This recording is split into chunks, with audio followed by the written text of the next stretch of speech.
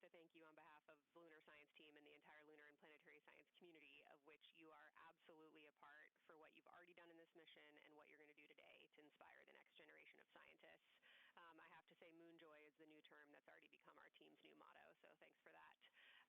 In this conference, we'll cover hardware and config reminders, and then I'll just briefly, as you said, cover today's science plan. I'm assuming you already have your LTPs up. Confirm that, and I'll jump quickly into the cabin config reminders.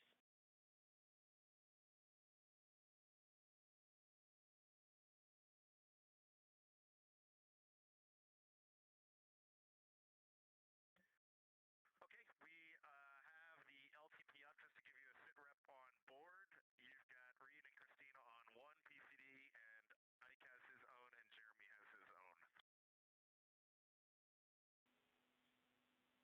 Copy that. That was going to be one of my questions for you, and I'll ask a question back. Is that the config that you and Christina plan to carry throughout the day for PCD use?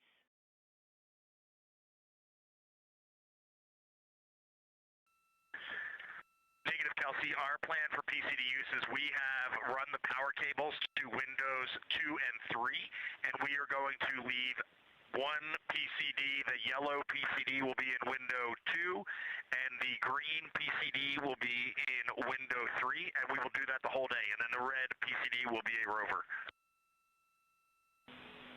Understood. Super helpful. Recommend when you guys switch in and out of PCDs to add your initials to your OneNote annotations, just so we can keep track of whose is who. And then given that you have 3 PCDs instead of 4, for the data transfer at the end of the day, recommend making a new subdirectory entitled For Science for your own photos, or with your initials, that we can keep track of which pictures came from which flashcards.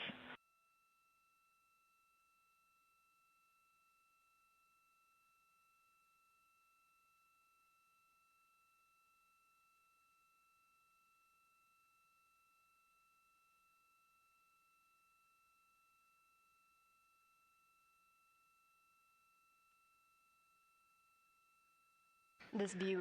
So, Kelsey, I just want to, here's what we're doing. We have community cards in all cameras on board, and then when each astronaut approaches their camera, the intent is they will put their card into that camera for photos and then put the community card back in at the end of the session.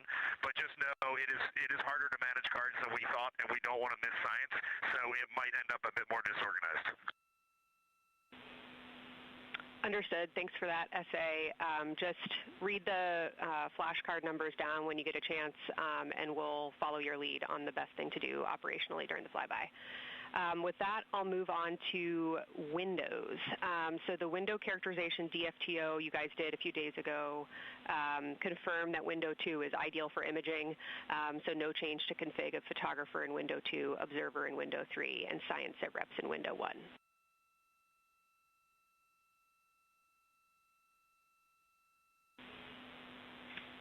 Coming up on the handover. Be back with you shortly. Hang on, Kelsey. The way we have it configured, tell us if this is going to be wrong. Window 2 is the long lens with a shroud. Window. As you heard, Science Officer called to the crew. We are now in a handover time period. We will regain communications with the crew very shortly. These are tracked, and we are currently on the Deep Space Network. This is the first time humans have used the Deep Space Network in over 50 years, given that we currently use the tracking data relay satellite systems in the for the International Space Station.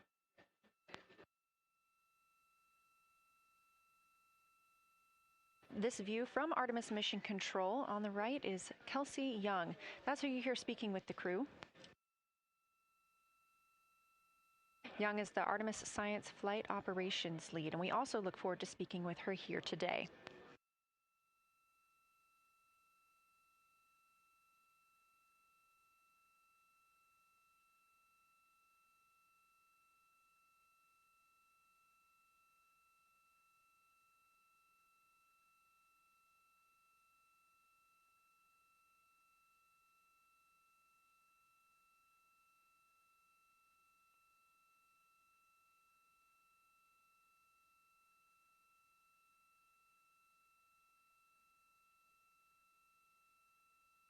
Again, we are just about 22 minutes until we reach the Apollo record. We are in a handover of satellites with the crew aboard Orion. The T-shirt shroud for the Z9 and solar, and then window 3 will be for visual observations, and window 4 is for floater. And thanks, Integrity, for that, Reed. We had a handover during that time, so I'm going to have to ask you to give that read back on window orientation for the crew again.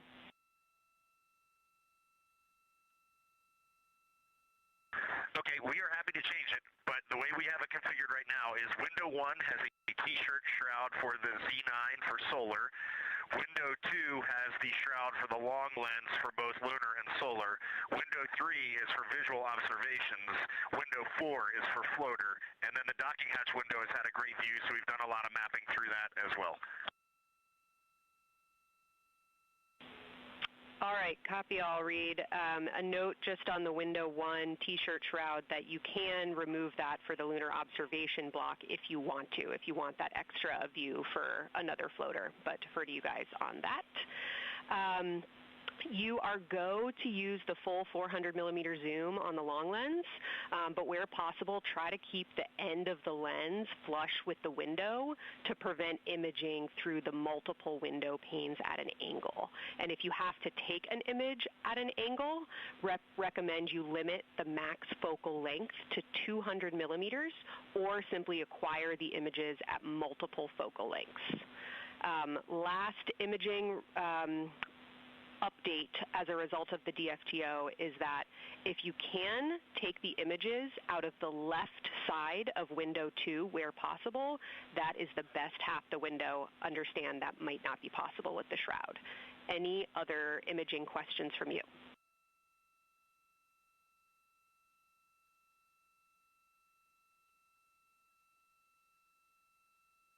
Okay, copy that.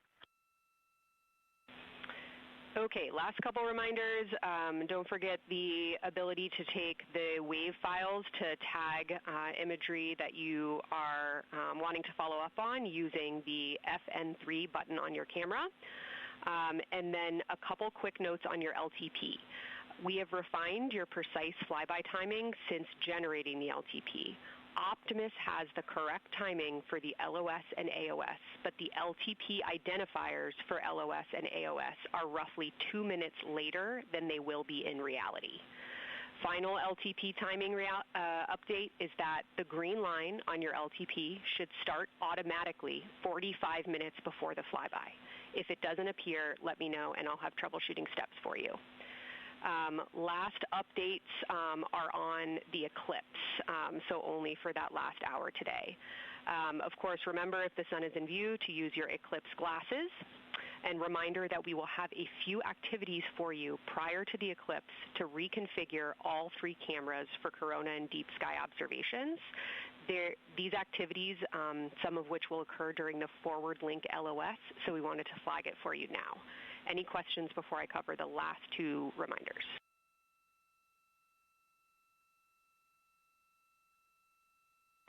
No, we have no questions on that. Last couple eclipse reminders, the sunset period and the first roughly 23 minutes of the eclipse will fall during that forward link LOS, but we'll still have a return link, and we're still looking forward to your science sit reps and observations during that time. And I do have a reminder for you on your preferred starting config for the eclipse in terms of role responsibility. Let me know if you want me to read that up or if you guys have that in your minds already. And if no other questions on config, I'll give you a few science-focused reminders.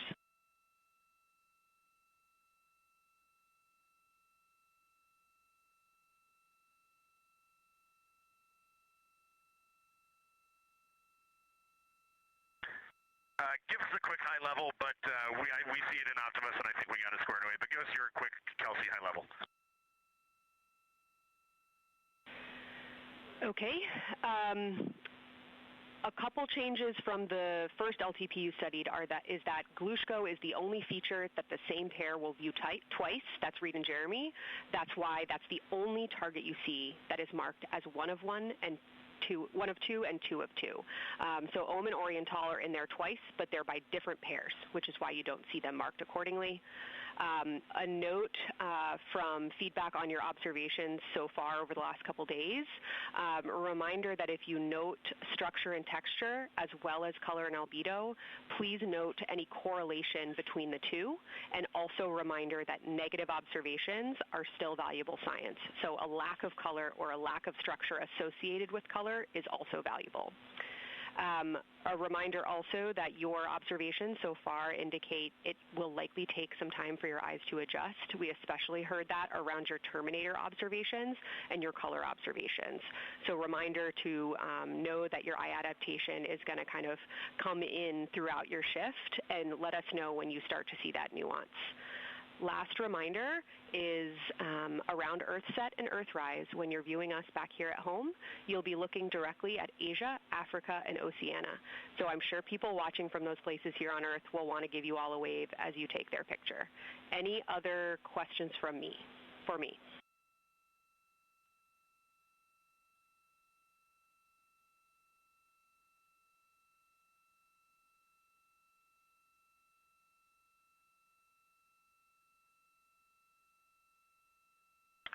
And Kelsey, hey, when you're talking window 2 left and right side, just can you say towards window 1 or towards window 3, and then we'll know that we are talking the same language? Absolutely. So I mean that the side of window 2 closest to window 3 is preferred for imaging.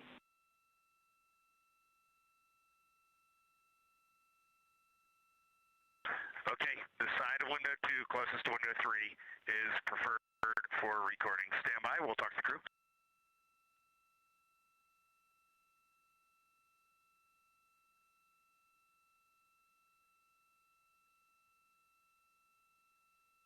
Again, we are in our pre-lunar flyby science conference with Kelsey Young.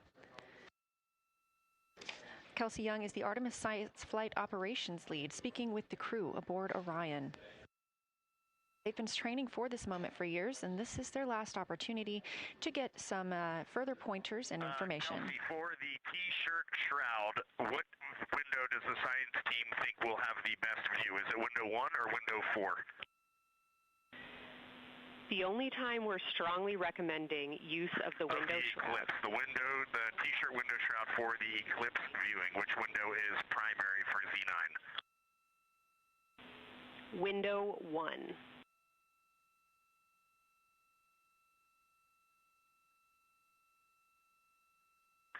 Okay, awesome. So we have got that all set up. And just to be 100% sure, window 1 is the most port window by the food warmer. Window 2 is right in front of seat 1. Window 3 is right in front of seat 2. And window 4 is on the starboard side by the side hatch. Do you agree with all that? We agree on the ground. Good readback.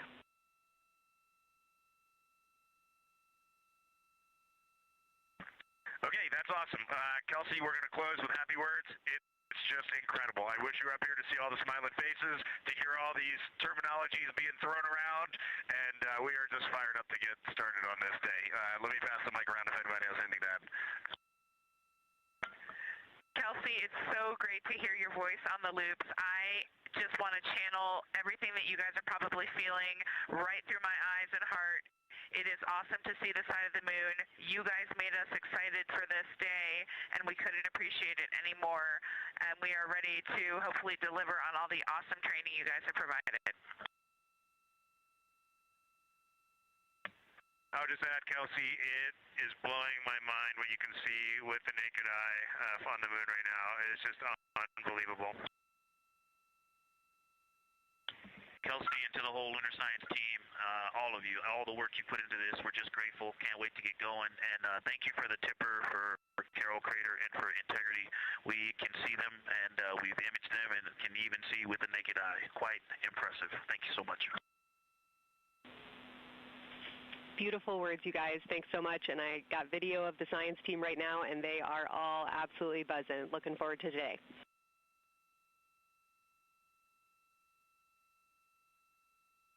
Okay, we're heading into the timeline. Cheers, guys.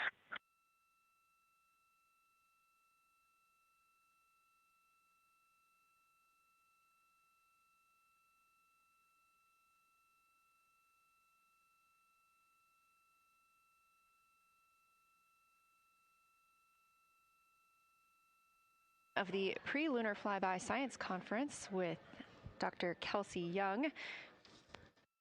Young has served as the Artemis Science Flight Operations Lead, getting the crew ready. And we're live in Artemis Mission Control in Houston, but we are not the only room monitoring today's flyby. As you heard Young mention, in this same building and just down the hall, a multidisciplinary lunar science team supports the Artemis II crew in real time, including experts in lunar geology, impact cratering, volcanism, polar science, imaging, and visualization. There are two integrated facilities, and the first is the SIR, which is what you have right here. That's the Science Evaluation Room. They are embedded within Mission Control to provide science input during live operations like what we see today. Additionally, and not pictured, we have the Science Mission Operations Room, a back room that processes data, evaluates imagery, and supports rapid analysis. Our science officer on console in Mission Control Houston serves as the primary interface between the science team and the flight controllers, ensuring science priorities are represented during mission execution. Again, today, that's Dr. Kelsey Young, who will be speaking with the crew during the time they're behind the moon. We will be speaking with her once the crew is behind the moon and out of communication with Earth.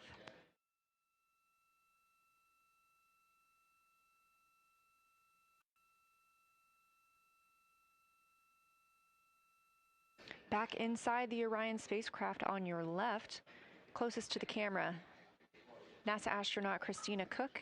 To her left, NASA astronaut Reid Wiseman. To his left, Canadian Space Agency astronaut Jeremy Hansen. And all the way in the back, NASA astronaut Victor Glover, our Artemis II crew.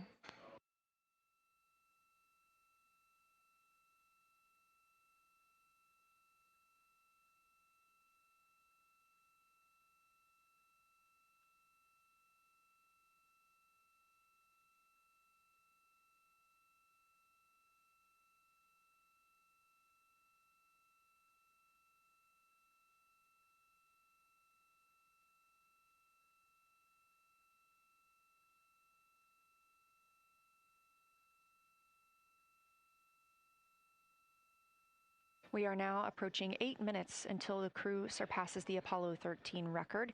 Currently 12,599 miles away from the moon, 248,507 miles away from Earth.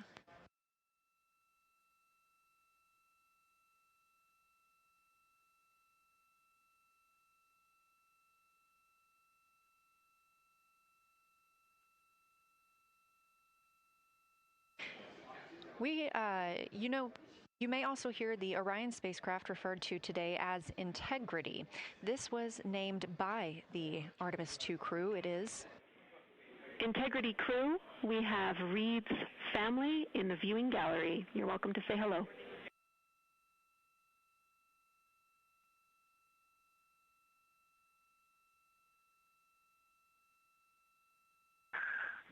Well, whether you're being serious or you're kidding around, that is awesome to hear. Thanks, Jenny. And hello to Ellie and Katie. I don't know who else is there, but it's great to know that you're in mission control right now, following along. We are having a blast up here, and the view of the moon is absolutely amazing.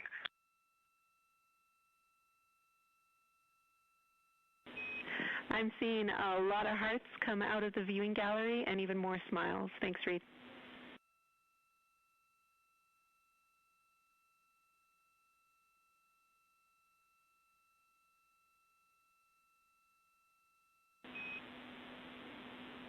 Copy heart, copy bracelet.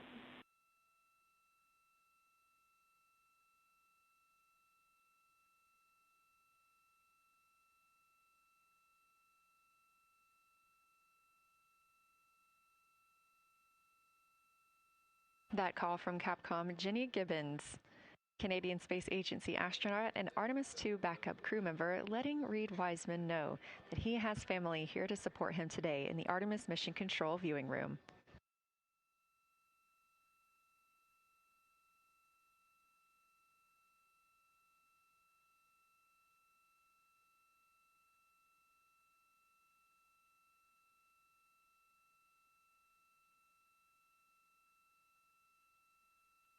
As I was mentioning, we have the Orion spacecraft flying today.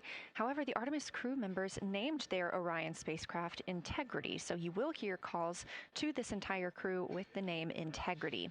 They say that the name Integrity embodies the foundation of trust, respect, candor, and humility across the crew and the many engineers, technicians, scientists, planners, and dreamers required for mission success.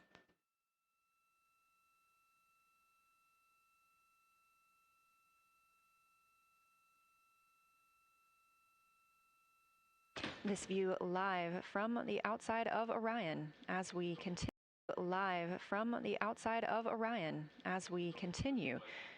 Preparing for our lunar flyby, now less than 5 minutes from surpassing the record set by Apollo 13 astronauts for the farthest humans to travel from Earth. This will not be the farthest that Integrity travels today. They will continue until they reach approximately a distance of 252,760 miles. That would be about 4,105 miles farther than Apollo 13. However, these numbers are our targets, and we will get confirmation on those numbers as soon as we possibly can and share them with you all.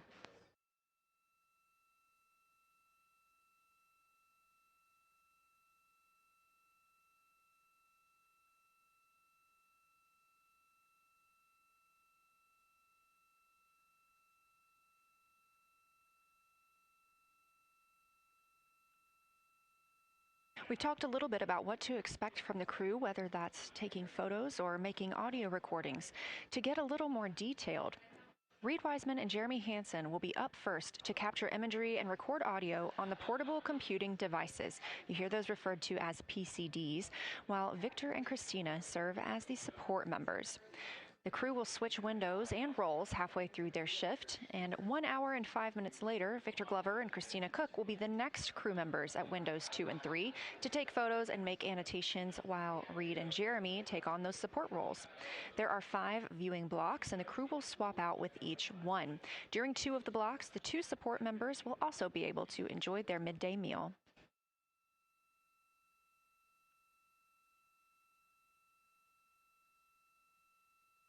At least 3 times per block is a science sit rep. Again, situational report. This is partially an operational status, reporting back if they missed any targets or gotten any specific ones, if they have issues with their camera or any other operational items. The other part is an actual description of the moon. This task is done by one of the support team astronauts, so that's not the crew currently taking photos or making annotations, but they do have windows 1 and 4 that they can float up and provide that information from. If you watch the entirety of the flyby, you'll also notice the crew will be photographing some targets multiple times to get observations in different lighting conditions. This is due to Orion changing their location throughout the flyby.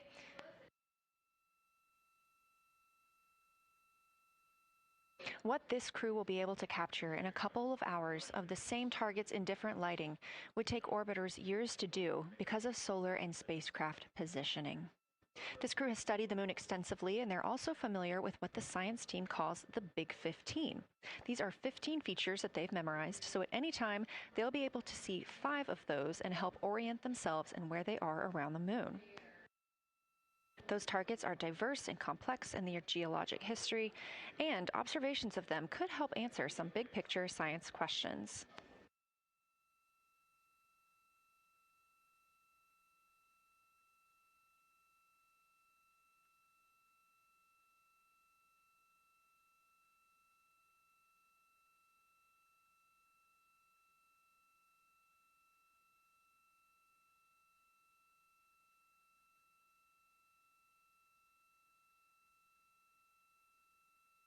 If you've been following the mission, you can see that the configuration of the cabin is a little bit different than what it looked like on launch day.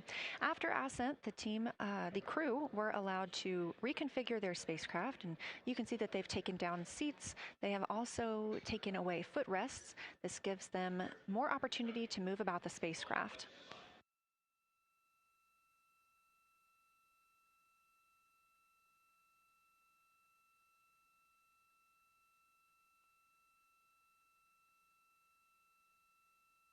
Orion itself has 330 cubic feet of habitable volume. That's about the size of 2 minivans and is 60% more cubic volume than the Apollo spacecraft.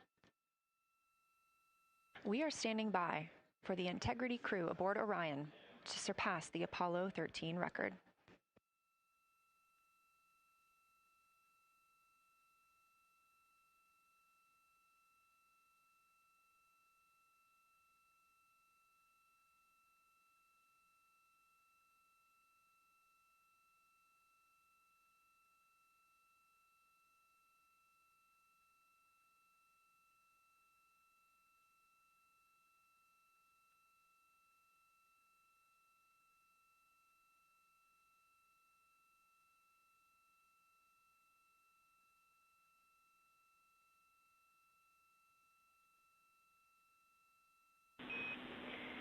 Integrity crew, on April 15, 1970, during the Apollo 13 mission, 3 explorers set the record for the farthest distance humans have ever traveled from our home planet. At that time, over 55 years ago, Lovell, Swigert, and Hayes flew 248,655 statute miles away from Earth. Today, for all humanity, you're pushing beyond that frontier. Integrity, over to you.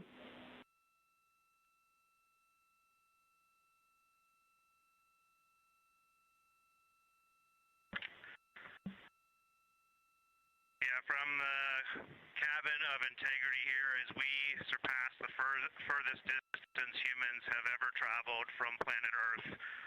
We do so in honoring the extraordinary efforts and feats of our predecessors in human space exploration. We will continue our journey even further into space before Mother Earth succeeds in pulling us back to everything that we hold dear. But we most importantly choose this moment to challenge this generation and the next to make sure this record is not long-lived.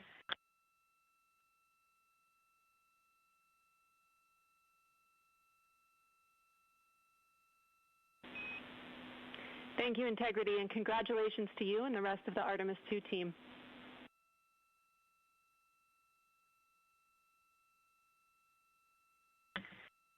Thank you, Houston. We have a couple more things we'd like to take this moment for. Our science team helped us out with a couple of relatively fresh craters on the moon that have not been previously named, and our crew would like to propose a couple of potential names for those items or those areas. And we spent a bit of time this morning looking out the window, and we're able to see them now both with our naked eye and through the long lens, and so we feel this is a good time to send this down, and a special shout out to Kelsey for helping us with this. The first one we'd like to suggest is a named crater in honor of our great spacecraft Integrity. And so if you were to look at Orion on the far side and then draw a line straight up to Ohm on the far side, relatively in the middle is an unnamed crater, and we would like to suggest it be called Integrity in the future. And the second one, and especially meaningful for this crew, is a number of years ago we started this journey in our close-knit astronaut family, and we lost a loved one. And there's a feature in a really neat place on the moon, and it is on the near side, far side boundary. In fact, it's just on the near side of that boundary, and so at certain times of the moon's transit around Earth, we will be able to see this from Earth. And so we lost a loved one. Her name was Carol, the spouse of Reed, the mother of Katie and Ellie. And if you want to find this one, you look at Glushko, and it's just to the northwest of that, at the same latitude as Ohm, and it's a bright spot on the moon. And we would like to call it Carol, and you spell that C-A-R-R-O-L-L.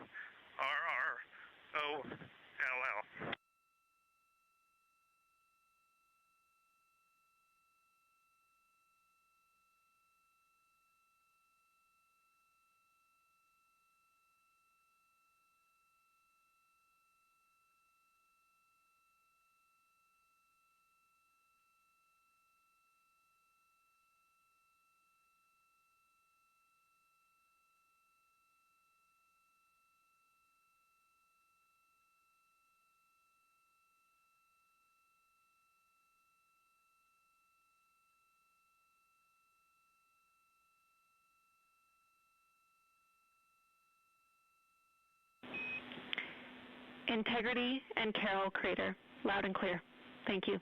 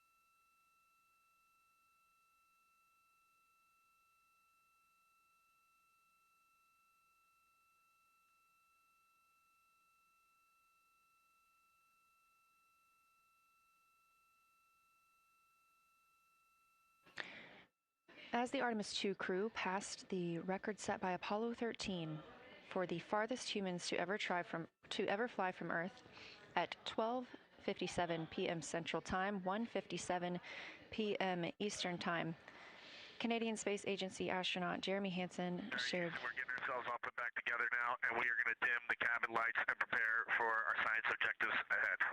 Thank you. Sounds good. We're doing the same down here, and you are maneuvering to your observation attitude.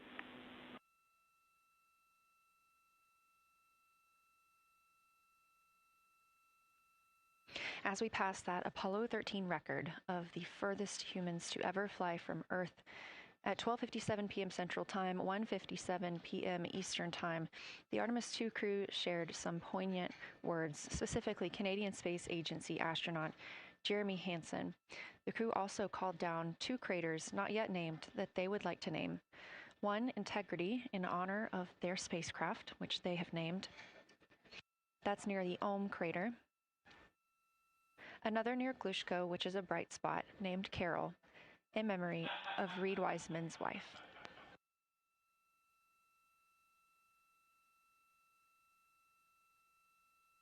There was a moment of silence here in Mission Control Houston. And now the team and the Artemis II crew are ready to begin their lunar flyby.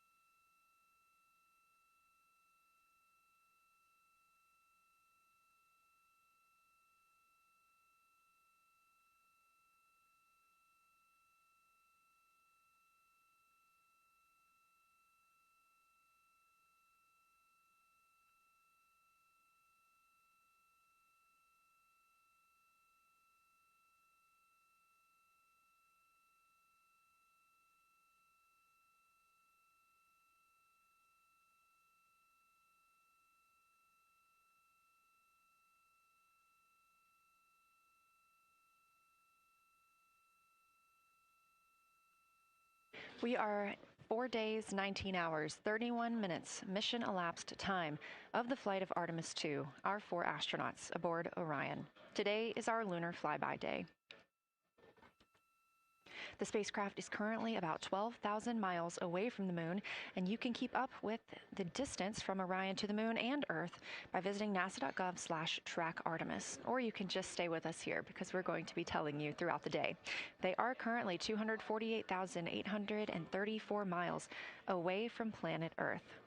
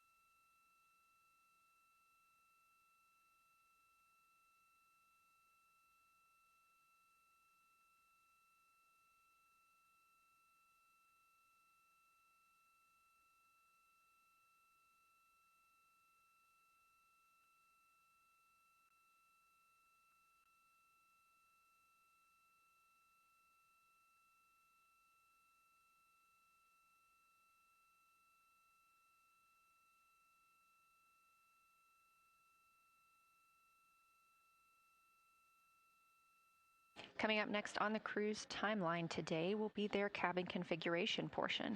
You heard some calls down to Science Officer Dr. Kelsey Young earlier about how they have configured the cabin so far. This is just a little bit more of timelined activity for them if they need to further do so. On flight day 3, the crew had time on their schedule allotted for configuring the spacecraft cabin for how they intended to arrange it today. Of course, they had to take down that configuration for another test yesterday of their Orion crew survival system suits. But configuring it on flight day 3 allows them the opportunity to get a chance to see what works for them now that they are in the microgravity environment.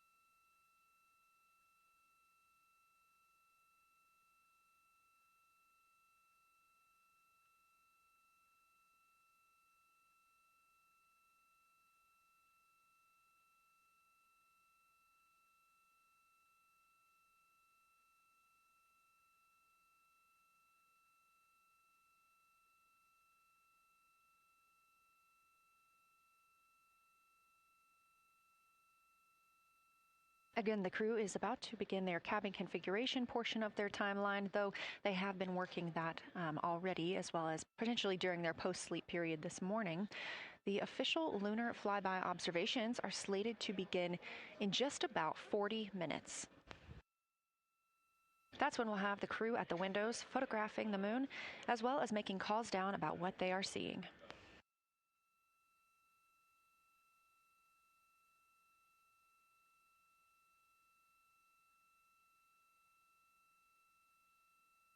Again, we are live here in Artemis Mission Control for the duration of the flyby. Currently, the Orbit 1 flight control team is on console. This room is staffed 24/7 from the time before the astronauts step foot on the rocket until the time they splash down and are safely recovered in the Pacific Ocean on flight day 10.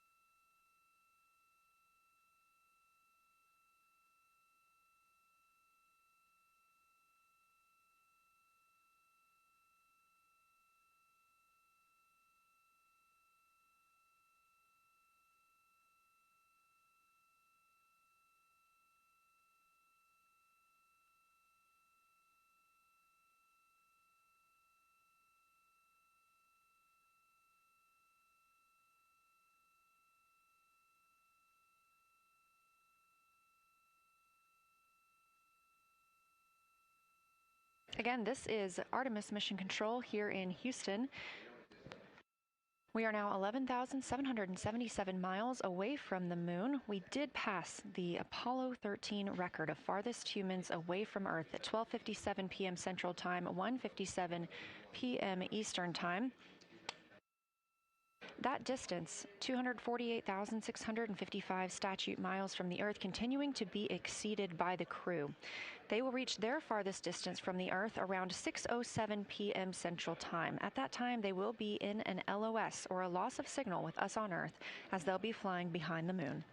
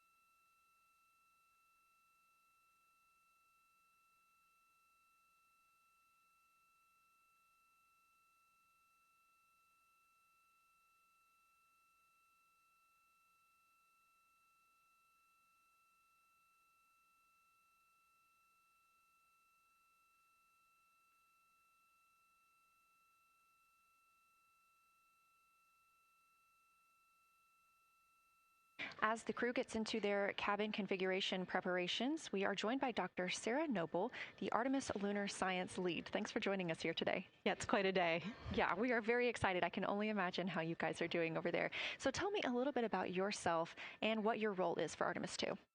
Sure. So I'm the Artemis Lunar Science Lead, so over the entire campaign, and my job is basically to make sure that as we have this big adventure back to the moon, we actually learn new things about the moon. Fascinating. So why is the moon such an important destination today? Yeah, so the moon is a pretty amazing place. It is a great place to learn about basic fundamental processes that happen on like all the planets, like cratering and volcanology. And also it is, part of our Earth-Moon system. And, the Earth recycles its rocks pretty well, right, through plate tectonics and weathering and whatever. Most of the rocks on the Earth are geologically young. But on the moon, we have the entire record that goes back 4.5 billion years since we formed. And so if we really want to learn about what was happening in that period, like the moon is really the only place we can go. We're also thinking about going back to the moon, and we want to go to the lunar South Pole. So what makes that such an interesting destination? Yeah, the South Pole is cool, right? It's far away from the places we went during Apollo. It's different kinds of rocks there, some of the oldest rocks on the moon. It's also a place where we think there might be resources like water. There are craters that really never can see the sun because of the low sun angles there, and they get very cold. And we think that water and other things can build up in those craters, and so we're very interested to see what that might do for us. I'm very interested as well. So for some of our viewers who might be new to this, what does lunar science look like during an Artemis mission? Yeah, it's pretty exciting for us as we have sort of built this from scratch to try to understand how we can best use the crew to support our science. And so, we've developed a system. We've got a team in place. We've got a back room here in this building called the SIR, the Science Evaluation Room. And there's in fact a back room to that back room over in another building here at Johnson Space Center where we've got our teams of scientists working really hard. They're actually speaking to this room through our science officer. This is now the first time we've ever had a science officer in flight control room. So we're pretty excited about that. So we have a really voice out and up to the crew. I know, it's been so exciting to hear Dr. Kelsey Young speaking directly with the crew today, now so close to the moon. And we have a live view here of the science operation, or the science evaluation room. So this is where the majority of your team is today. Is that right? Yeah, that's right. This is a big chunk of our scientists. You can see them in there now working hard, trying to get ready for the day. And then again, there's a second room where we have a lot of our data folks, where the data will first come down and they'll sort of sift through the data and get it ready for this team to take. What's the mood like right now in the SIR? It is, I would say, giddy. I think we've worked very hard for this. They have done simulation after simulation. They have worked really hard over the last couple of years to get ready for this moment, and I think everybody's just really excited to see. Even already we've had some descriptions from the crew coming down, and it's so great to see their joy and our joy, our love for the moon come through. Yes, we are in for a real treat today, if it's been anything like their observations the past couple of days. So how are the lunar science teams using this test flight to prepare for future missions to the moon?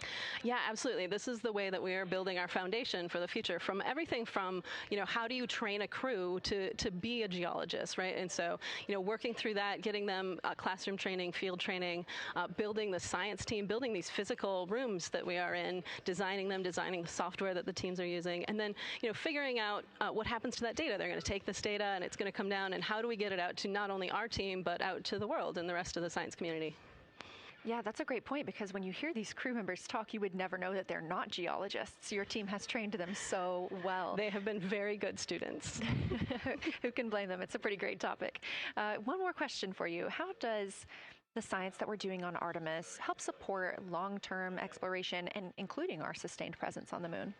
Yeah, you know what? We have a saying in the Science Mission Directorate that science enables exploration and exploration enables science, right? So you need the scientists, because we are the ones who are the experts in, landing site and doing analysis of landing site and making sure we can find a good place to land, to understanding the properties of the soil so we can, design our systems to manage that, understanding the radiation environment, keeping our astronauts safe, all of these things, right? But, in return, you provide us with opportunities where now we're going to be able to collect this data and collect samples and deploy our instruments and all of that. So it's a symbiotic relationship. That makes perfect sense. Well, Dr. Sarah Noble, Artemis Lunar Science Lead, thank you so much for joining us here today. Best of luck to you and your team, and I hope that you get to enjoy today too. Thank you so much. We are now getting closer and closer to our lunar neighbor. This live view coming from the Orion spacecraft and a camera mounted on one of its solar array wings.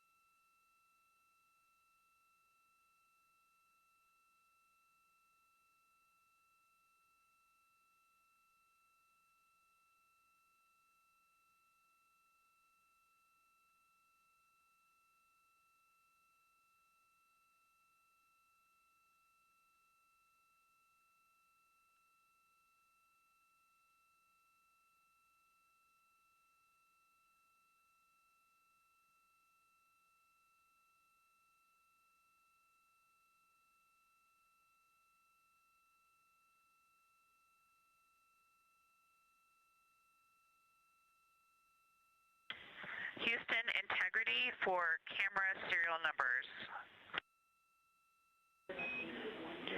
Ready to copy.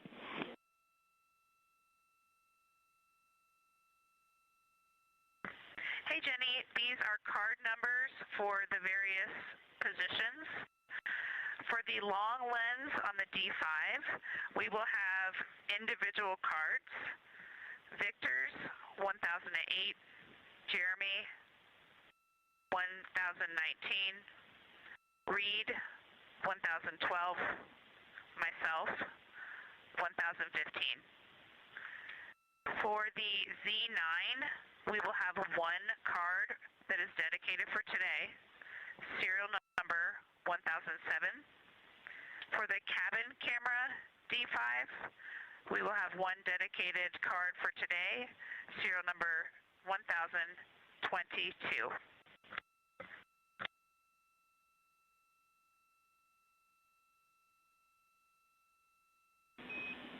All right, Christina, we copy all. Thank you.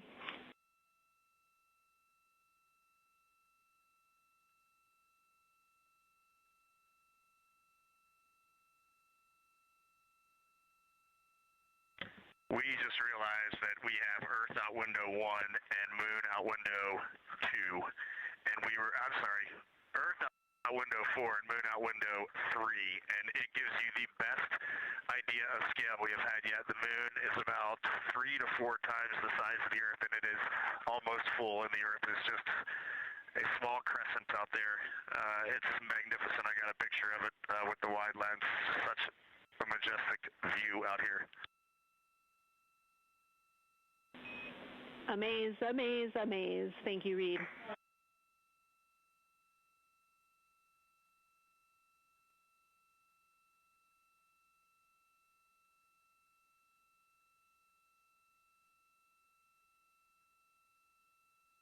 Those are some of the communications we're excited most about today. Commander Reed Wiseman calling down their view right now, obviously a little bit different than what we can see from the solar array camera. They are looking through the windows of the Orion spacecraft, able to see at the same time Earth and the Moon. You also heard NASA astronaut Christina Cook calling down some of the cameras that they will be using today. The crew is in that cabin configuration portion, and we expect the lunar flyby observation period to start just about 20 minutes.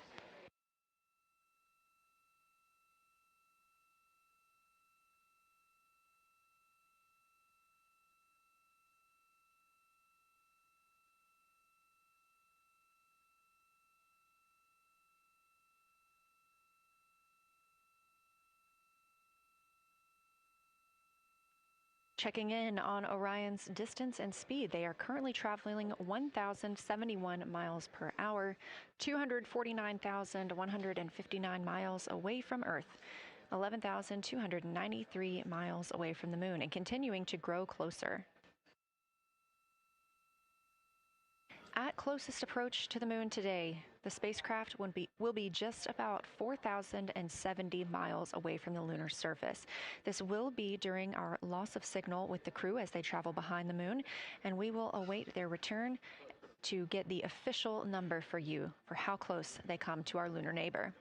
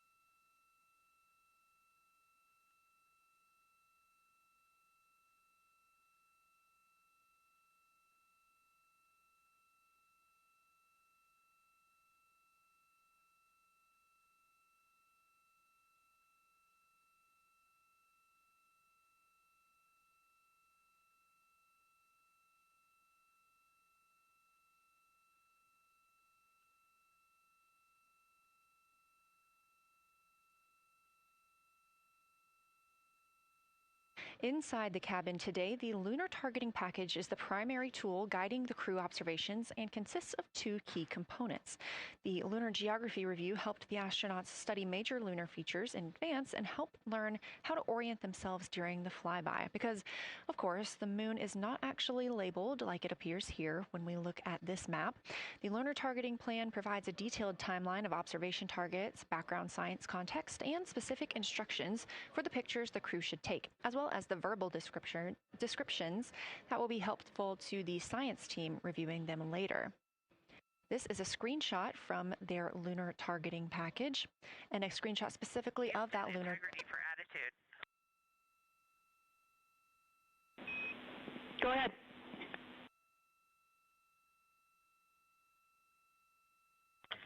Hey, Jenny. Understanding we are in final attitude now for the lunar flyby, would it be possible to pitch the vehicle down 5 degrees? That would allow us to get the D5 long lens flush and have the least amount of window distortion. We're checking. That call from Christina Cook, NASA astronaut and mission specialist on Artemis II. Copy.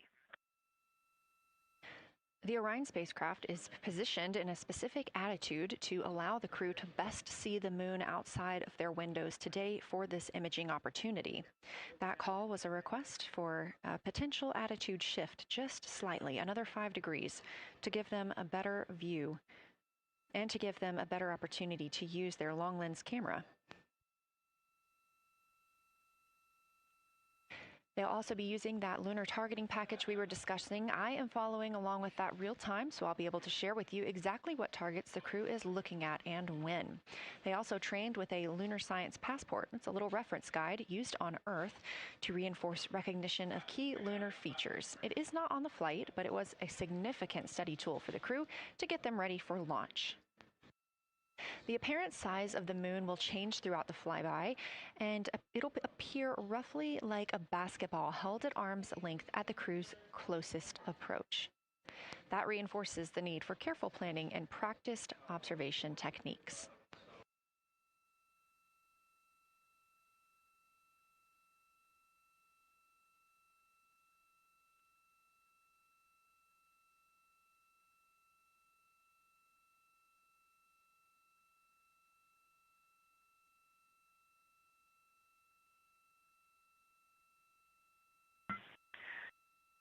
Houston, integrity for timeline. Go ahead.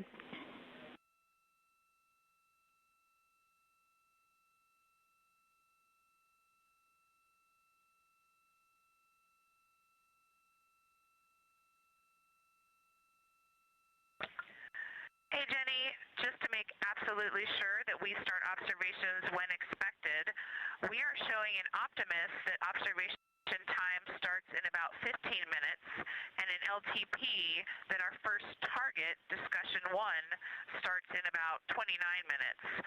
Can you confirm you'd like us to start discussion 1 in 29 minutes at 1900 GMT?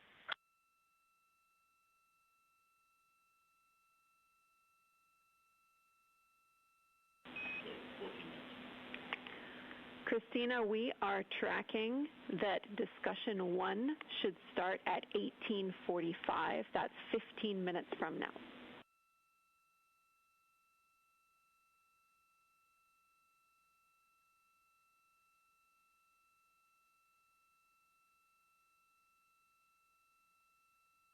Okay, copy all. It may be a granularity issue with LTP, but understand that we start that observation in 15 minutes, and I bet when we get there, the green line in LTP will match the start of the white band for discussion 1. I think it's just a matter of the labeling and the granularity.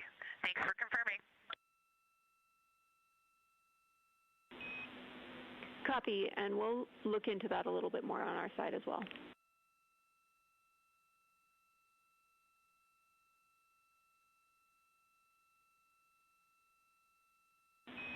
Christina, can you verify for us that your green line is moving on the timeline page of your LTP?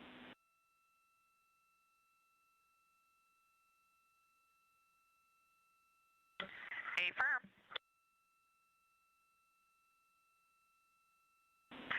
Jenny, I do think we're good. Looking closer, I see the labels are just not aligned with start or end times of the white visible bands. It fully makes sense now, so I think we are all set. We'll look forward to starting some observations in about 13 minutes. Copy. Thanks, Christina.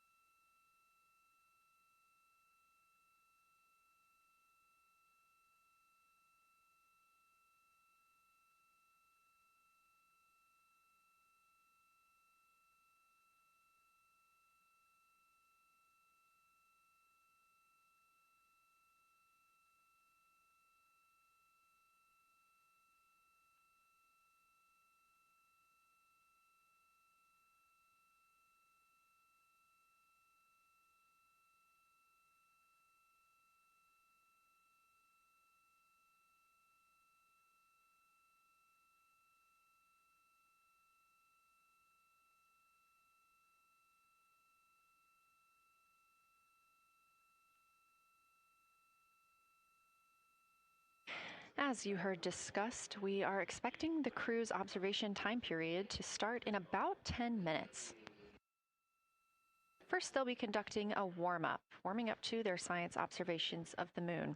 They'll be discussing with each other, helping each other orient using the major landmarks that they've studied, asking what is familiar. If we roll left, port 5 degrees, that would get the moon closer to the left side of window 2.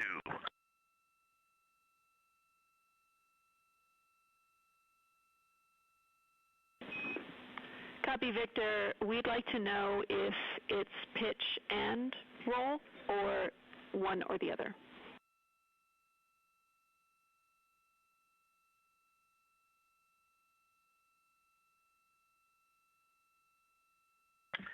Jenny, we actually thought you already put the pitch in. Had the pitch been put in already? No, we need a little while longer to talk about it.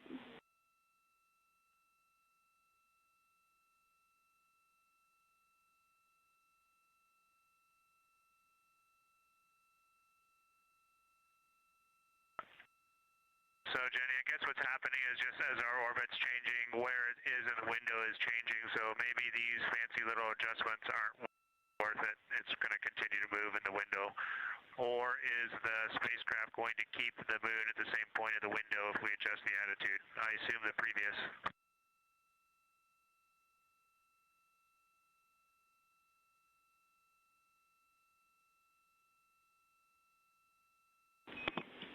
Right now, we are pointing the center of the window to the center of the moon with 2 degrees of deadband.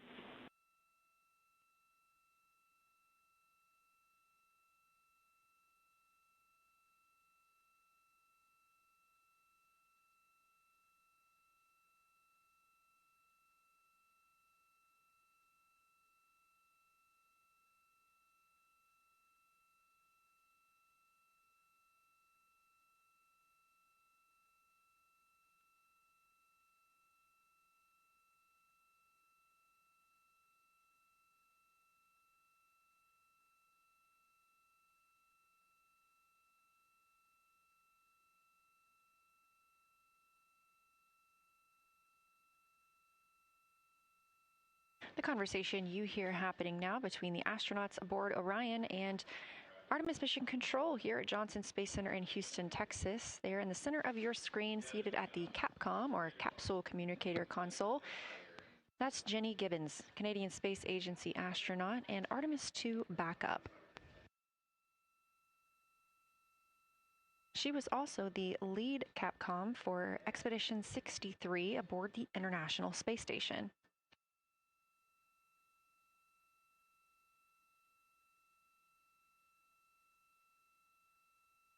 The crew is requesting some attitude changes to the spacecraft to allow them to better image the moon, our priority for today. Of course, those have to be discussed on the ground before they are put into work aboard the spacecraft, so the team is taking some time to do so. You also heard Gibbons reference that we are into deadbands. Deadbands are essentially keeping us in the lane in which we're traveling. If you're familiar with lane assist in your car, very similar in this case.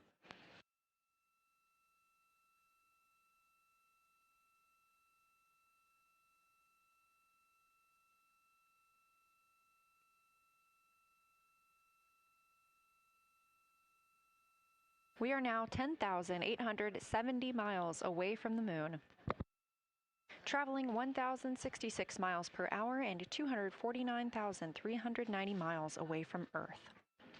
Again, we recently surpassed the Apollo 13 distance record of farthest humans have ever traveled. And upon calling down some words during that milestone, Canadian Space Agency astronaut Jeremy Hansen noting that he hopes that this record that they are setting today is soon broken by future explorers.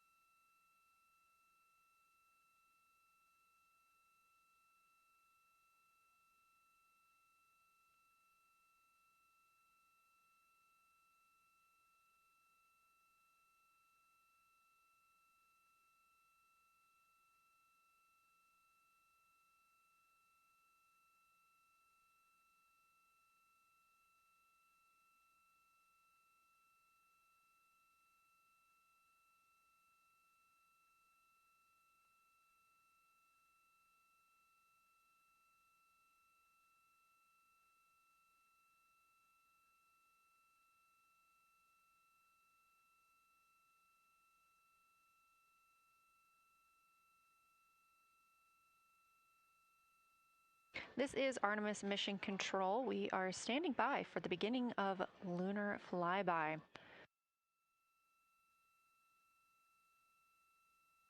Expecting that to start in just a few minutes when the crew will begin a warm-up discussion preparing for the day. They will be capturing images along while discussing what they find familiar about the moon and what looks unexpected to them.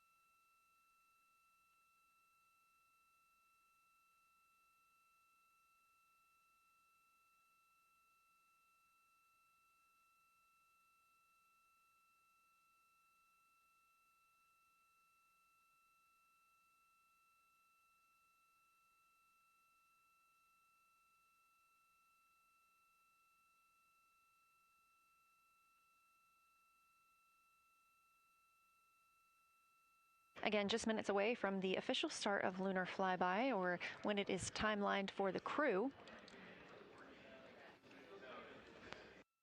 We are currently 10,726 miles away from the moon. This view on the left side of your screen coming from the camera on one of Orion's solar arrays.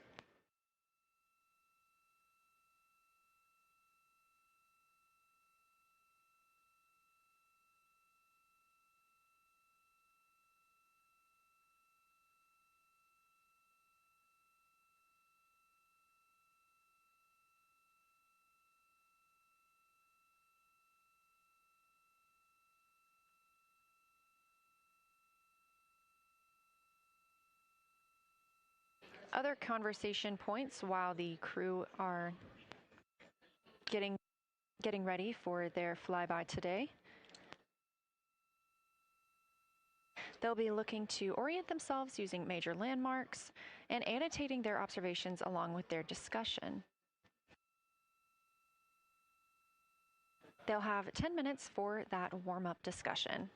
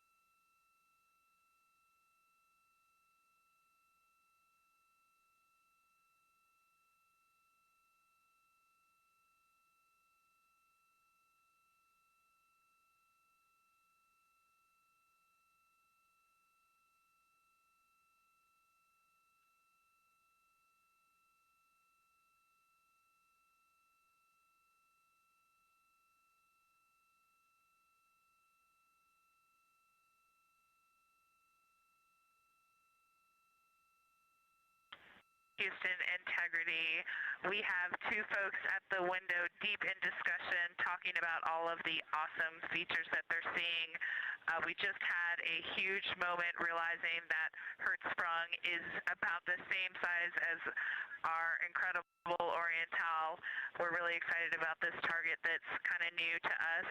We're orienting on things like how we talk about albedo, finding some of the prevalent things that we're used to from all of our training, and just overall taking in this view. We also are noticing that the moon is still getting noticeably bigger as we go, even when you're watching it continuously. It's great to see these two guys get warmed up. We love the report, Christina, thanks. And you nailed it on why we added Hertzsprung. As you'll see in the prompts, we're looking for comparisons to the comparatively much older Hertzsprung compared to the younger Oriental. Great words.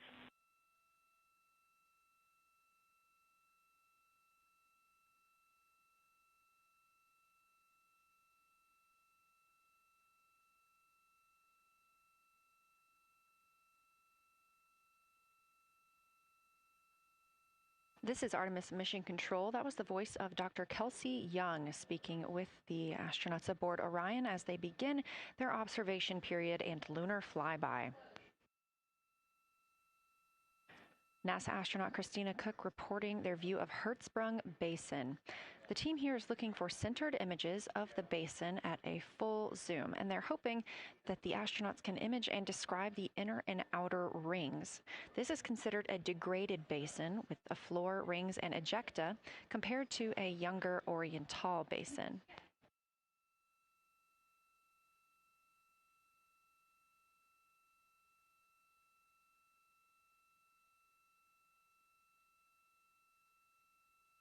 We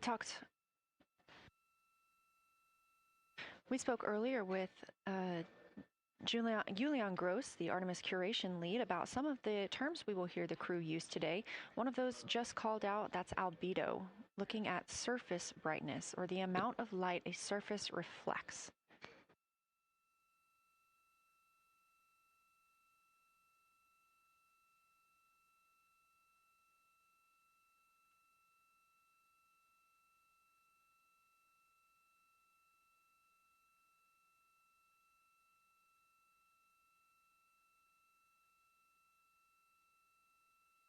A few more terms that we hope to hear today during the crew's sit-reps or situation reports include embaying. This refers to one feature that surrounds another. That usually is a higher relief feature.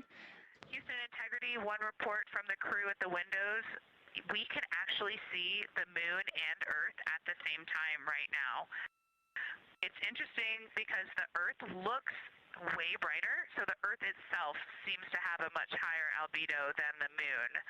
We think this is independent of our eyes focusing because, of course, the Earth is much smaller than the moon in our view, so you could think that your eyes focus for the darker sky, and that means that it only has apparent brightness more than the moon, but since we're seeing both in the same view, we do think that this can be inferred as the Earth as a whole has a higher albedo.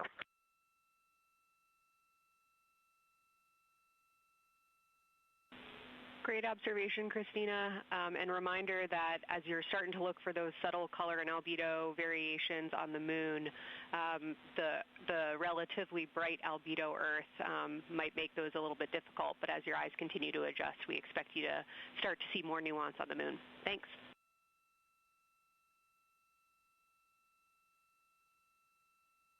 Great call. Thanks for the reminder.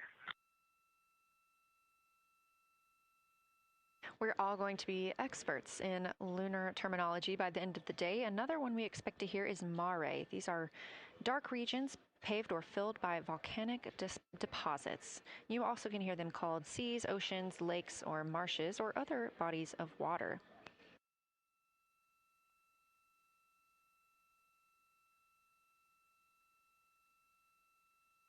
Again, we are live in Artemis Mission Control, but on the right side of your screen, that is the Science Evaluation Room, team members who have been preparing for this day for years.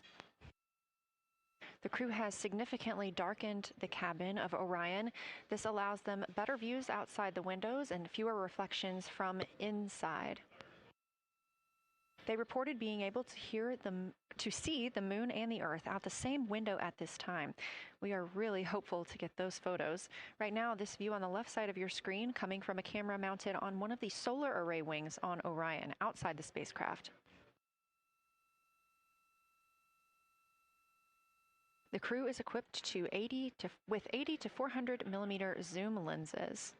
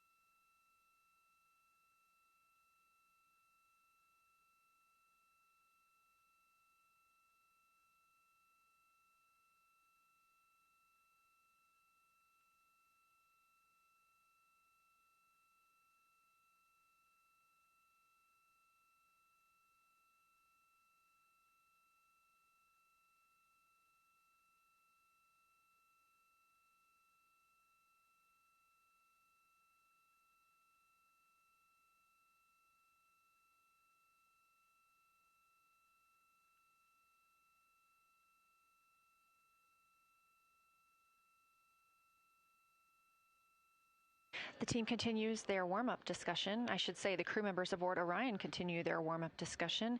However, they are about to be prompted to move on to discussion number 2, which is near side and far side.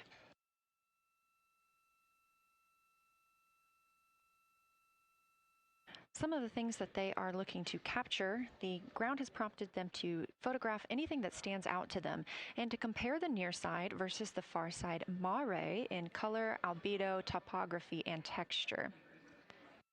They also want the crew to compare the appearance of rayed craters in the near side mare versus in the far side highlands.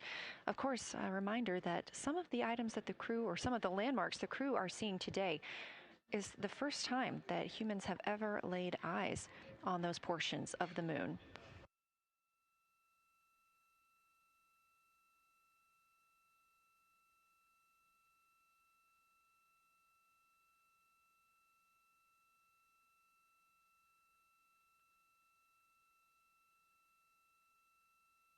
In the targeting package, there are a few reminders of the crew.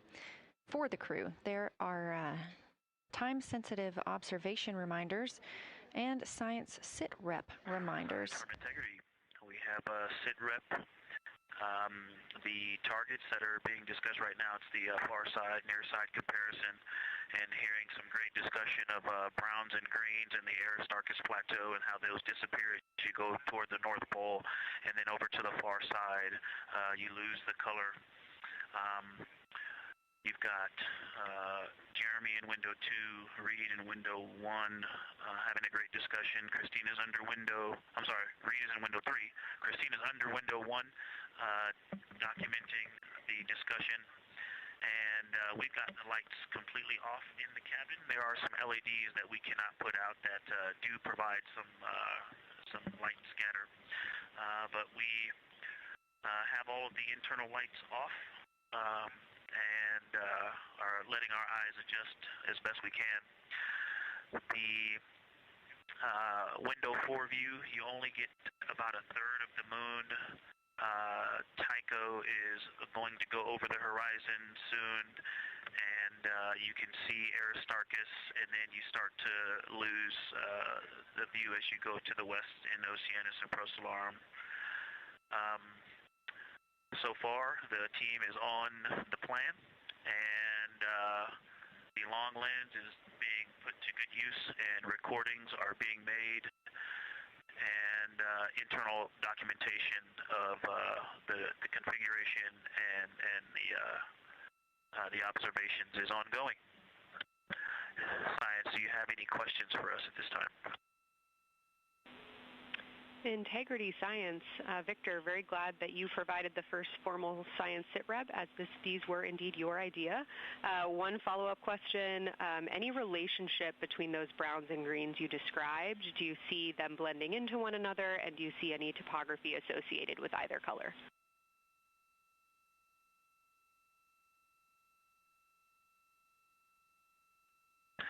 I don't want to bother the window team. I just heard that, overheard that, and so I'm sorry I don't have that detail yet. I will eavesdrop and see if I can pick that up.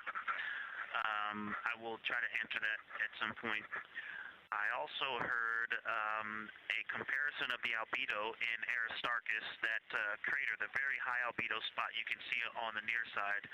There is a feature called, I believe, Burgess alpha that is equally or maybe higher albedo.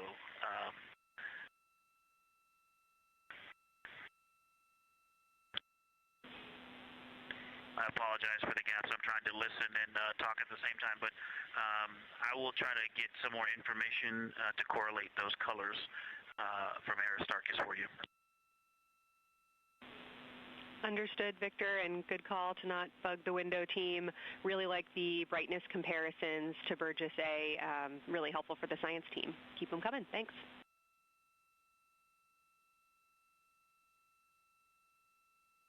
I also heard a discussion about the albedo of Grimaldi being a 10, and how many of us, when we were a little further away, saw that as the darkest albedo, and that the bigger mare off to the to the east was still dark, but maybe a 7-8. We still think that, but you are seeing color variation, albedo variation inside of Grimaldi as well, and that even on the west side there's still a very dark part of it. but it is still the darkest. It is just not as uniform as it looked when we were farther away. We're starting to differentiate the striations of albedo inside of Grimaldi. Copy all, Victor, and you read our mind. Superlatives like darkest, biggest are really, really helpful for us, so keep those coming.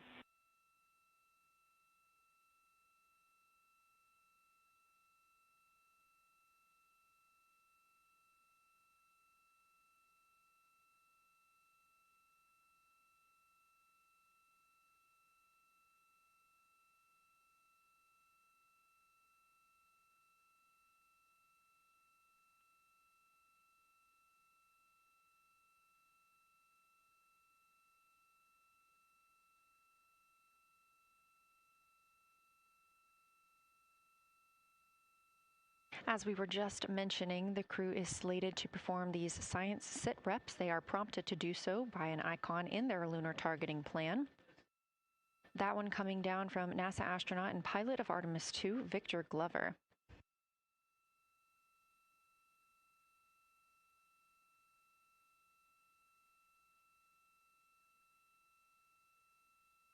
As we discussed, the Capcom is usually the only person in the room speaking with the crew, the capsule communicator. However, today, the science officer, Dr. Kelsey Young, she is the Artemis Science Flight Operations Lead, is speaking with the crew during the flyby to ask any questions that the team may have. To her right is Trevor Graff. He is one of 3 science officers. Those would be Kelsey Young, Trevor Graff, and Angela Garcia, who will also join us later for an interview.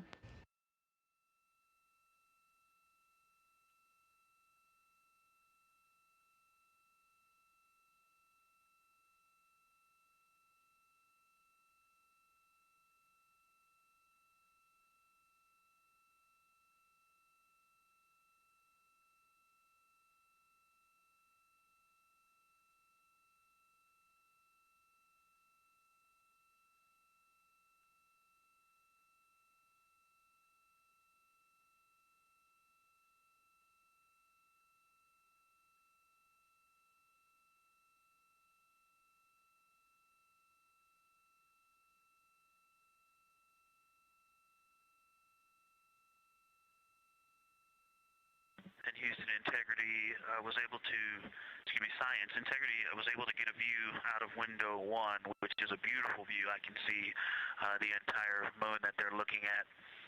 We left the T-shirt up there, so I was kind of peeking through the opening in the makeshift shroud there.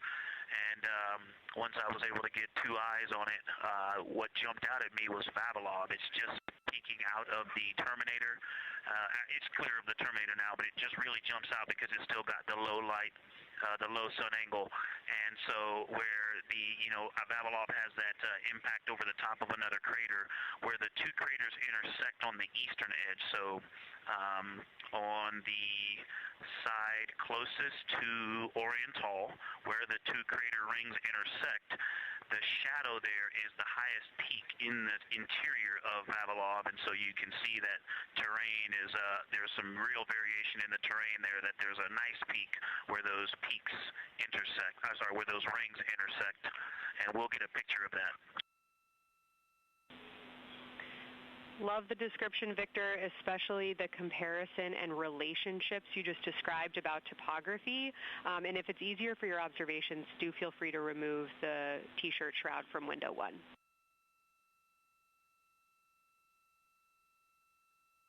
Yeah, absolutely, we will do. Thank you.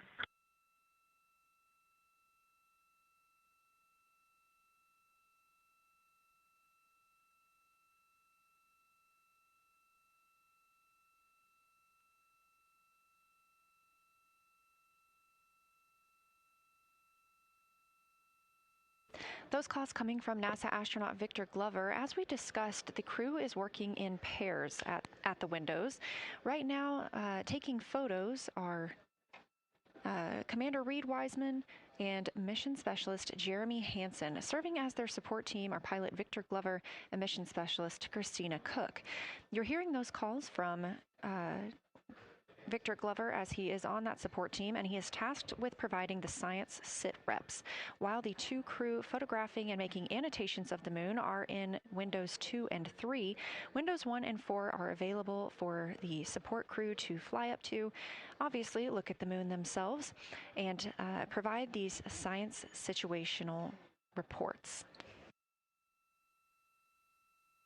The view on your screen is part of the lunar targeting package, and it's something that the crew can reference as they are flying by, but this is an animation.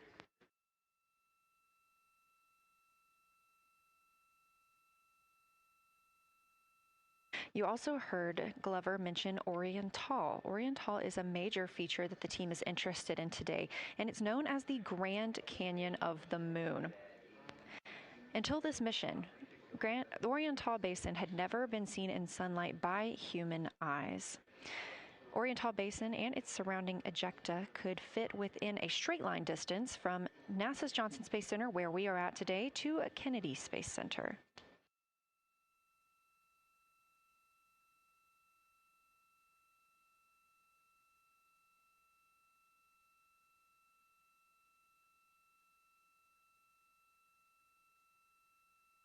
This a live view in Artemis Mission Control in Houston, Texas, where the teams are monitoring all systems, not just for today's flyby, but on the spacecraft themselves. Again, this is a test flight, our very first flight of humans on the Orion spacecraft. This team has been monitoring the entire time of the mission, as well as we have been live the entirety of the mission, and we will be continuing to do so all the way through splashdown and crew recovery from the Pacific.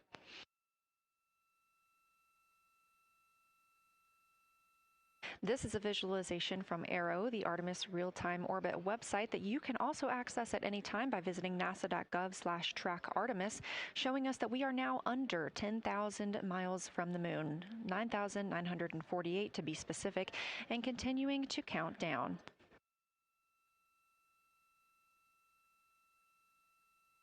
Again, our closest approach to the moon today should come about 6:02 p.m. Central, 7:02 p.m. Eastern. However, we will be out of contact with the crew at this time as they begin transiting behind the moon. At that time of closest approach, the distance from Orion to the lunar surface will be about 4,070 miles. Of course, these are estimates at this time, and we'll be sure to provide you with the official numbers once that closest approach has been reached.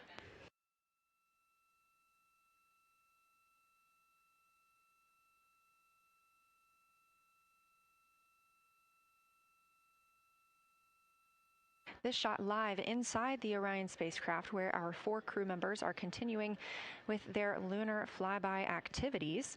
They have just begun those activities really about 20 minutes ago, so we've got several hours of moon view opportunities. This is still a live view inside that capsule. However, you can see just how dark they have turned down the lights. Actually, they've turned them all the way off. There are a few LEDs that they cannot power off, but turning down these lights gives them better views outside of the spacecraft's windows while they photograph the moon.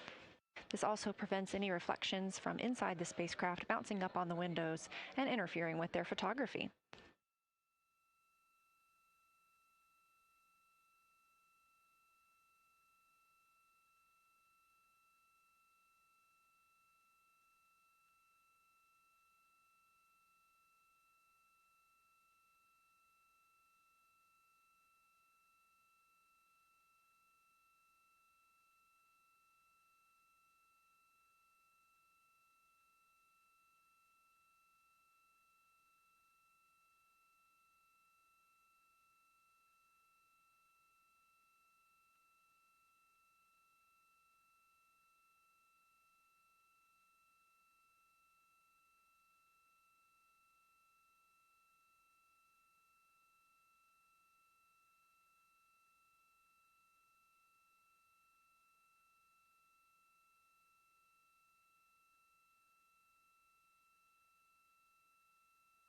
As we were previously discussing, the crew members are serving on teams. The first team being Commander Reed Wiseman and Mission Specialist Jeremy Hansen at the windows photographing what they see. We heard reports earlier that they could see both the moon and the Earth in the same view, and we are looking forward to seeing the moon and the Earth in the same view as well.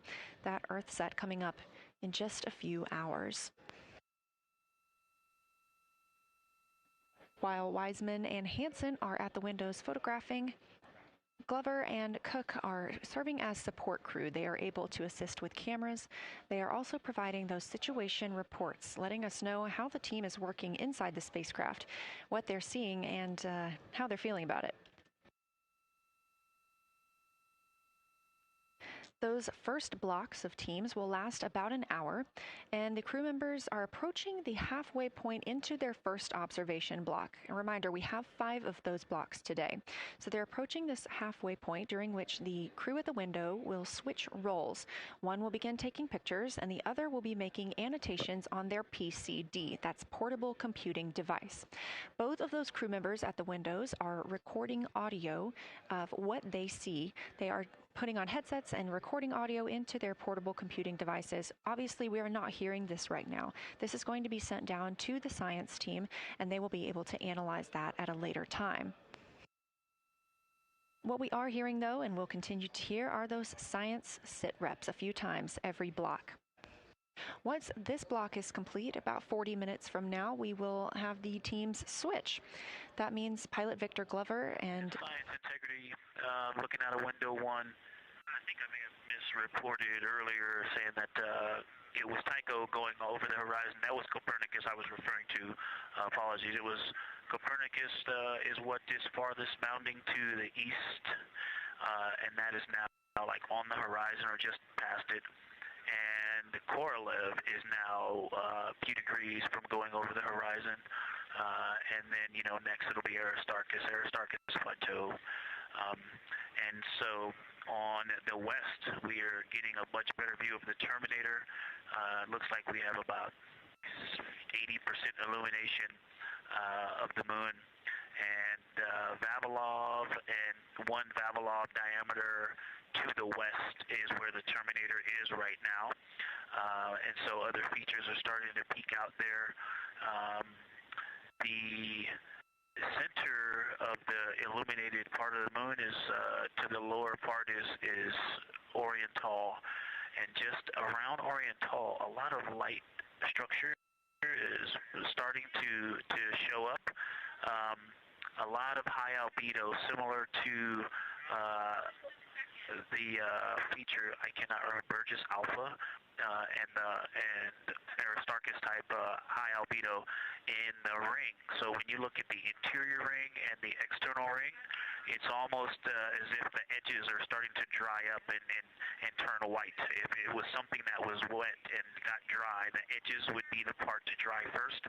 You just kind of outline all the topography in the interior of that wall is like it was dusted with chalk or is starting to dry, or maybe dusted with snow. If this was the Earth, I would say there was snow dumped on some of the ridges on the interior of the rings of Oriental.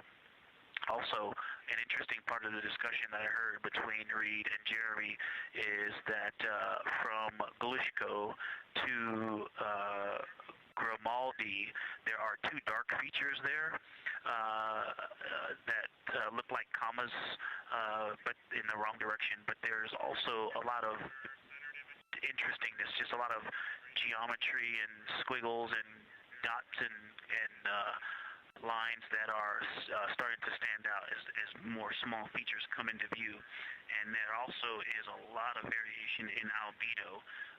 And some of those, the 2 dark features, for example, have on the southern edge of the larger one, the one that's further to the south, there's a very dark, the 1 albedo, like the southern and western part of Grimaldi. And the one to the north, closer to Glushko, is also that same dark albedo. And then around them, there are some very high albedo spots just to the north of the southern one, and just to the west of the smaller one to the north. Very high albedo, almost approaching the 10, a 9 or a 10, like Aristarchus. and lots of little bright spots are just starting to pop up on in this view. To the north, as you look up at the North Pole, there is a very distinct crater with a lot of very defined central peak that is also 3 in albedo, and all of that area past it, going to the horizon, gets lighter and lighter, and is very, very high albedo. And I will go look and find the name of that feature if I can look that up. And then to the south, really getting some interesting geography and topography in the South Pole Aiken Basin. And the view of the South Pole is quite amazing. We've got some Terminator there, as well as the limb view, and there is a very distinct crater right at the South Pole. And I'm going to go look up, I don't believe that is Aiken, but I'm going to go look up the name of that one because it's also giving a lot of good topography due to the shadows that I'm seeing. But that's, I was trying to bound the view that I'm seeing for you and got distracted by all of these interesting albedo variations that are popping up in the interior. But that's the view that we see just a Vavilov diameter to the west beyond is where the Terminator is. Just beyond, I think Copernicus is the easternmost feature that we can see. A very nice ringed, very nice structure crater to the north with a great high albedo central uplift to the north, and the south is dotted by a very characteristic crater with a lot of terrain, shadow features, and I will go try to find some landmarks to put names with those. Any questions for the observation team? Integrity Science, love the descriptions. You're definitely looking odd up there. Appreciate seeing the training being implemented. Especially interested in your descriptions of the dark patches. You compared the comma-looking features to the albedo you see in Grimaldi and notice that you're starting to see those color differences popping out. Any observations you want to make, especially when you get on, the PCD in a little bit, would really help us tease out the differences in those dark Mare deposits. Great description, Victor. Keep them coming.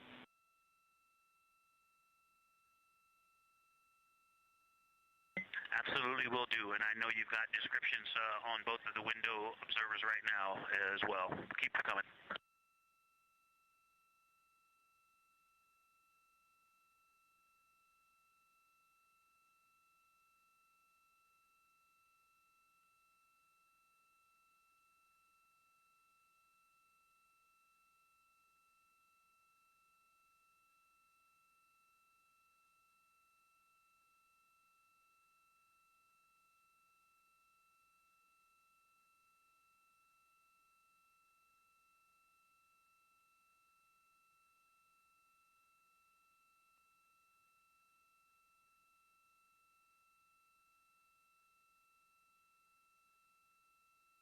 Great evidence of how well trained this crew is by the science team.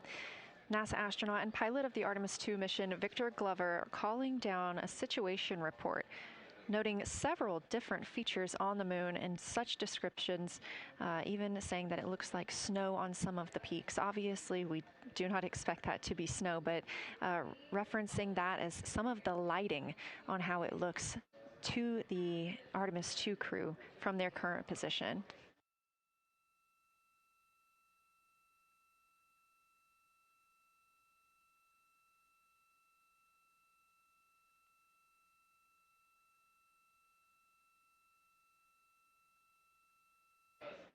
The team is slated to be switching their positions at the windows now.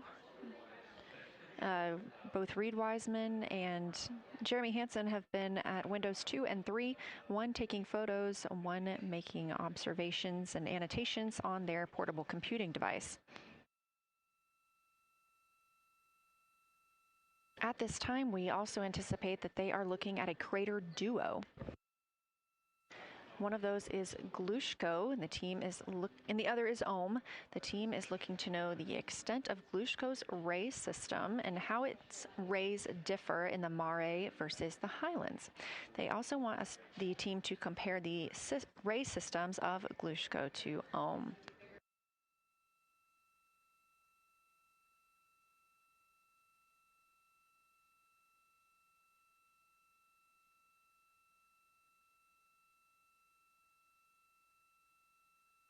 Ohm is considered a young crater. And if you've ever seen a photo of the Richat structure, it's also known as the Eye of the Sahara. It's 40 kilometers in diameter, and that could fit within Ohm's interior.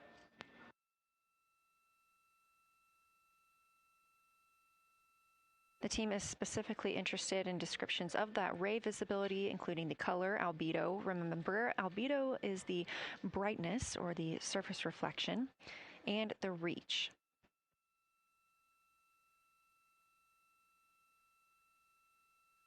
Again, I am using the same lunar targeting package that the crew is referencing on board right now. This helps keep them on time as well as prompt them for when they need to make a call down to the science team and report what they're saying. It also gives them reminders of when they need to swap positions at the windows. Additionally, I'm using the Artemis II Lunar Science Passport developed by Amber Turner and the Artemis II Lunar Science team. Now, this passport did not fly with the crew, but they used it extensively as a study guide here on Earth. So a lot of the descriptions and comparisons you hear today are developed directly by the science team.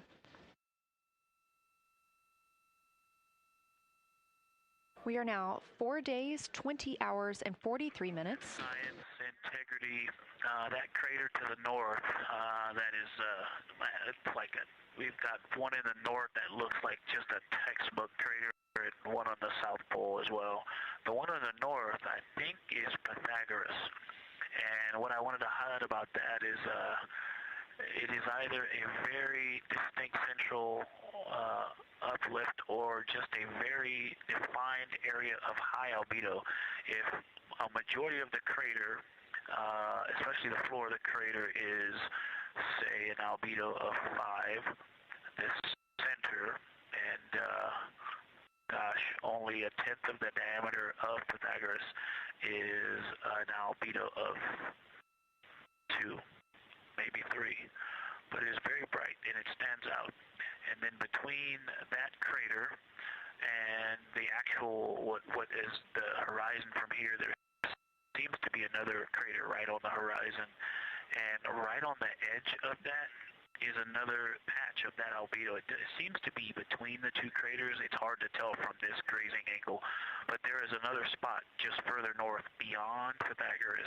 Between the two, I can draw a picture of this one and show you where that very high albedo, again, another 2 albedo surrounded by 5 and most of the area bounding it.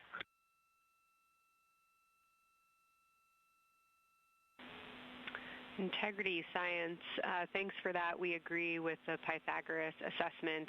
And as a follow-up to your previous report, the SIR had questions about topography comparisons between the North Pole and the South Pole of the Moon, if you're willing to provide words on that.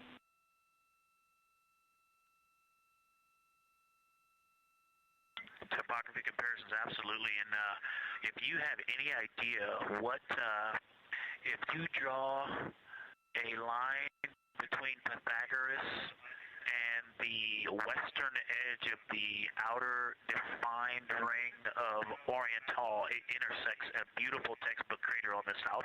I would love to know the name of that. The topography differences, now the South Pole has a little bit of a benefit that it has more of the terminator, and I can see a little more shadowing there, but there's a nice crater right at the South Pole, so that's the main thing defining the topography there. Seems to be quite a bit of elevation change. I can see some very jagged shadows, a 90-degree just to the west of that crater at the South Pole. I can see a very distinct change in the shadow directions, indicating, I don't know, a very high wall or a very deep canyon just to the west of that. And in the north, it seems to be that from sort of the edge of the mare that's dark, which is maybe 1 Pythagoras diameter south.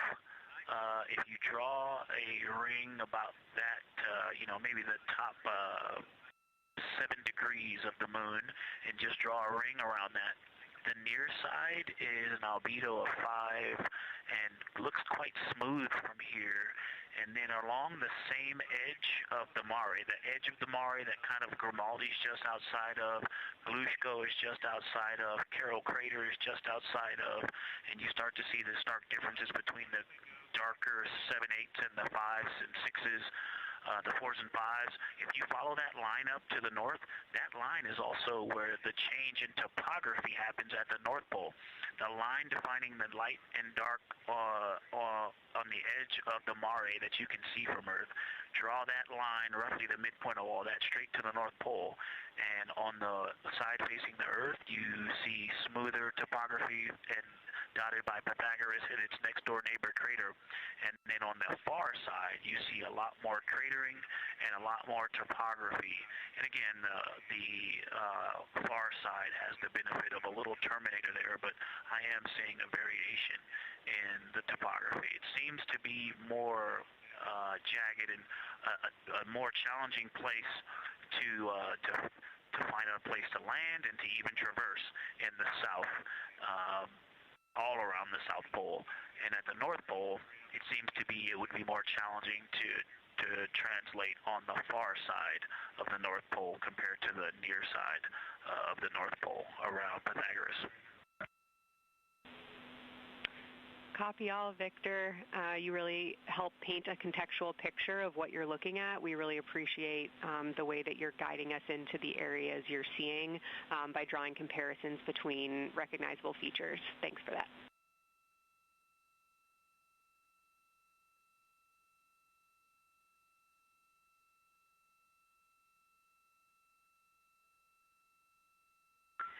And Kelsey, another little science sit-rep moment, something I just heard from the window team is the more I look at the moon, the browner and browner it looks. I thought that was an interesting observation.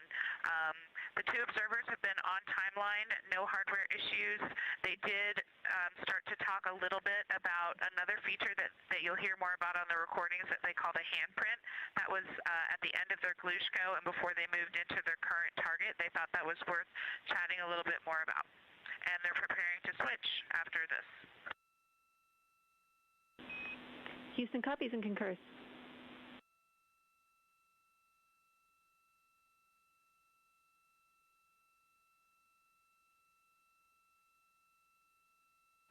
Hey, Houston and Science Integrity, another just observation from the human. My eyes have shifted a little bit since I've been up here. I've been wearing my reading glasses to look at the PCD.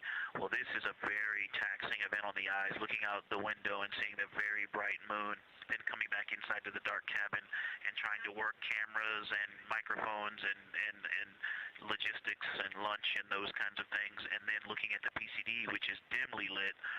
It's just been an exercise. It is a difficult thing to manage it. I'm up and down on the glasses and then having to wait as my eyes adjust when I come back in. As soon as I look back into the cabin from looking out the window, I can feel my eyes adjusting, and I just have to work through it as they adjust. Appreciate that report, Victor, and know that we are prepared to read you up targets from the ground if that would give you the ability to keep your eyes focused on the moon and not having to swap between that and the PCD. Just let us know.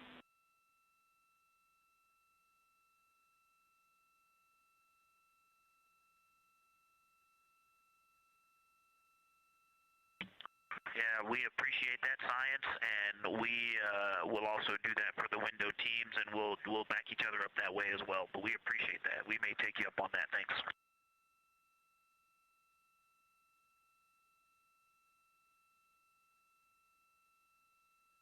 Continued detailed descriptions from the Artemis II crew aboard Orion.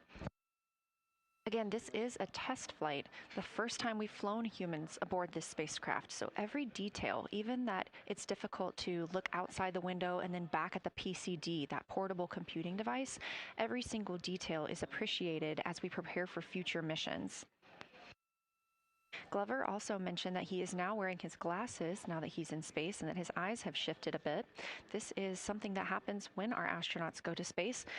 There is a fluid shift from the lower half of your body up into your head, and that can cause changes in your eyes. It's something that we have seen over time for some crew members, especially now that we have been living and working on the International Space Station for over 25 years.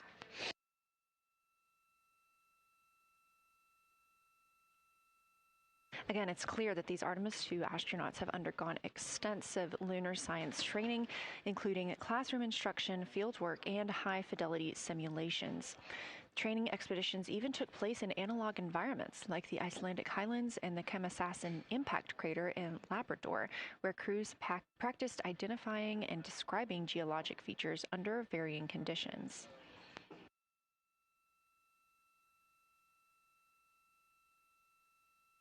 Additionally, here at Johnson Space Center, Orion mock-ups were used to rehearse crew choreography, including three-dimensional space management with an inflatable moon globe to simulate the flyby.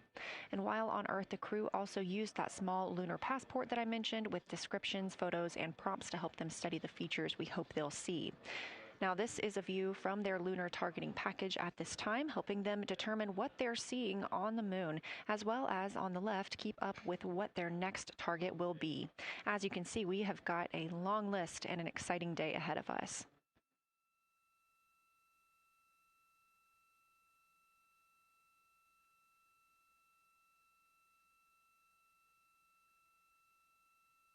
It's now been 4 days, 20 hours, and 53 minutes since Orion launched atop the Space Launch System rocket from Kennedy Space Center in Florida with our 4 crew members aboard.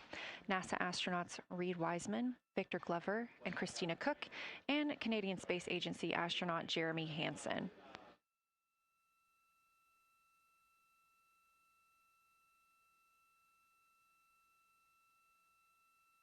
The Artemis II crew passed a major milestone today when they passed the Apollo 13 distance record at 12:57 p.m. Central, 1:57 p.m. Eastern.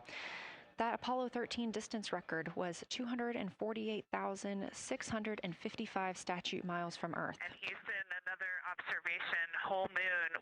When you look at the moon, something I've never seen in photographs before but is very apparent, all the really bright new craters. Some of them are super tiny.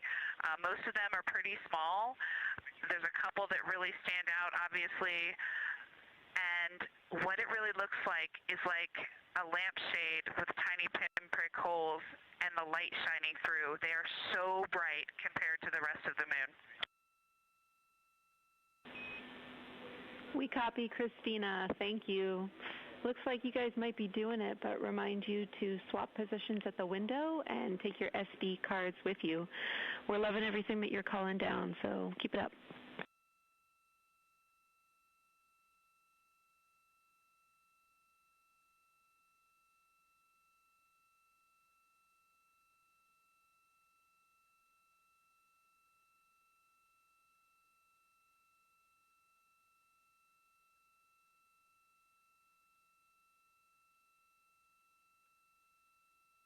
Again, Orion previously surpassed that the Apollo 13 greatest distance from Earth by humans. That was 248,655 statute miles from Earth, and Orion now 250,294 miles away from our home planet. The spacecraft is 9,033 miles away from the moon and growing ever closer. At its closest approach, it'll be about 4,070 miles away, and we will make sure we confirm what that distance ends up being. This is an approximation and an estimate ahead of that moment. We're anticipating them to make that closest approach at 6:02 p.m. Central, 7:02 Eastern, when they are in a loss of signal, transiting behind the moon. They will be the first humans in over 50 years to fly behind the moon and lose contact with Earth. We will regain that contact about 40 minutes later as they reconnect to the deep space network, emerging from behind the moon, and we will look forward to seeing an Earthrise.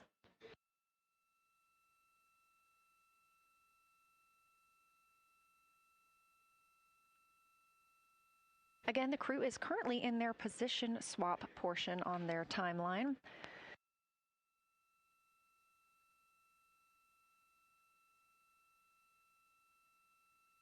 This allows crew members the opportunity and the experience of all roles necessary during today's flyby. Right now, those two crew members at the window have swap positions.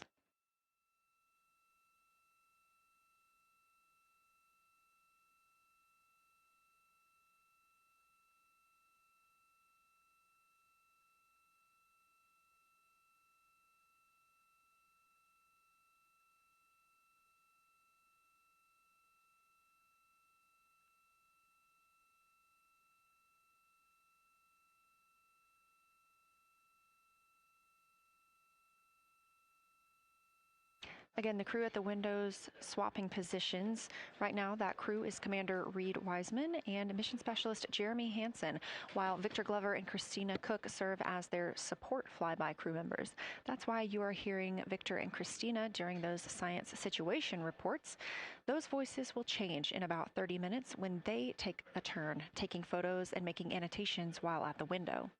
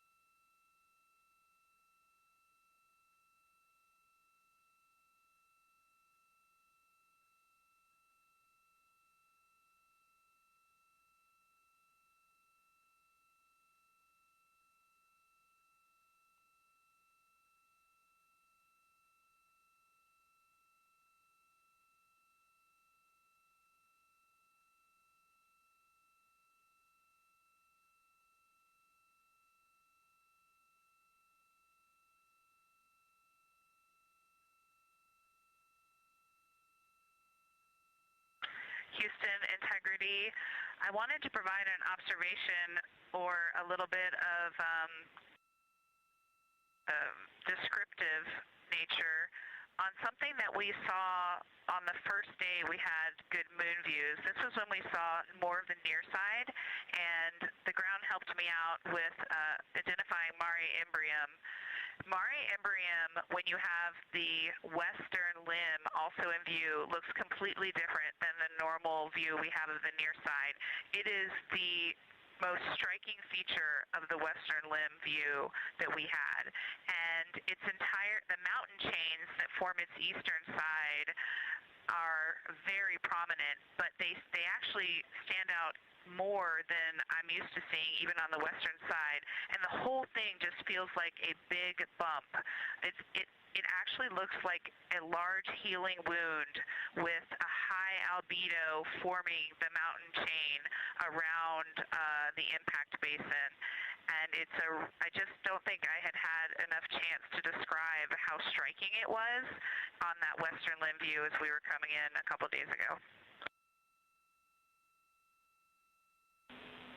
Christina, science, absolutely love that, especially since that's a feature that all of us here on Earth can observe from home. So I'm sure tonight everyone's going to be going out and looking for evidence of that beautiful topography you just said. Thanks for those words.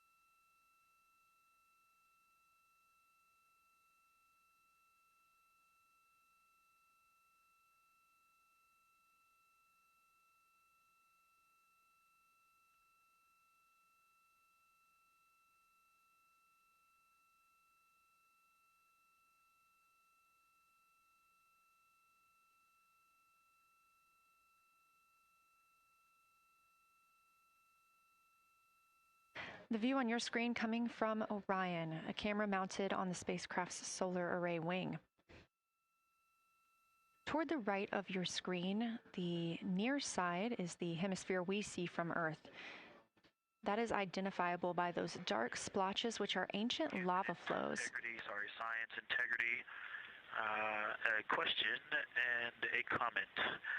Question is it possible that we're seeing a Schrodinger basin from this vantage point in the Terminator at the South Pole? And the comment is the rays coming out of are less distinct. We are not seeing the bright rays coming out of it, but the sort of 9 o'clock wedge that is formed by the change in albedo from the interior portion that is to the northeast to the surrounding lighter mare that's 270 degrees to the west. That 90 is very distinct and interior. You got some great descriptions from the two at the window about the colors in there, but in that darker part, in that wedge, you've got some really interesting color, even though the rays, the distinct difference in the albedo almost look like rays, but it's not the rays coming out. It's the just change in that albedo. Integrity science, that is very intriguing, those color rays coming out of rather than sort of albedo. And as answer to your question, we do not think you can see Schrodinger. It's in darkness as of now. But thanks for that description, and it sounds like the pair at the window's got great descriptions that we're definitely going to dive into tonight.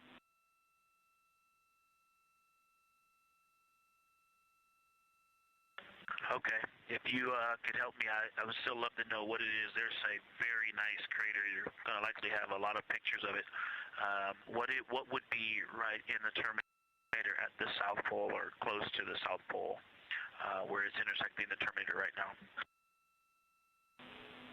Yeah, Victor, we're assuming you're talking about, kind of if you're looking at the Terminator, it's basically like 70% down from the North Pole. Is that where you're looking?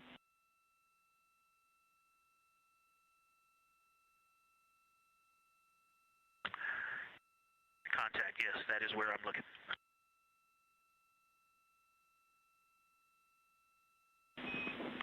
Integrity Houston, that is an enabled caution for wastewater dump required. We have hit our limit. As expected, no crew action.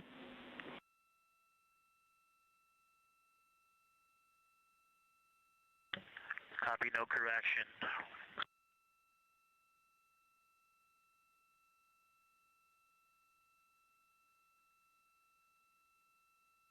You are. And integrity science, we're trying to figure out what you're looking at there. Is it like right on the Terminator, or is it in the eliminated portion next to the Terminator?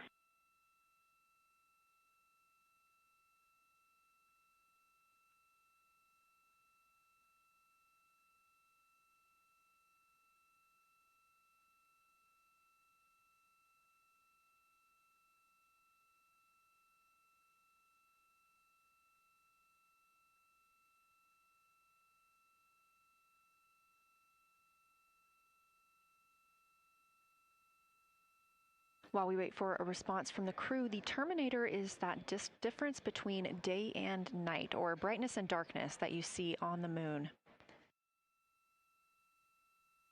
We see this from the International Space Station as well, looking down at Earth. And science from integrity, excuse my space orientation adaptation.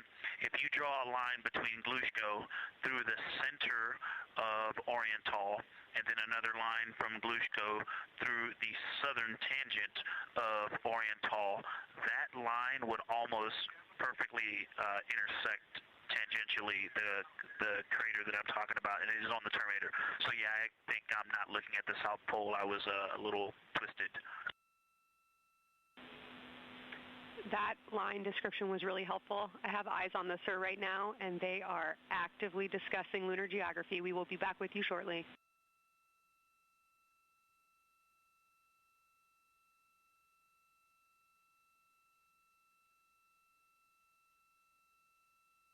You're hearing a couple voices today in Mission Control Houston. One of those is Dr. Kelsey Young. Integrity Science, we believe that's Zeeman Crater.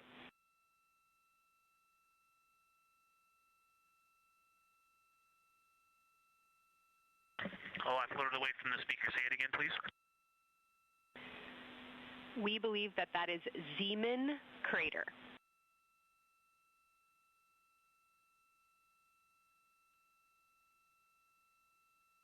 Zeeman. Okay, and can you say the first letter? I may be pronouncing that wrong. What's the first letter of that word? Zulu. It's Z-E-E-M-A-N.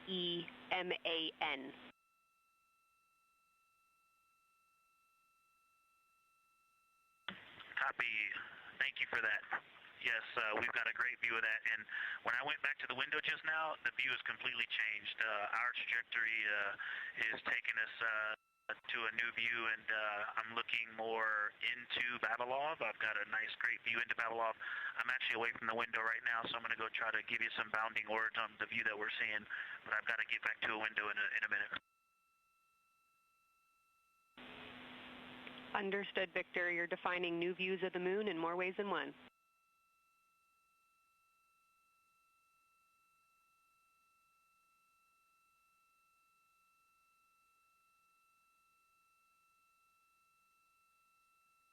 Again, when you hear calls down to science or from science, that's Dr. Kelsey Young, the Artemis Science Flight Operations Lead here at a console in Mission Control. You also hear communications with the crew from Canadian Space Agency astronaut Jenny Gibbons. She is the Capcom for today. She is a backup Artemis II crew member. Those calls from pilot Victor Glover asking about a feature he was seeing, specifically a crater on the moon.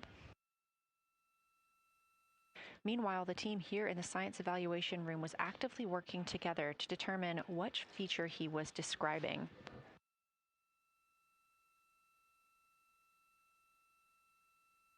The teams at the window have continued to move through their targets, including Ohm, Aristarchus Plateau, Reiner Gamma, and we are preparing for the cabin and window teams to swap. That's when we'll hear more from Reed Wiseman and Jeremy Hansen when they take on these support roles, while Christina Cook and Victor Glover are at the windows photographing and annotating.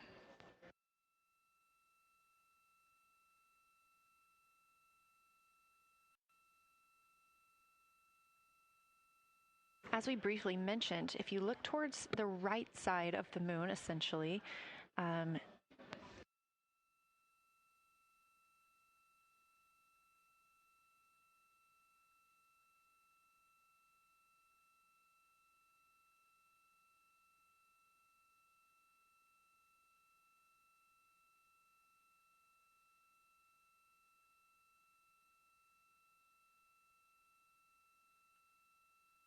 this live view coming from a camera outside the Orion spacecraft, and if you look on the right side of the moon where you see those dark patches. Wow, yeah, I wish I had some more time to just sit here and describe what I'm seeing, but the Terminator right now is just fantastic. It is the most rugged that I've seen it. From a lighting perspective, there are little islands. There are islands of terrain out there that are completely surrounded by darkness, which indicates some real variation in terrain. Up to the north, there is a very nice double crater. It looks like a snowman sitting there. In the 5-10 degrees below the pole in the Terminator, and then on the southern edge there's almost like a hole. Looks like a hole, and it's the diameter of Vavilov size, just blackness, and then a wall of bright, and then it goes back to the black beyond the Terminator. So there's it looks like there's just a gigantic hole right there.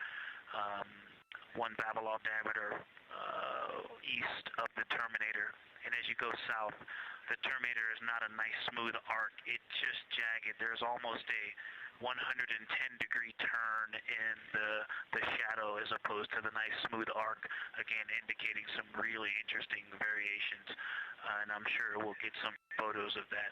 And then one of the craters further to the south of Vavilov, maybe halfway down to the South Pole, is not only looks like just a deep hole, and then there's like two island rays pointing off to the west and north that indicate very high ridges and very deep canyons coming up out of that crater. So again, just some really interesting visual illusions going on with the shadows there. Like I said, there look to be islands out beyond the terminator because some of the things, maybe even a Vavilov diameter into the terminator are catching sunlight on the peaks up to the north and to the south. It's very, very interesting to see.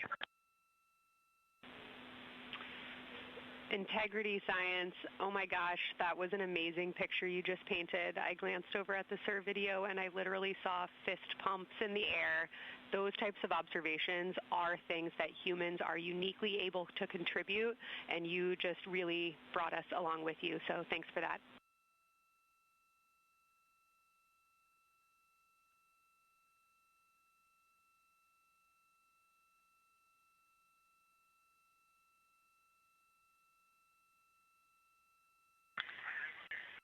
That's awesome, Kelsey. Did you get a sit rep updating you on a slight change in logistics for PCD use? Christina, this is Houston. We did not, but we will take it now.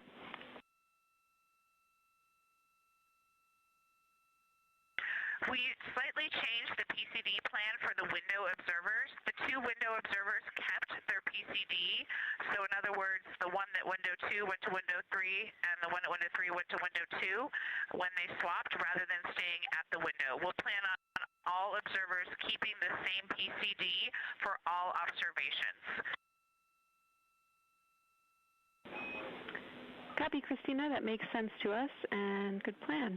We are coming up here on a cabin and window team swap. Let me know when you're ready for a quick vehicle status.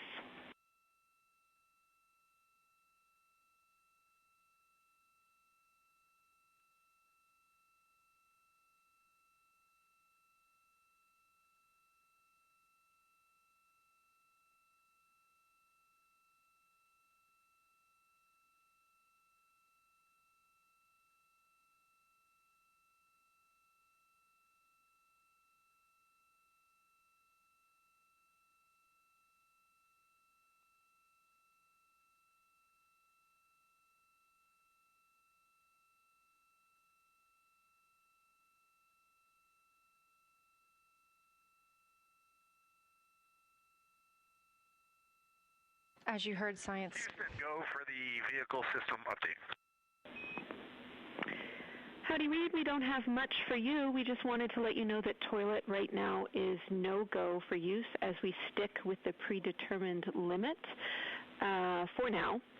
All crew members, please use CCUs. Otherwise, Orion is looking very good.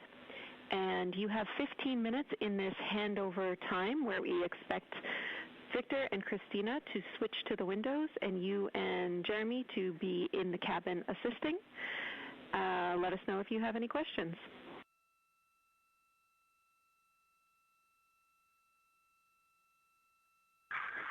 No questions at all, and they're in the swap right now. The first thing I'll tell you, I floated up to the docking hatch window and just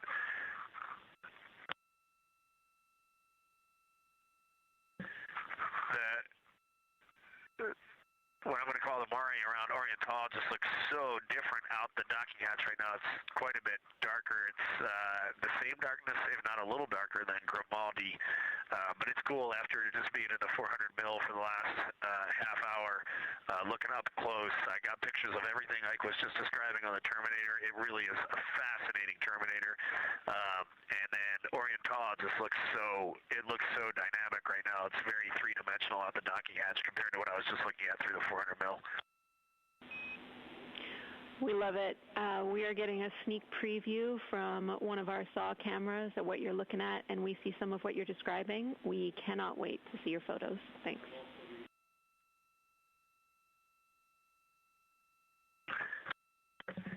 Yeah, Jenny, I wish you had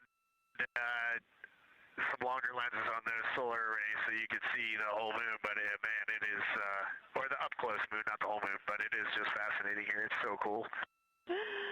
All right, MPO and INCO, take notes. We want a zoom lens on those saws next time. Thanks, Reed.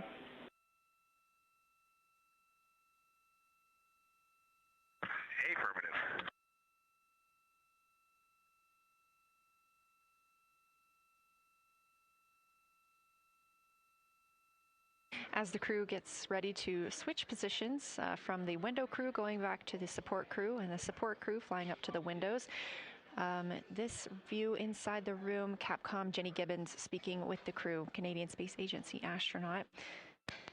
The crew has continued to provide excellent descriptions of what they are seeing on the lunar surface. In this picture, or in this live view actually, from Orion and a camera mounted on its solar array wing, if you look at the dark portion on the right side of the screen, those are visible from Earth. That's considered the near side. Those are ancient lava flows from a time early in the moon's history when it was volcanically active.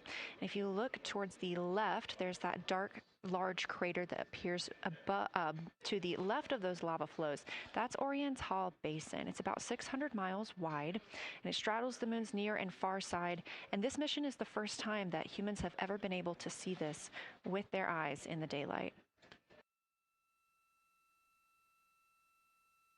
Again, you hear conversation about that terminator. You have a great view of that as well. That's the difference between light and darkness on the moon. Victor Glover explaining that as a very jagged looking terminator due to the peaks that they're seeing and the craters that they're seeing as they prepare to cross over the far side.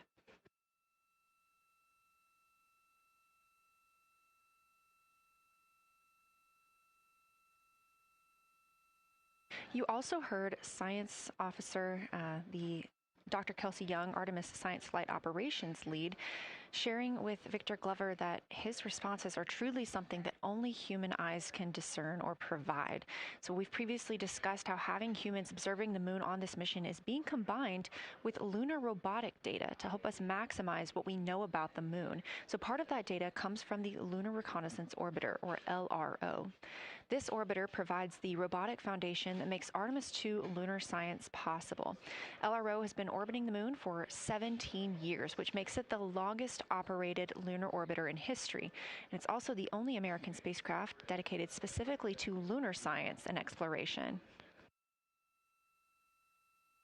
Artemis II lunar observations are designed to complement data like the detailed surface images from LRO. So while LRO provides those detailed high-resolution maps of the moon's surface, the Artemis II crew adds human observations that focus on regional context and relationships between features, giving scientists a larger geologic picture. Now, this combination of robotic and human observations strengthens lunar science. LRO delivers precise and repeatable measurements over long periods of time, while the Artemis II crew contributes real-time visual descriptions and context that robotic instruments alone cannot provide. The best description I've heard while preparing for this mission is to compare the difference in looking at the moon with your own eyes on Earth and trying to take a picture with a camera.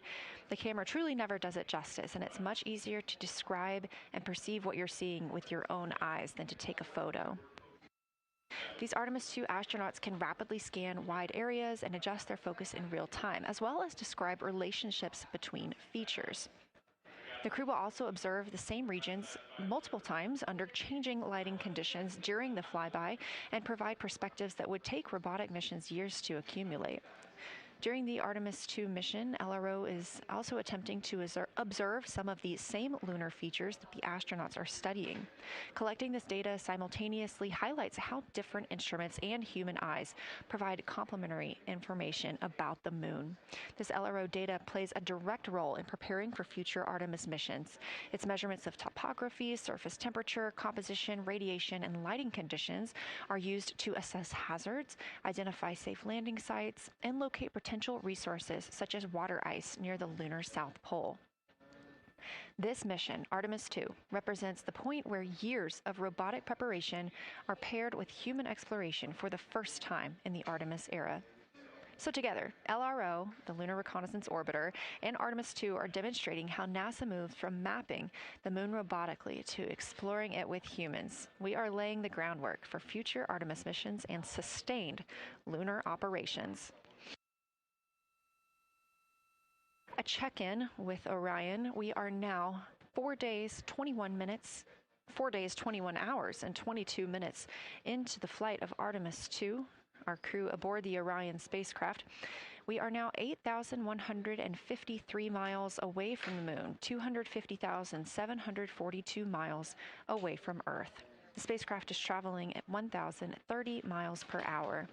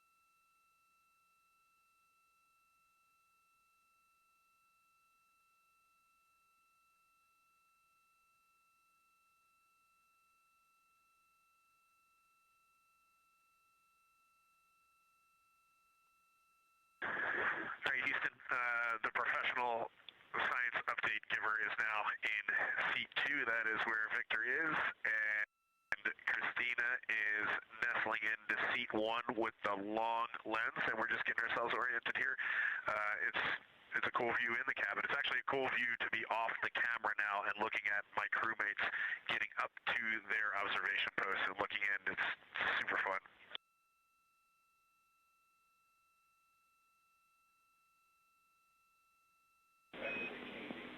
Copy all, read. We like it.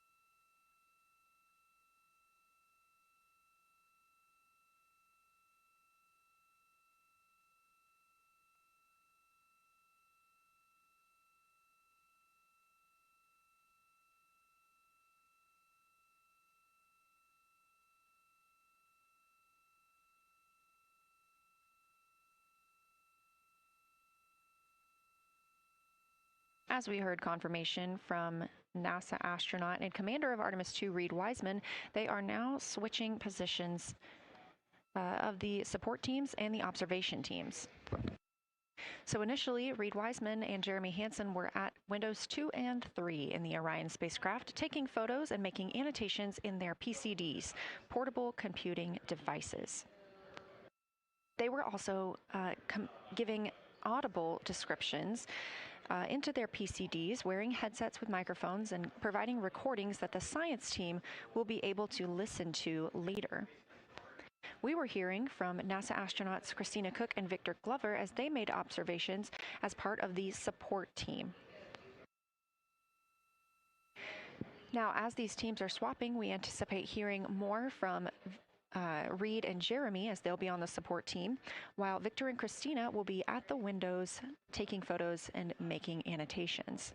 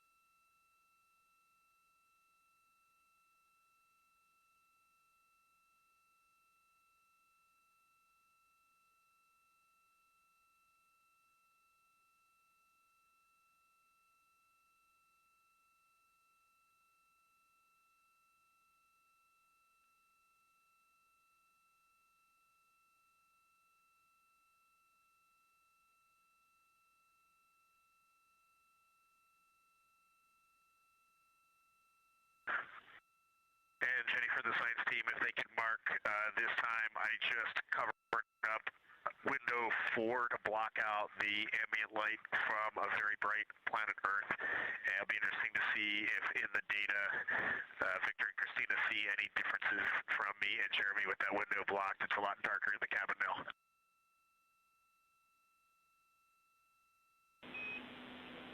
Copy, Reed. We're taking note, and we'd be curious too.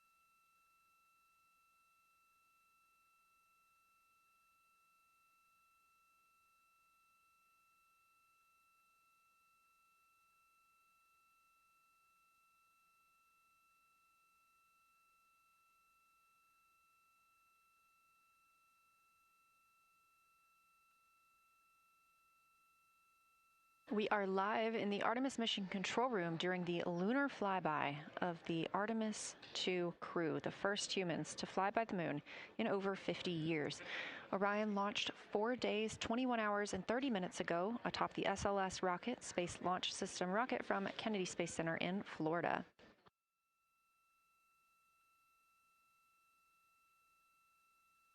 Our 4 crew members inside the spacecraft are transitioning their positions. The cabin and window teams have swapped. Currently at the window, we have Victor Glover and Christina Cook, NASA astronauts, and serving as support, Reed Wiseman and Jeremy Hansen.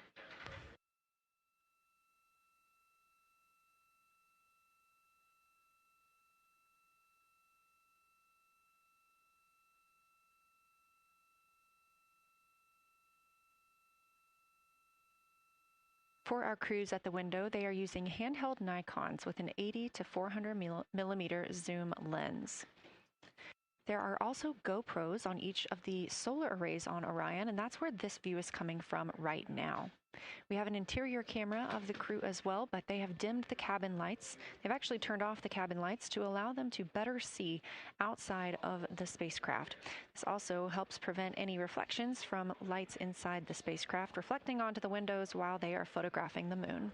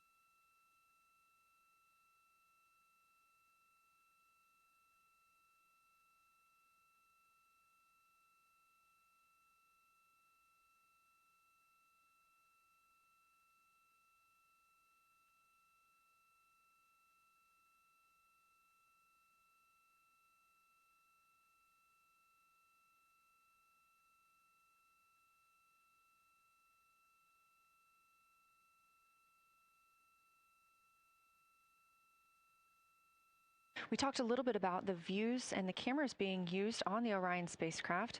And again, we do have GoPros on the tip of each solar array wing. Now, the bandwidth is a little bit limited because having a crew on board, we do have to downlink a lot more data. That includes their environmental control and life support system.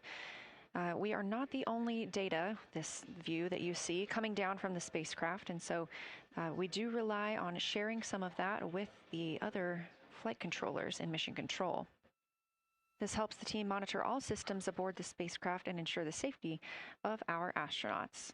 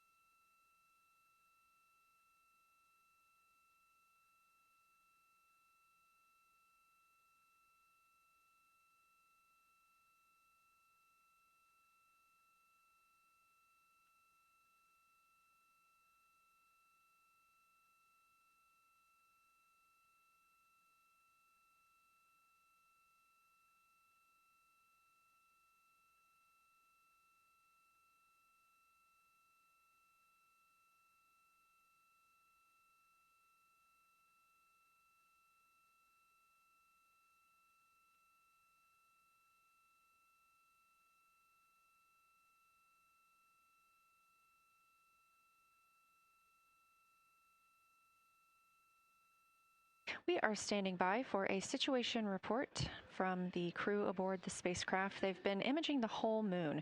There is now a new crew at the window. That would be Victor Glover and Christina Cook. And so being it's their first time since they have moved up to the window positions, they have a chance to orient themselves and describe and take pictures of any color or albedo variations across the surface.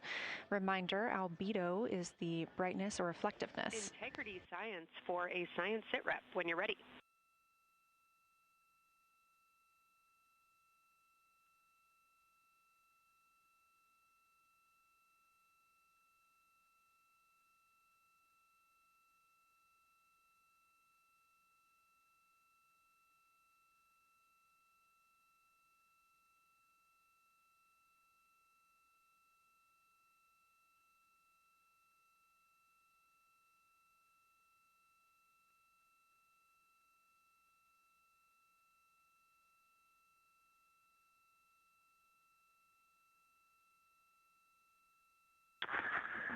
Houston Integrity, we have no external view of the moon right now for the floating crew members, so my only science sit rep is that we have Victor in window 3 doing observations and Christina in window 2 with the long lens.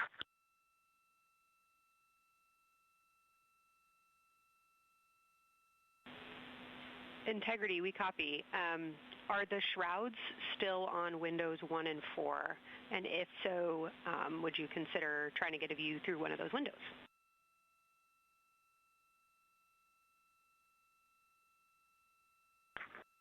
We cannot take the shroud off of 4 because the Earth is too bright and it's impacting Ike's peripheral vision. And then I can get a grazing glimpse out the docking hatch window. I can see Oriental south down to the South Pole.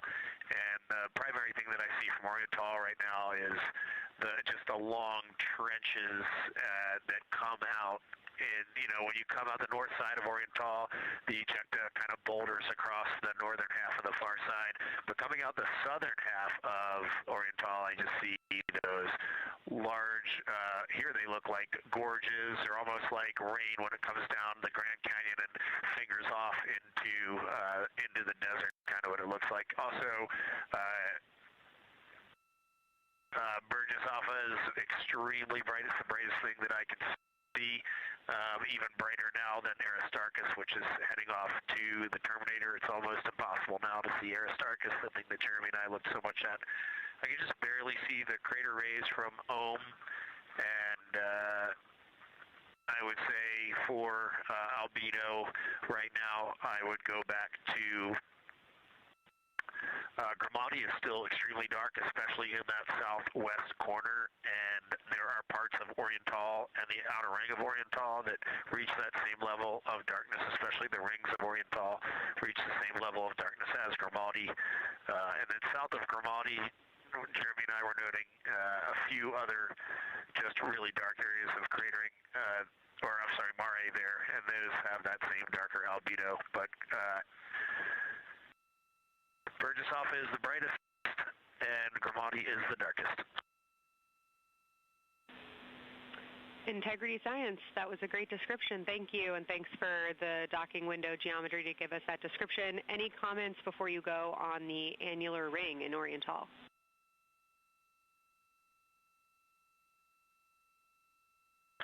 The annular ring, which I think everybody kind of describes as like a pair of lips or a kiss on the far side of the moon from here, is very circular in nature. The northern part of it is wider, darker. The southern part is much lighter.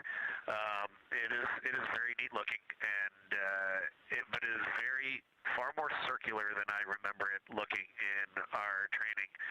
The darkness of the northern side of the annular ring is the same darkness from here out this docking hatch window as the center mare in Oriental. Not quite as dark as Grimati, but it is probably only because dust and lunar regolith has kind of impacted over time. Reed, that's exactly what we were looking for. Thanks so much. You have heart hands coming out of the SIR.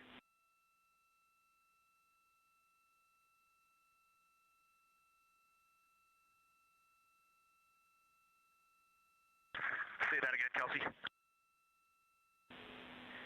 Just saying that the SIR was really excited about that. That annular ring was something we were really eager to hear about, so thanks.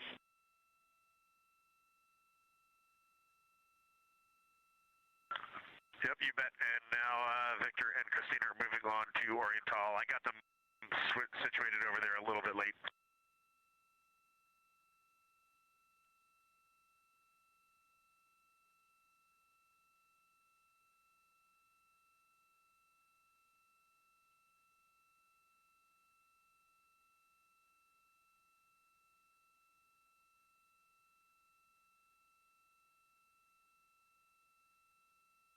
That was NASA astronaut Reed Wiseman, now providing a science sit rep as he is away from the windows most of the time. He is working as the support person along with Jeremy Hansen in the spacecraft, as Victor Glover and Christina Cook are now at windows 2 and 3, able to photograph the moon.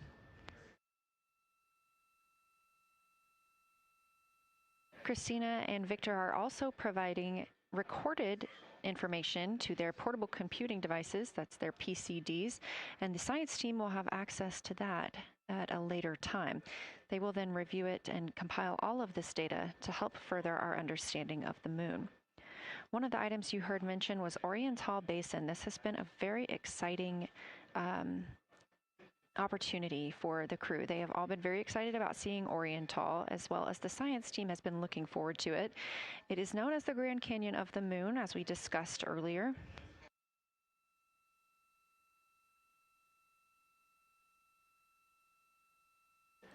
From the pictures, the science team is hoping that the crew will take centered images of the entire basin and surrounding craters in a single frame, but also use those 80 to 400 millimeter zoom lenses to create a mosaic entire basin.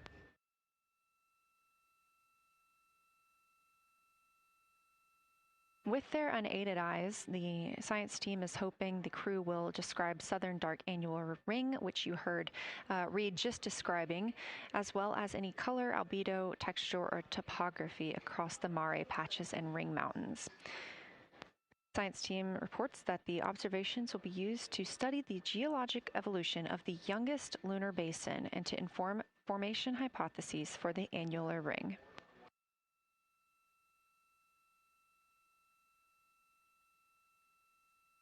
And again, another fun fact about Oriental is the diameter is the same distance between Johnson Space Center, where we are today, and Kennedy Space Center, where the crew launched on April 1st.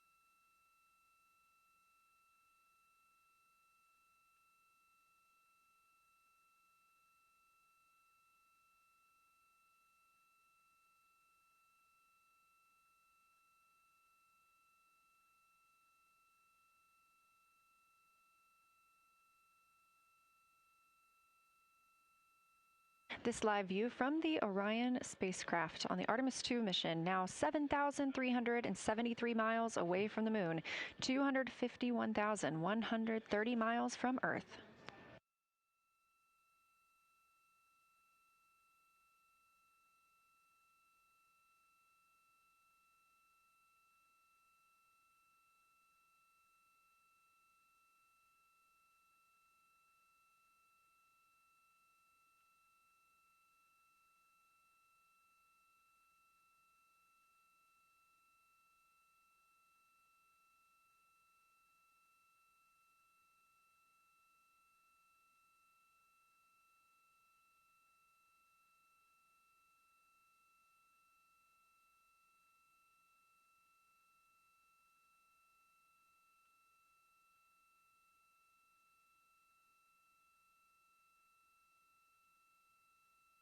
Again, the Artemis II crew passed the Apollo 13 record of the humans farthest from the Earth today at 12:57 p.m. Central Time, 1:57 p.m. Eastern Time.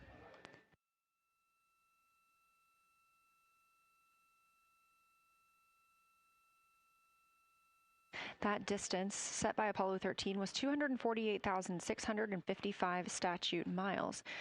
We have clearly passed that, and we expect to pass that by about 4,105 miles. That will be when the spacecraft reaches its farthest distance from the Earth. It could be around 252,760 miles, but again, these are approximations and our targets, and we will make sure to report back the final numbers once we have them.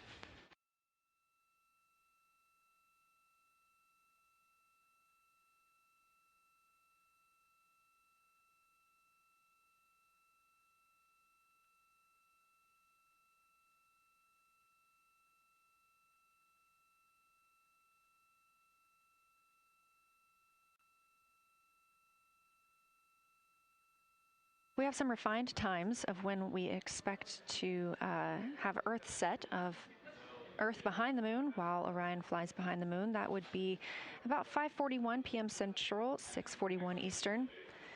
The spacecraft would make its closest approach to the moon at 6 o'clock Central, 7 Eastern, and that would be about 4,066 miles.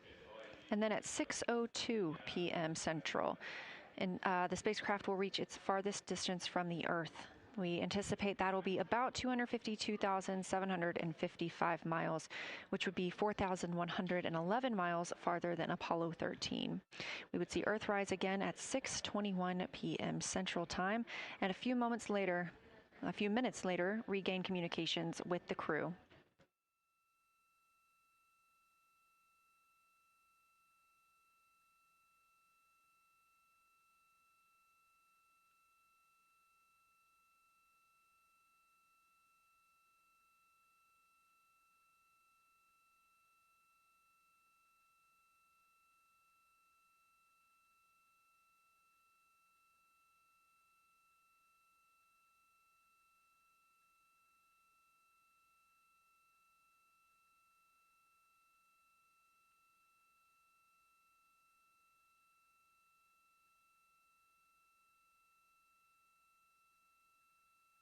Currently aboard Orion, Victor Glover and Christina Cook are the two team members conducting lunar flyby observations, meaning they are using the Nikon cameras to photograph the moon, and their PCD, or the portable computing device, to conduct annotations.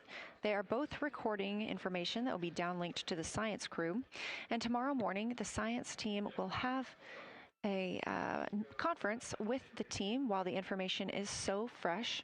They'll be speaking with the crew about their observations and their data collection.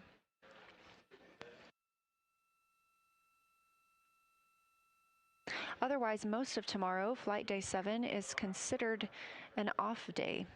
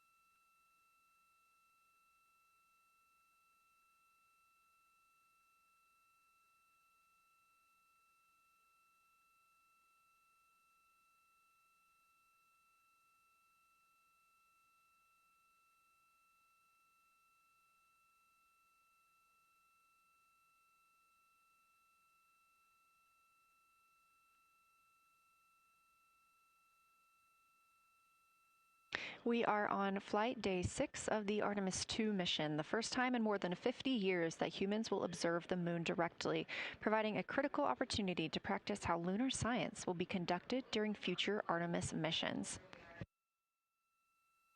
If you're just joining us, the crew is well into their lunar flyby observations, and we anticipate that we will hear from them soon. A few times every hour, they are slated to call down with science sit reps or situation reports. We most recently had one from Commander Reed Wiseman. He and Jeremy Hansen, mission specialist, were first at the windows today to photograph and make annotations of what they were seeing. Therefore, we heard more from Victor Glover and Christina Cook earlier in the day during those first blocks. But now that Reed Wiseman and Jeremy Hansen are on the support side, they are the ones calling down what they are seeing from windows 1 and 4. Earlier, we heard that the Earth is so bright in window 4, they have had to temporarily cover it with a t-shirt.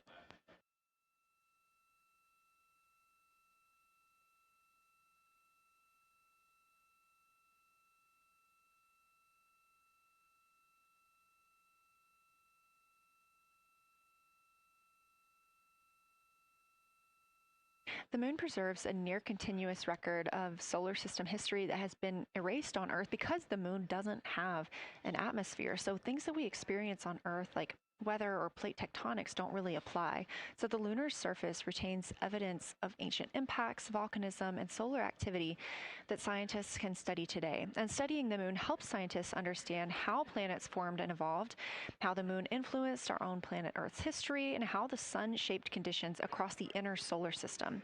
The moon also serves as a unique platform for studying the broader universe. Artemis science is designed around questions best answered by humans, working alongside robotic systems, combining decades of robotic lunar data with real-time judgment, context, and adaptability that only humans can provide. This mission, Artemis II, is serving as a proving ground for lunar science operations, which allows NASA to test how science is planned, executed, and supported during a crewed deep space mission ahead of our future Artemis flights.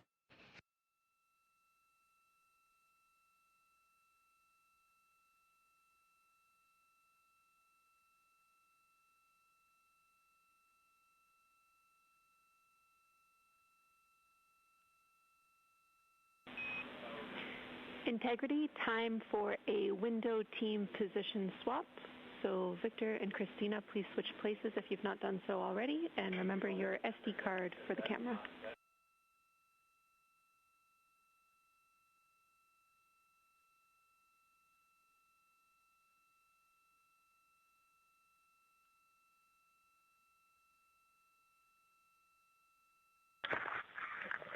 We're in the swap right now. They're wrapping up their last comments, and they'll switch over and change guards in the long lens. Copy.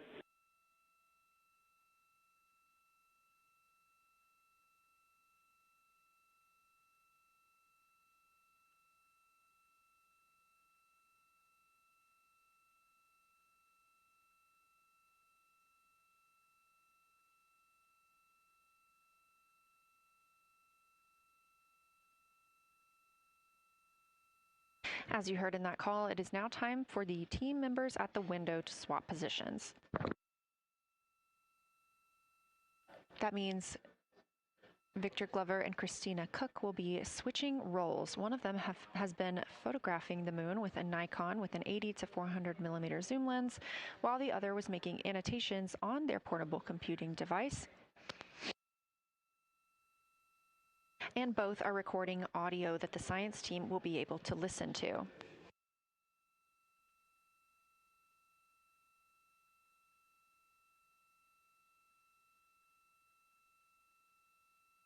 We are now 2 hours and 10 minutes until we expect to lose signal with the spacecraft as they fly behind the moon.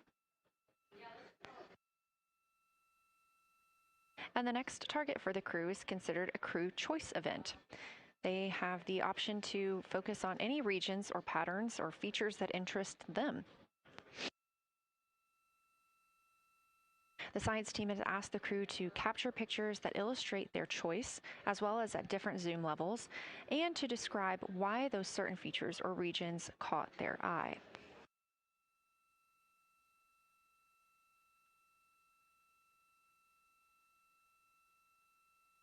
Those recordings are part of what are being saved on their PCDs, portable computing device, that will be sent to the science team for analysis.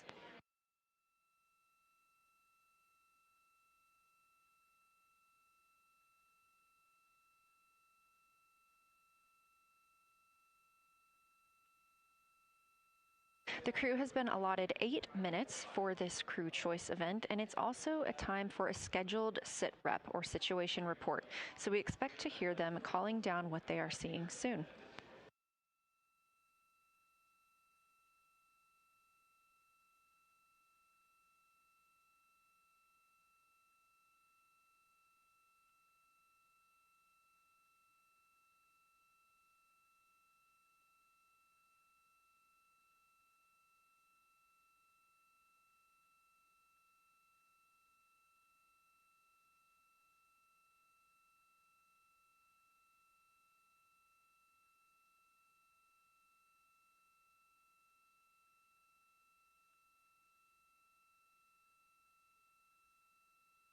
Something that the crew or that the science team has used to help prepare the crew is a cue card.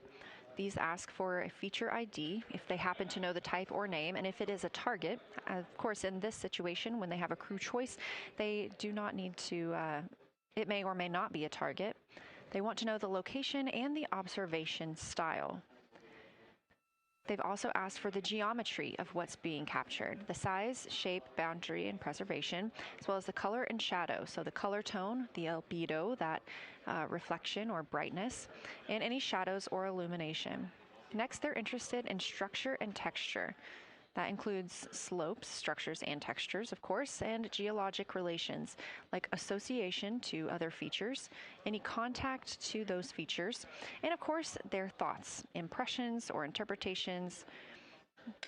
They are interested even in emotions and excitement that the crew may be having.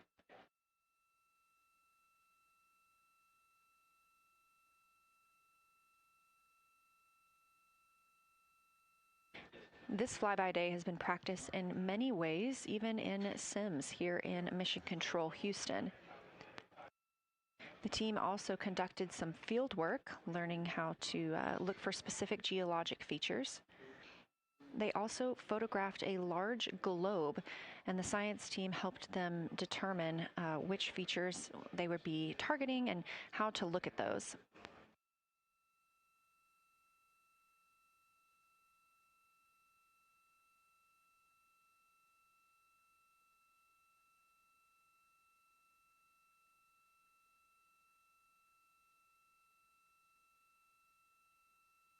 We have a few more minutes that the crew would be photographing their crew choice. Again, this is NASA astronauts Victor Glover and Christina Cook at the windows. They will then move on to another discussion portion. This is for the far side albedo, that reflectiveness, and color that they are seeing. We heard earlier about some browns seen on the moon, which is very interesting, especially here from Earth, where we are just seeing whites, grays, and maybe even black at some points.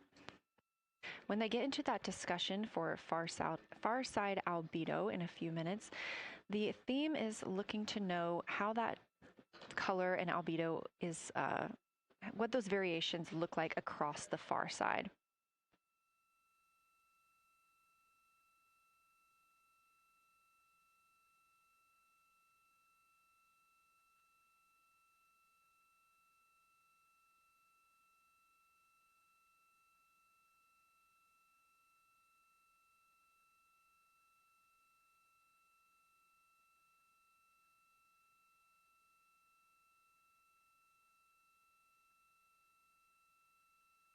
On the right side of your screen, the Science Evaluation Room, or SIR, where team members are looking real time at what the crew is seeing.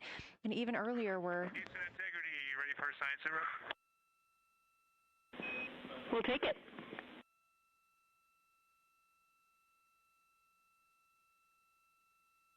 Okay, the crew has swapped positions. They're in their crew choice I've been listening to both of them for a little bit, and they're really enjoying, they both decided to pick the Terminator, and they're spending a lot of time looking at the Terminator, just talking about the resolution that they can see, the depth of the craters, and the various interesting and unique excavations that they can see. So Victor is on the long lens, and Christina is just looking out the window, and I'm sneaking a peek in T-shirt window. It looks like, I don't have the best angle here, but it looks like Aristarchus is on the limb of the moon now. It's amazing how quickly it changes as we speed around the far side of the moon, stuff that's leaving our field of view, and now we have a lot of the dark side of the moon that, you know, it's missing for us right now, but it would be in view if it was lit at all. Jeremy, Science, thanks for that sit rep. Do have a question. A few times we've heard you and the other crew describe change during the course of your flyby. Would be interested in future descriptions of more verbosity about how it's changing. Thanks for the great sit rep.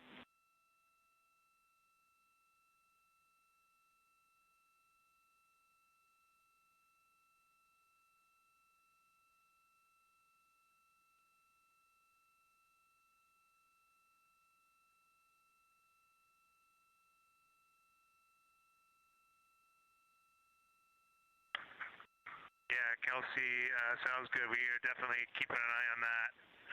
My eyes have just not readjusted. The moon is so bright when you come back to the window. I was just in the interior of the cabin.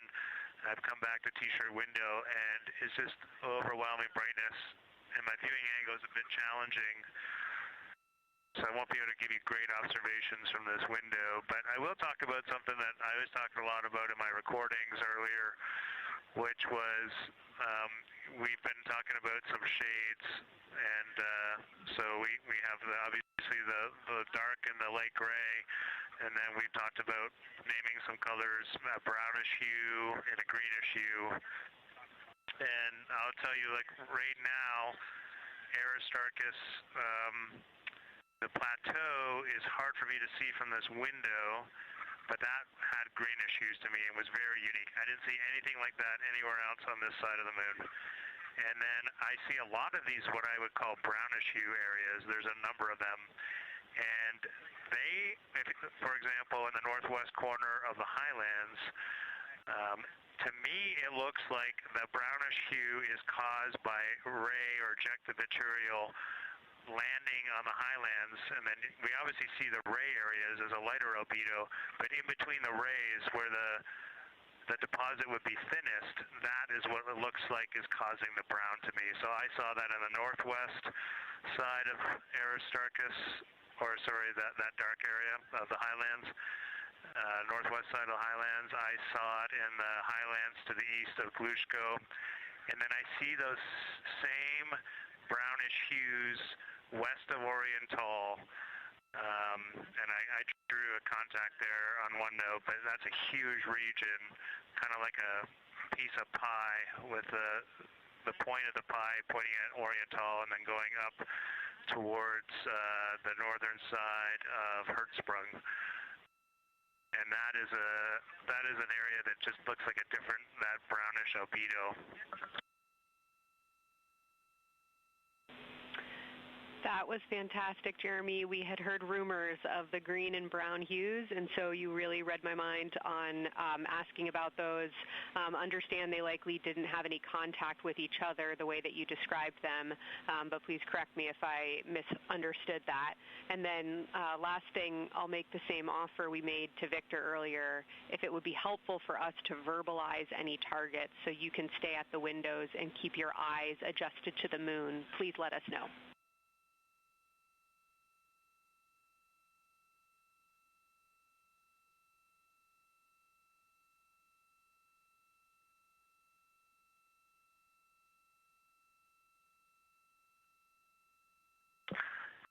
If you got something you want us to look at, Kelsey, you can send it on up.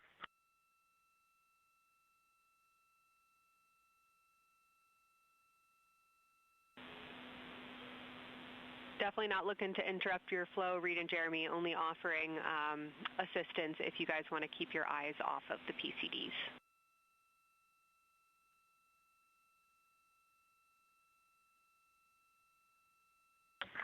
Oh, I see what you're saying, okay.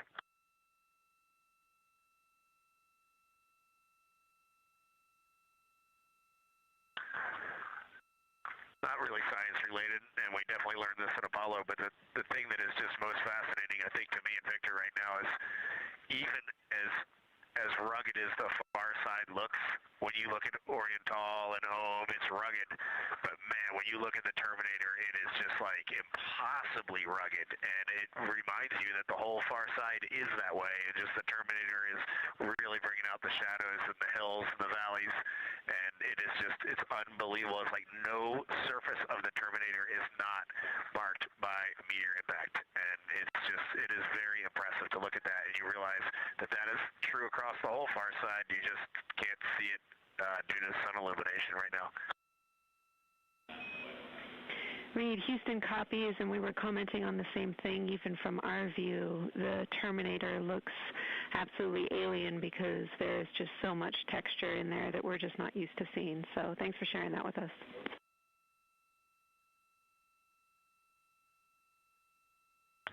There's also, I don't know the name of it, coming out the south-southwest of Oriental, right on the southern Terminator, is just a massive crater. I don't know the name of it. Maybe you can look on the solar array wing video and tell me it's right. It's the southernmost crater you see on the Terminator right now. We're looking for you.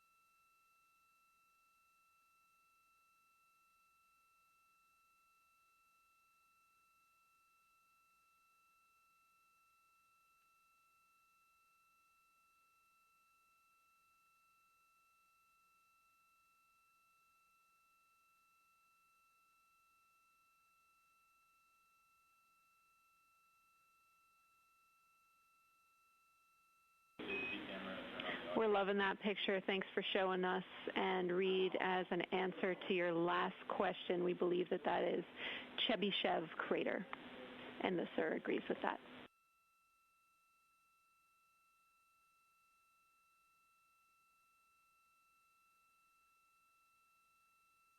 Okay, that picture I was just showing you is an 8X iPhone out the docking hatch for the high grazing angle. It's just amazing. We love it. Thank you.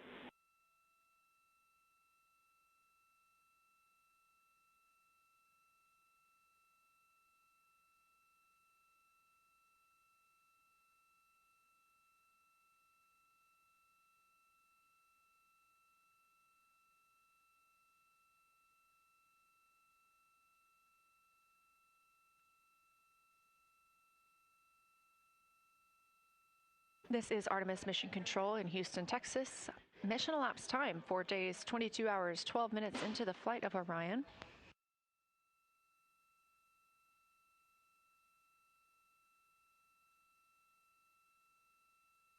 This is Lunar Flyby Day for the crew aboard the spacecraft.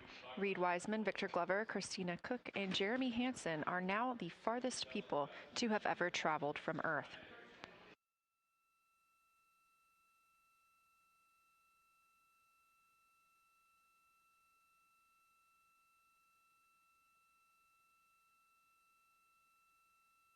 This a live view from inside the spacecraft. They have turned off the lights so they're able to see outside and photograph the moon better with no reflections from inside.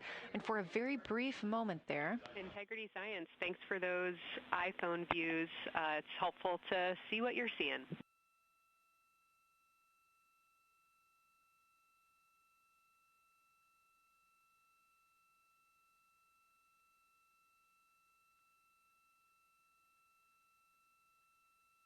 We very briefly saw NASA astronaut Reed Wiseman showing a picture he took on his phone of the moon. We do expect to get all of the photos that the crew is taking today, and we cannot wait to share some of those with you. But pretty cool in the meantime, just to see one quick shot from what the crew is seeing. And this view from outside the spacecraft on Orion's solar array wing.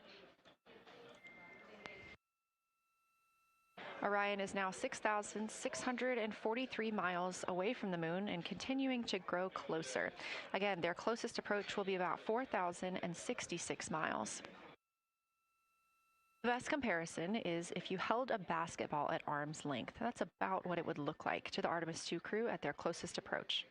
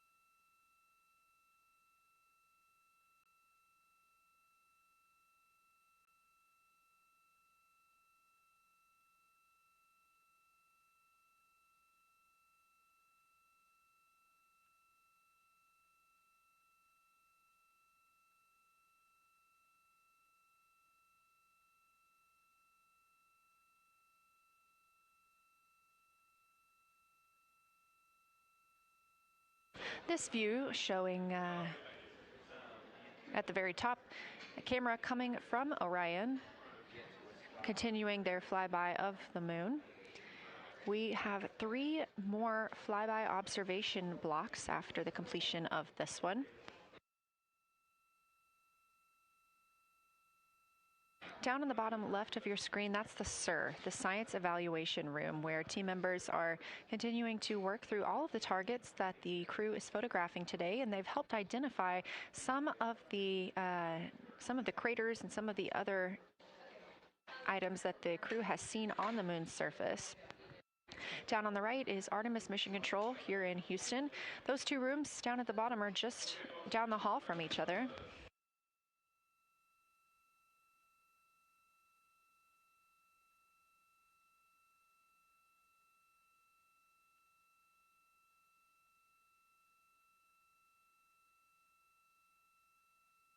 And we are just a few minutes away from the next cabin and window team swap. That means Victor and Christina, who have been at the windows, will fly to the cabin, the background essentially, and be their support crew for Reed and Jeremy. Reed and Jeremy will move back up to the windows.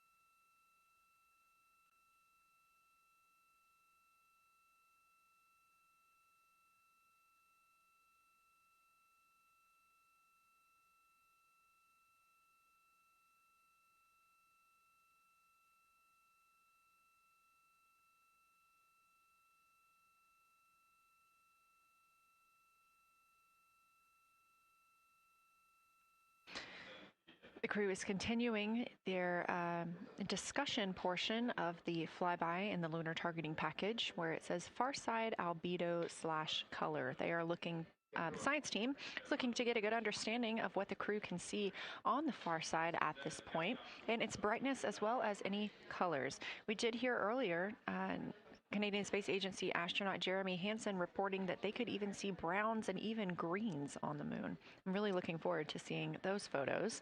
And in just a couple of minutes, the teams will swap from the cabin to the window.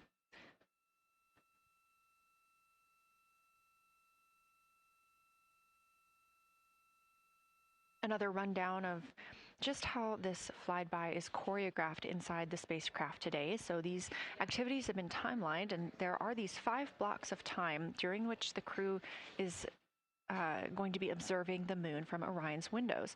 Now we are just coming up on the end of the second block, and we'll start the third soon.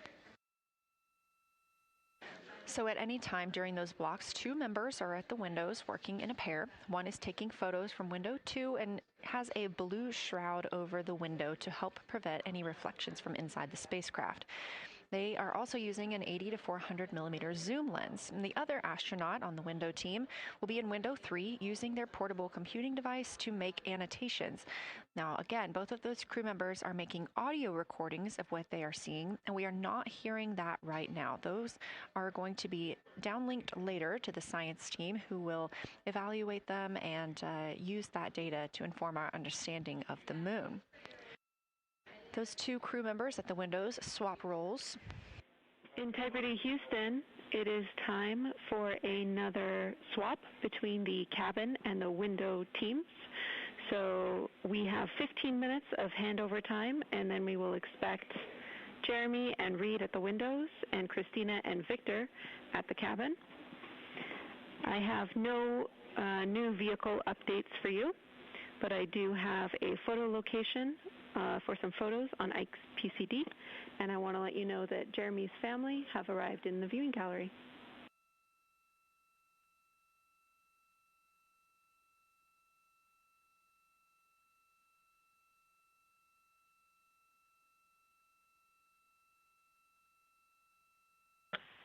Okay, Jenny, we copied most of that.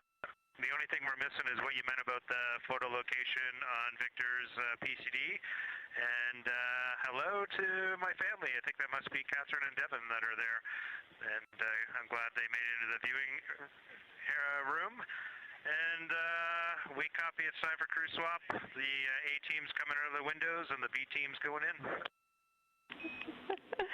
Okay, copy. All I meant to pass for Victor's PCD is that there are some late load photos that were requested that are now in his favorite photos folder. And you're exactly right. We have Catherine and Devin here. They give you a big wave, and they're super excited and happy to see part of what you're seeing.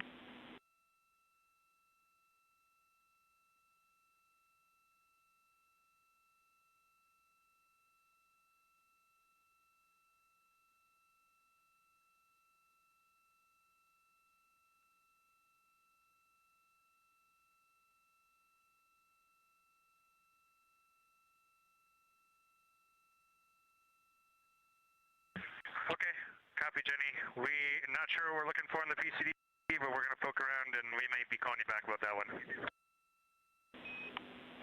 All right, that's no problem, and it's unrelated to flyby.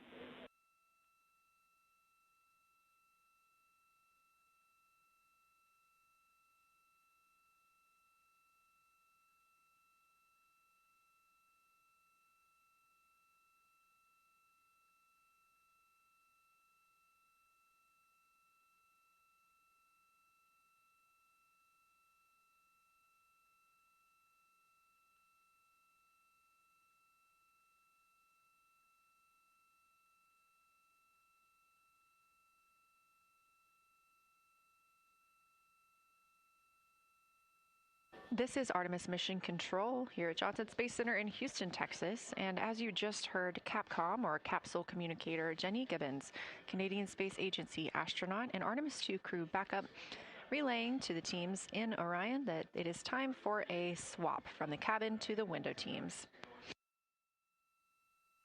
We're now at the tail end of the second lunar flyby observation block. Again, we have 5 of these today. Most recently, Victor Glover and Christina Cook were at the windows photographing and making annotations, while Reed Wiseman and Jeremy Hansen were in the cabin providing support, whether that is SD card help, but also science sit reps calling down any situation reports for what they are seeing on the moon or anything about the vehicle status. With that call to make a swap, Reed and Jeremy will be back at the windows, making observations for what they see at the moon and taking photos.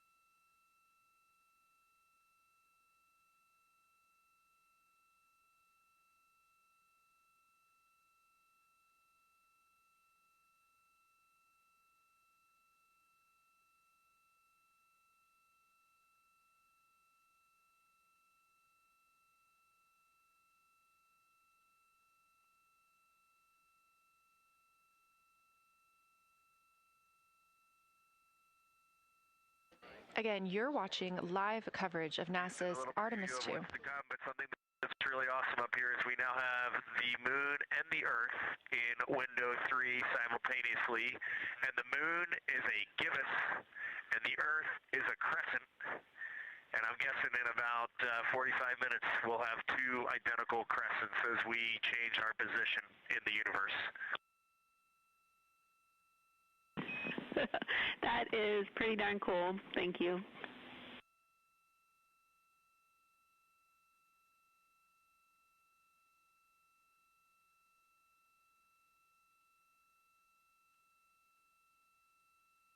That's the Artemis II crew, the first astronauts to fly by the moon in more than 50 years, reporting that when they look out of window 3, one window, they're able to see both the Earth and the moon at the same time now. Now, obviously, our view is from a camera on the solar array wing pointed at the moon, and we hope to see that view of both the Earth and the moon soon.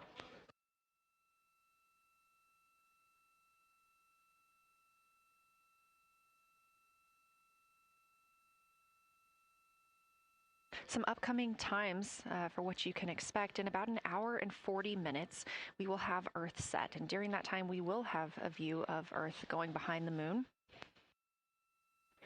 Shortly after, just a few minutes later, we will lose signal with the Orion spacecraft. This is tracked as it is going behind the moon and out of reach of the Deep Space Network. At 6 o'clock p.m., the spacecraft will make its closest approach to the moon at a distance of about 4,066 miles. At 6:02 Central, the spacecraft will reach its farthest distance from Earth at about 252,755 miles. Of course, these are approximate, and we will make sure to provide you with the final distances once those are confirmed. At 6:21 p.m., we will have Earthrise from the Orion spacecraft, but we will not have communications with the spacecraft until 6:25 p.m. Central, when we expect to acquire signal with them after they've emerged from behind the moon.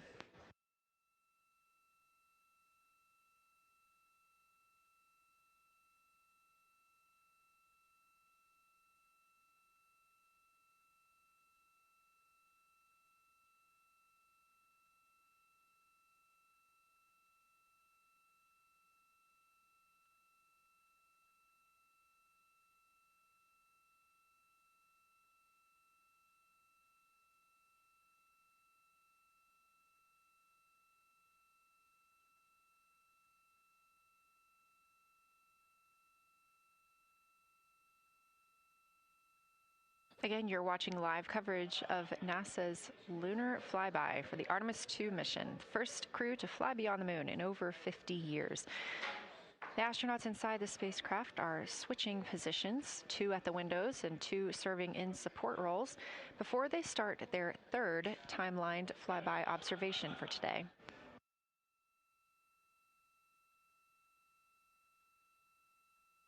We've heard great calls from the crew so far describing what they're seeing, all well trained by the science team here on the ground.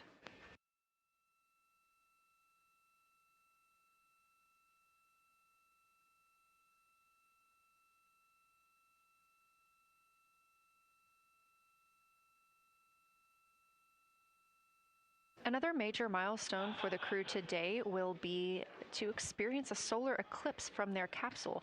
No one on Earth will experience this solar eclipse. To the astronauts, this will look a lot like a total solar eclipse on Earth, except the moon will be huge compared to the sun. Whereas if you're standing on Earth and looking at a solar eclipse, the moon and the sun appear to be about the same size in the sky. As the moon begins to cover and then uncover the sun, the astronauts will see a partial solar eclipse, so that's before and after totality, and during that time frame they will have to wear eclipse glasses so they can safely view this phase. They also intend to capture images of the sun's corona during the eclipse. This is a rare glimpse at the innermost corona that will only be captured by the astronauts' cameras. During the eclipse, we also look forward to the crew members describing what they will see, which includes unique light features like the shape and size of the corona and potentially even lunar dust. At the same time, Venus, Saturn, Mars, and Mercury will be near the sun, so they may be able to identify what part of the sky they're looking at. This can help train future Artemis astronauts on what part of the sky they're seeing, which is useful knowledge in challenging situations when they may need to rely on that information instead of instruments for navigation and orientation. That eclipse window will last about an hour, and it'll happen near the end of the day today, closer to 7:35 p.m. Central, 8:35 Eastern.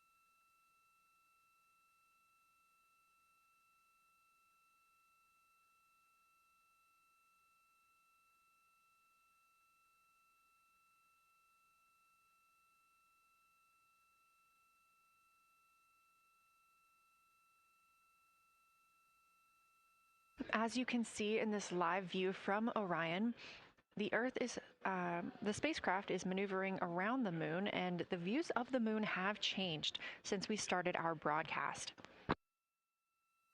The near side is now very far to the right side of your screen. This is the side that we can see from Earth. That darkened portion are ancient lava flows.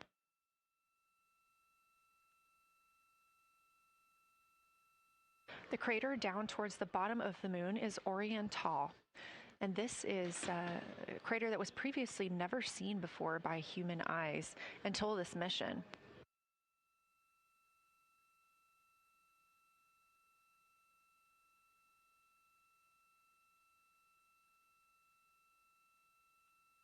Everything to the left of Orion is considered the far side. and this is what we typically do not see from Earth.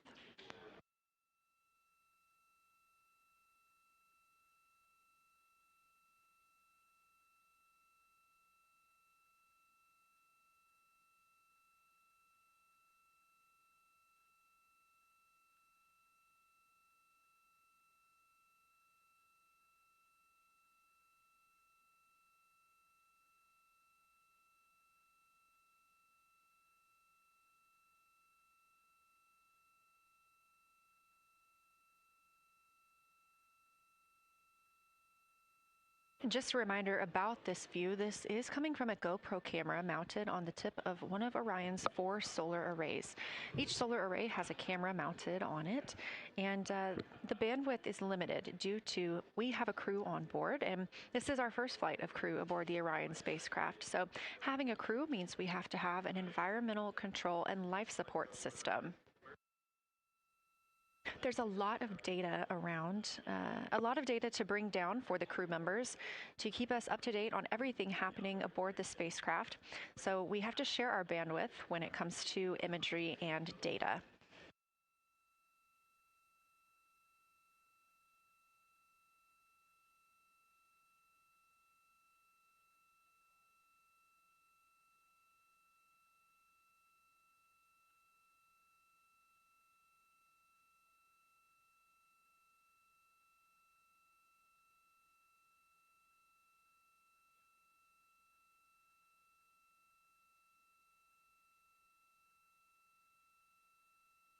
Inside the Orion spacecraft, the astronauts have completed their cabin and window team swap, meaning we have moved into the next block of lunar flyby observations. Jeremy Hansen and Reed Wiseman are now back at the windows, taking photos and making annotations. About halfway through this block, they will switch positions at the windows and will be prompted by the ground to do so.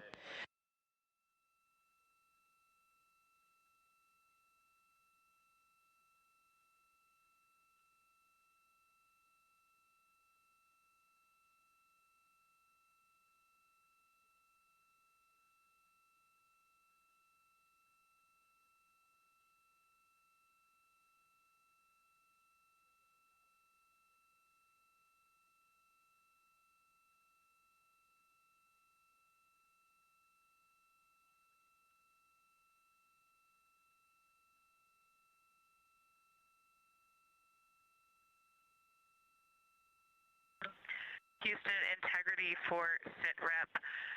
First of all, I'll just talk about the experience that I had during Victor and my observation time. It was an incredible experience. We definitely noted how much more you can see with the zoom lens. Even though we have a great visible eye image, there's just a lot of texture that just pops right out at you when you can zoom in. So almost just using it like a telescope, the camera lens. We really enjoyed our discussion time. That was a great innovation on the lunar targeting plan. We were both able to describe a lot more kind of with flow, I would say, when we were talking to each other. And it was also, we sort of were able to bounce ideas off of each other and come to new conclusions. We had, I think, a very successful talking through of some contacts between different color areas, both in the mare and in the highlands, and we identified some really unique texture areas as well. At one point, towards the end of the images of my time in window 3, I just had an overwhelming sense of being moved by looking at the moon. It lasted just a second or two, and I actually couldn't even make it happen again. But something just drew me in suddenly to the lunar landscape, and it became real. And the truth is, the moon really is its own body in the universe. It's not just a poster in the sky that goes by. It is a real place. And when we have that perspective and we compare it to our home of the Earth, it just reminds us how much we have in common. Everything we need, the Earth provides, and that in and of itself is somewhat of a miracle, and one that you can't truly know until you've had the perspective of the other. I'll switch into some logistics stuff. The Peltors both their batteries stopped providing the active listening, but we have verified they are still recording, and so we are able to have discussion time and hear outside our recordings by just moving the ear cup off of the ear. Other than that, everything's working well technically, and we've been able to find all our targets, and we're having a really great time. Thanks, Christina. We copy those logistics for the Tull tours, and also thanks for bringing us into the cabin with you with that description.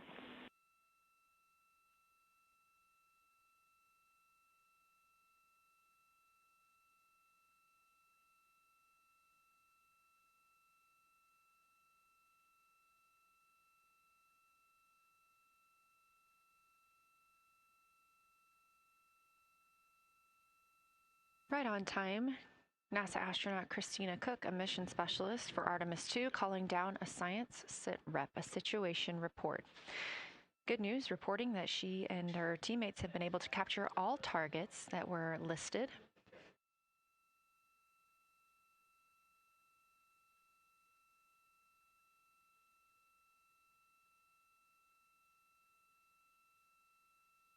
Christina also gave a vibrant description of just how it feels to be there and to see the moon up close and not just something passing in our night sky. Currently, the team members at the window are Reed Wiseman and Jeremy Hansen. Meanwhile, Integrity cabin team for window shroud.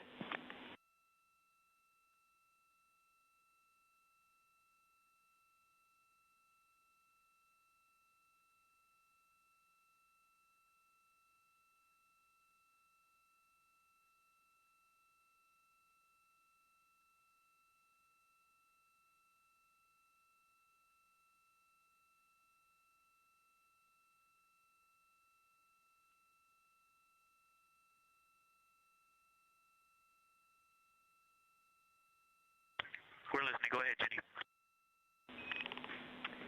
Hey, Victor, we have a temperature constraint on the windows, and the shroud might be getting us close, so we just want to check on the state of window 4's shroud, whether you believe it's still necessary because maybe things have changed with our viewing, and if so, we would like to request to have the shroud removed.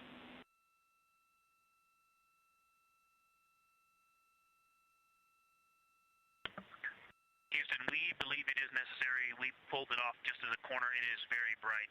It definitely would affect our night vision and maybe comfort. But is there a time? Can you tell us when we would have to take it off by?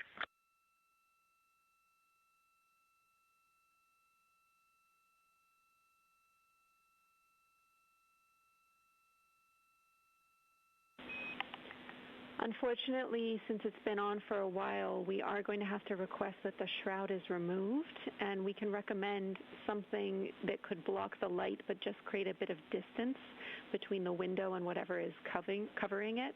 Something like a t-shirt would do the trick and help.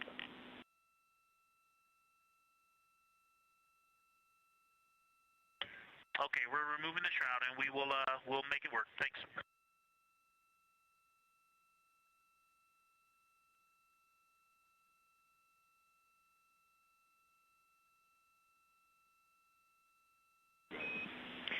Thank you, Victor.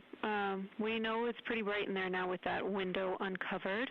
We will also offer that airflow on the window would be helpful. So if you want, you can also retrieve the condensation hose, which should be friction fit onto one of the diffusers. And that on the window would also help.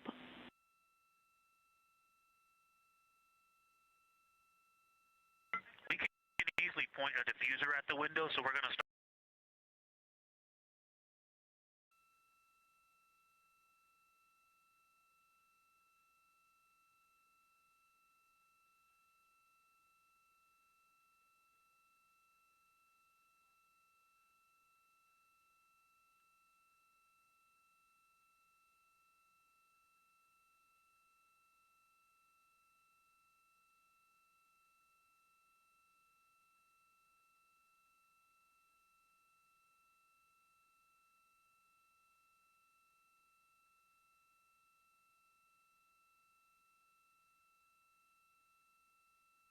That call from Capcom Jenny Gibbons, CSA astronaut and Artemis II crew backup, to the crew aboard Orion, letting them know that they will need to remove the window shroud they had placed on window 4.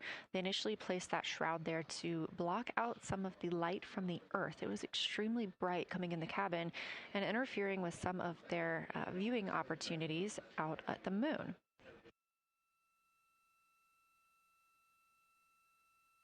This was a request from ground teams to ensure that they are protecting other systems, and the crew has been offered the opportunity to use something else to cover the window.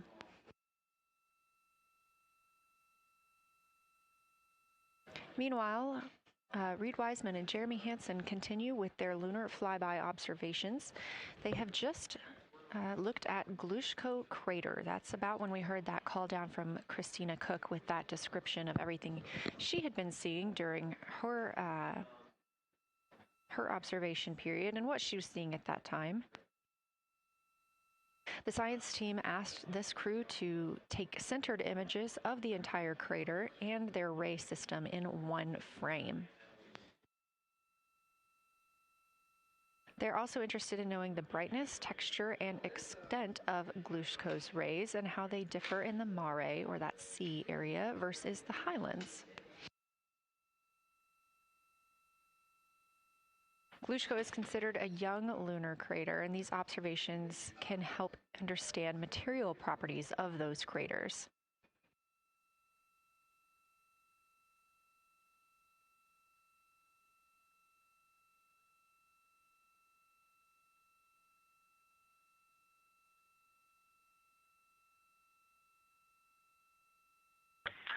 Science, integrity. First, I wanted to start off with connecting with what Christina said, that it was very moving to look out the window. I had the unfortunate sequence to start looking out the window and then moved to the long lens, and it was hard to speak looking through the zoom because I went straight where Christina went, and I was walking around down there on the surface, climbing and off-roading on that amazing terrain. I also want to underscore something that she said.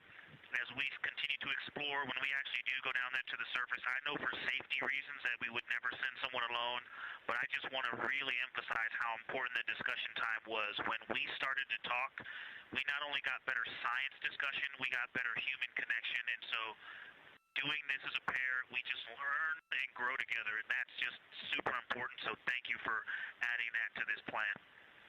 Reed just passed me a note that the Orion Tall Basin annular ring has a similar albedo to the center, but a different color. It has more brownish tones in it, and he said it's very distinct now that he's been staring at it. Victor, thank you. You got a cheer from science there, and we all just went on that moonwalk with you, so highlighting how important it is to talk about these things. I also want to let you know that we have Deanna Glover with us in the viewing gallery. She's all smiles.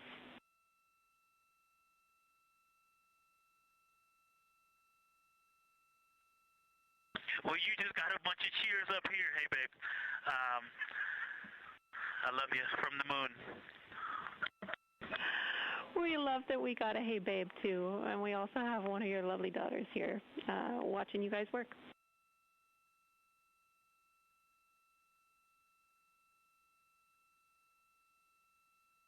Thank you guys for doing that and for supporting them through this. And to all of you, Genesis, Maya, Joya, and Corinne, I love you. And Deanna, I love you. I'm glad you get to be there.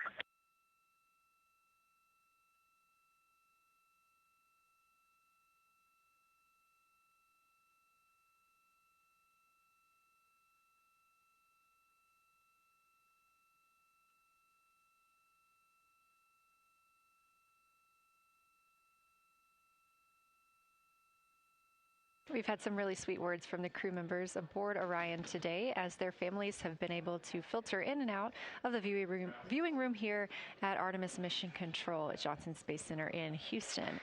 Victor Glover also giving a great science sit rep and just a description of how it must feel if you were down on the lunar surface while he was looking through that 80 to 400 millimeter zoom lens.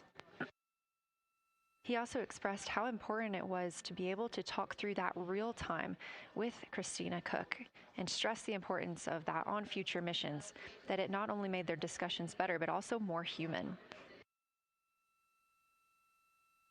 Glover and Cook are in the support roles right now, not taking photos or making annotations at the windows, but they are also encouraged to have their midday meal at this time.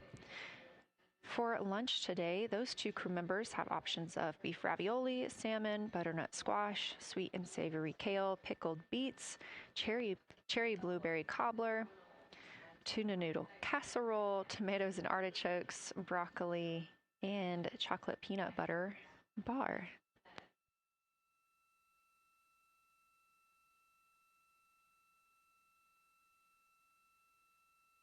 Once Glover and Cook return to the window portion of their flyby today, Reed Wiseman and Jeremy Hansen will get into their midday meal.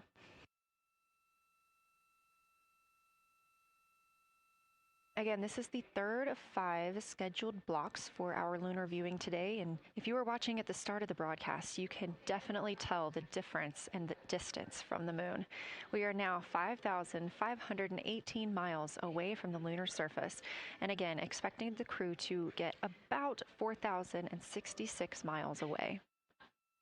They are currently 252,050 miles away from Earth, and every mile is a new record, having surpassed the Apollo 13 milestone for furthest distance earlier today.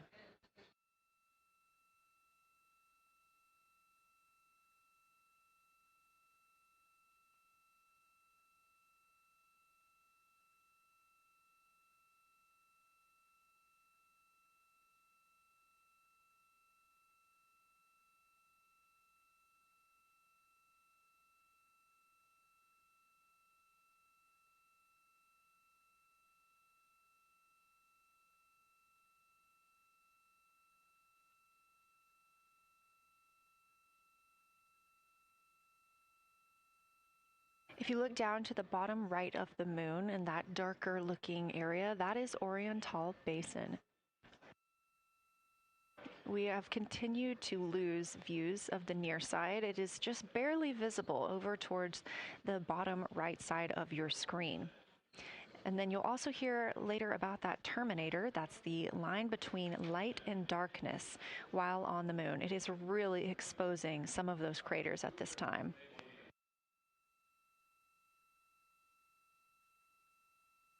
A couple of the other features in view right now are Hertzsprung Basin and Vavilov Crater.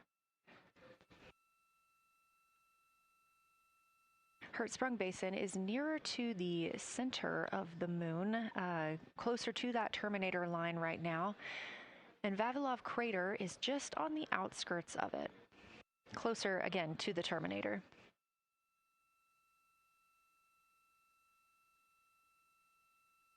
Towards the bottom of the moon and to the left of the terminator line, or currently shadowed in darkness, is Apollo Basin.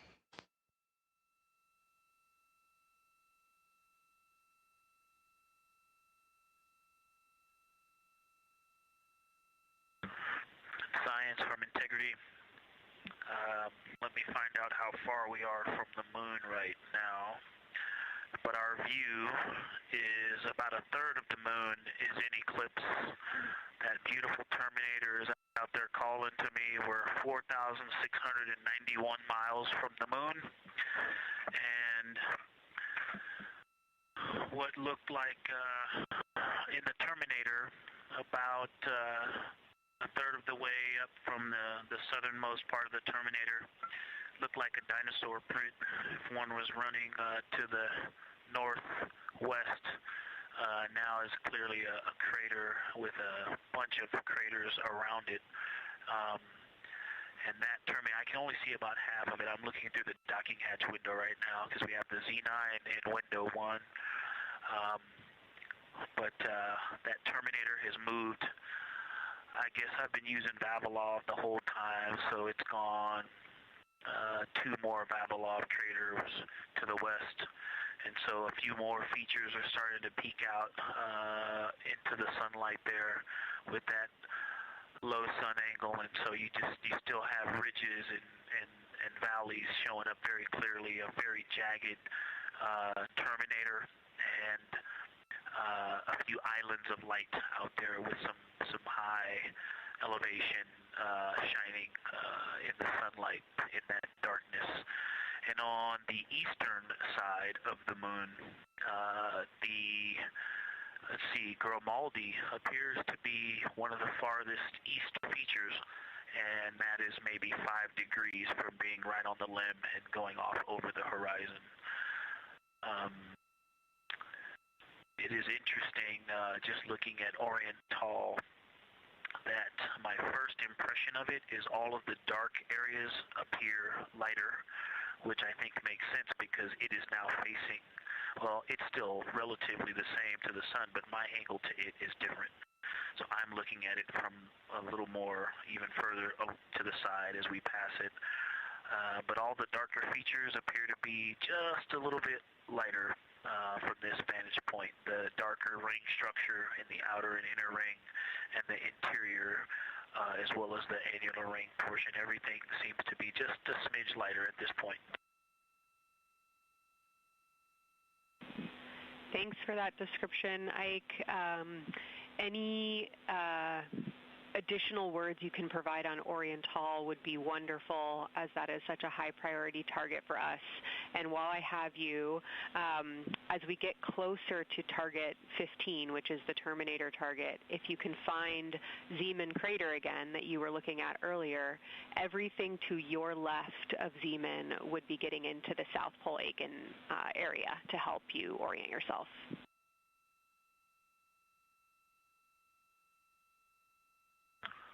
Zeeman is a great waypoint out there. I definitely see it.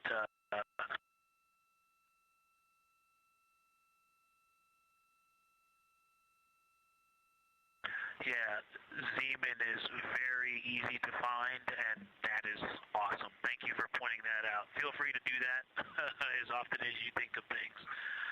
Let's see, looking back at Oriental. Okay, another thing, after looking through the zoom camera, man, you guys are smart. You probably did this on purpose, but after looking with my plain eyes and then going to the 400 millimeter zoom, now looking at it, I see the cliff face as if you were standing in the center. That inner and outer ring have definitely some real terrain to them, and now I can see that as terrain. Now that I look at it even with my naked eye, I can tell that there's a lot of elevation and that, like I said, a cliff face on that eastern edge where all the darker deposits are. And it's just the scale now. Looking at it from far away before, it seemed like flat with color painted on it, but now that I look at it, I can definitely see that there is, different depositional characteristics, and so the darker is some other material, but there's also some shadowing going on because of the cliff face that is a part of that crater wall. Great description, Victor. Thanks, and really interesting to hear now the distinction between shadow and color.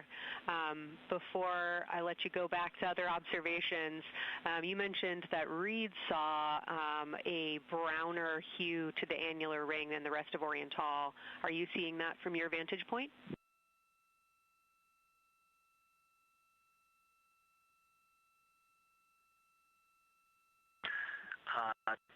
The way that I'm looking at Oriental, again, I'm still in the docking hatch window. There's like a thermocouple right here in the center of the window, and it is the orange Kapton tape color, and so it is unfortunately, it's like trying to look at stars, next to a metropolis. I think it's drowning out any color that I could pick up from the moon. I am not able to see that color, but I have not looked at it through one of the forward face, from one of the windows 1 through 4. I think when I get away from this Kapton tape strip that I would be able to see the variation that Reed's talking about.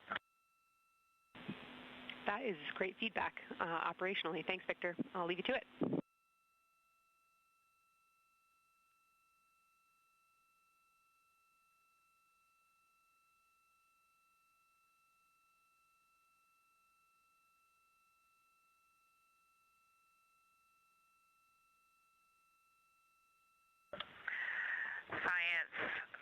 Integrity with a question from the window team. Integrity, this is Science here with you.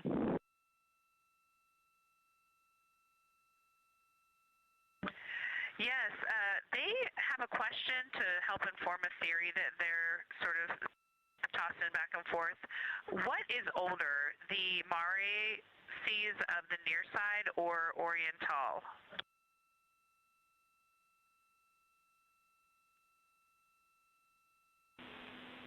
Stand by, Integrity. We're going to get you a little geologic history here.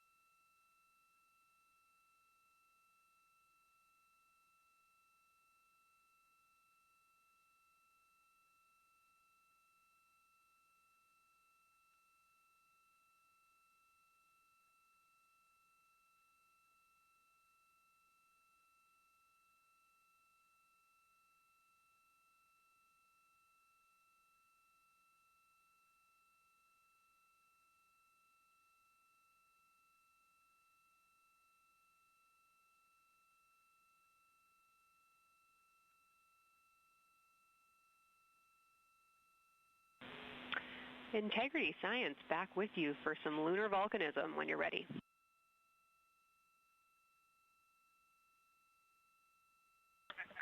Go ahead. You're making our day down here getting to talk about lunar volcanoes.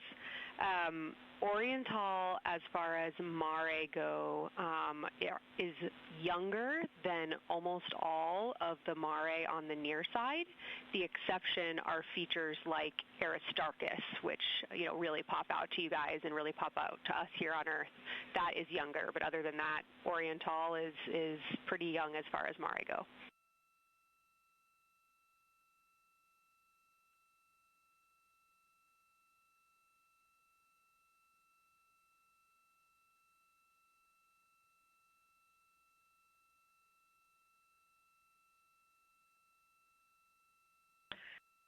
And Kelsey, thanks for that. We love lunar volcanism too. How about when the actual crater was formed?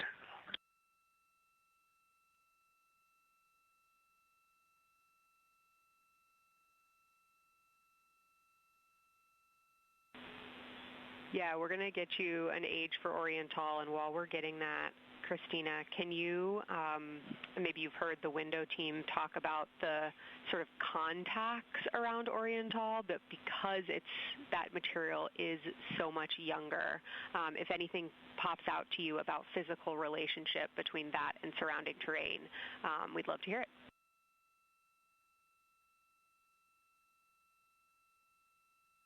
Yeah, definitely. They are discussing a contact relationship that could explain some of the color that they're seeing in certain areas. And so it was really about the ejecta of the creation of the basin and understanding the superposition of its ejecta and Mare on the near side or other features. So thank you. We'll take the insight when you have it.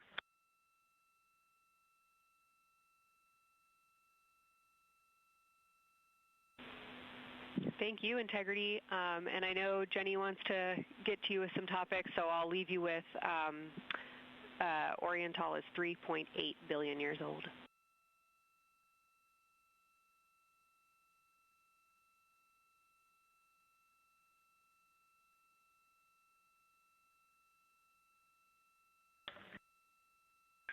Copy that. So that's on the older side. The actual basin is very old. Correct. As is the case with a lot of mare, typically the big basin formed, and then the volcanic eruption was able to punch through the crust where it was weakened by that basin formation.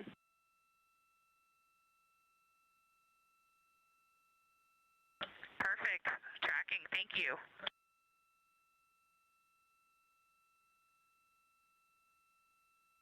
NASA astronaut Christina Cook calling down some questions to the science team on console. The voice you're hearing with those answers is Dr. Kelsey Young. She is joined by Trevor Graff on console today. Christina asking about the age of Orion Tall, and specifically the mare regions. Those are those dark regions that you see. They are paved or filled by volcanic deposits.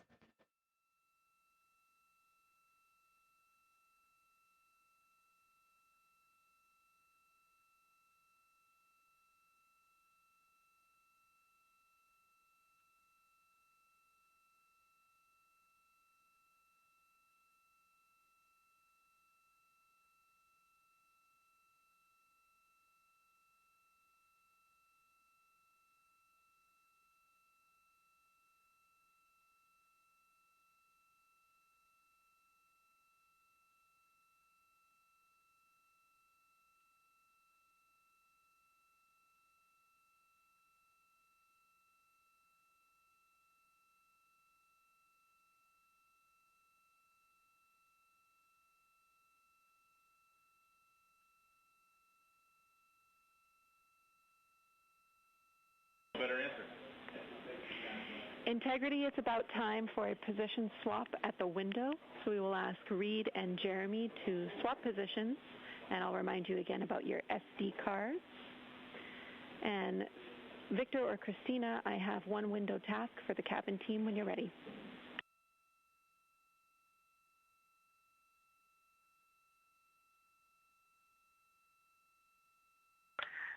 They are swapping, and I'm ready.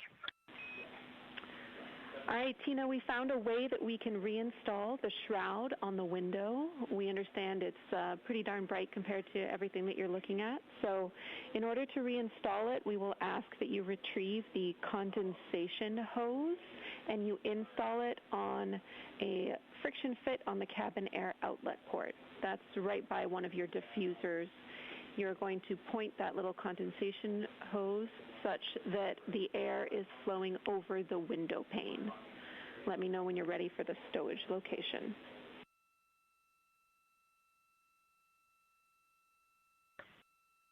Ready.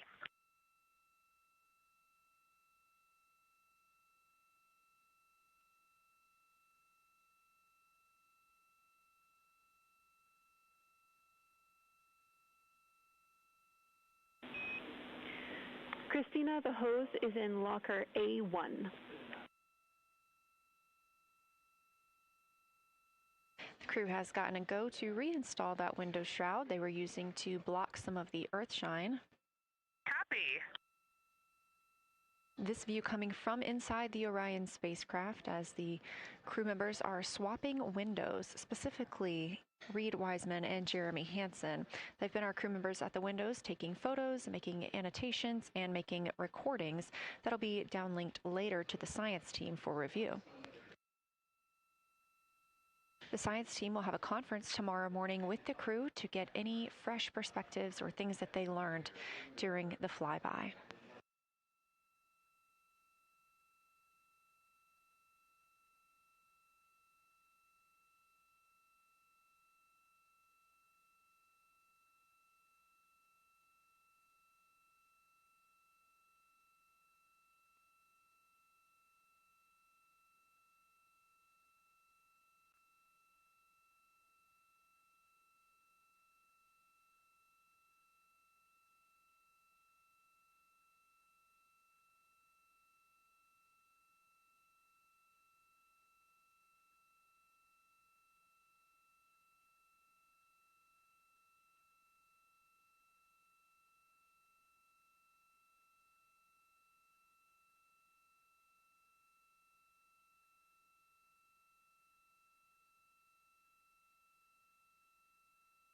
Again, we are now in the third of 5 observation blocks for the crew scheduled for today.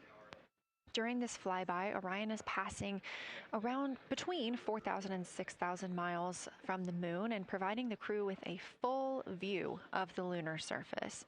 It's a higher vantage point and much farther than Apollo's lunar orbits on average. So from this view, astronauts can observe both the North and South Pole and large-scale geologic features in one single view.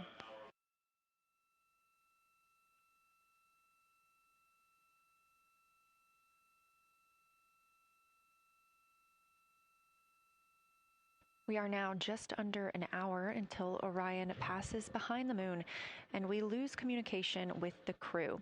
They will be out of reach with any of our deep space network antennas.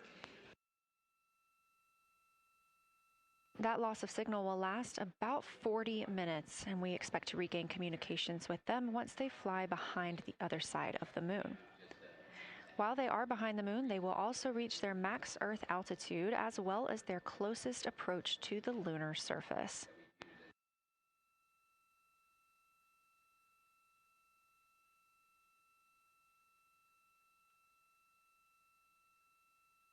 The view you have right now is a live stream from a camera on Orion's solar arrays.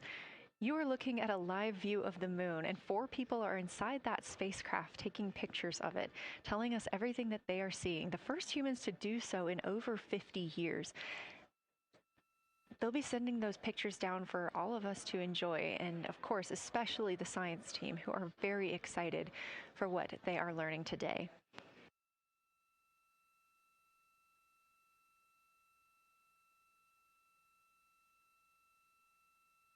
It appears the Artemis II spacecraft, Orion, is now under 5,000 miles away from the moon. Again, we expect their closest distance to the moon be about 4,066 miles.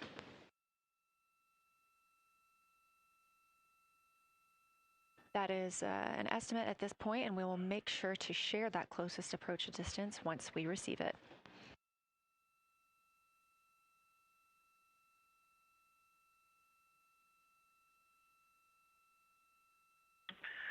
Houston integrity question, did you just want us to cool the window with the condensation hose, or did you want us to put the shroud back on and cool the window at the same time?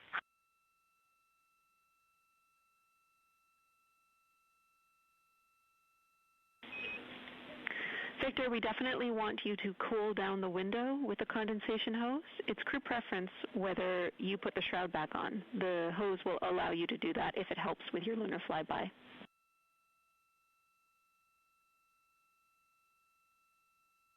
Okay, copy. We're going to do both at the same time. Thank you. Houston copies.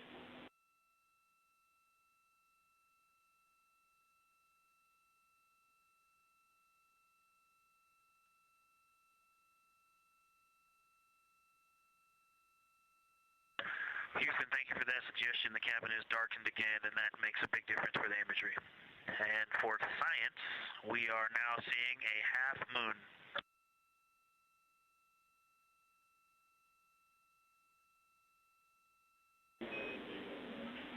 Thank you, Victor. We're happy to hear it, and we see half moon, full moon joy still.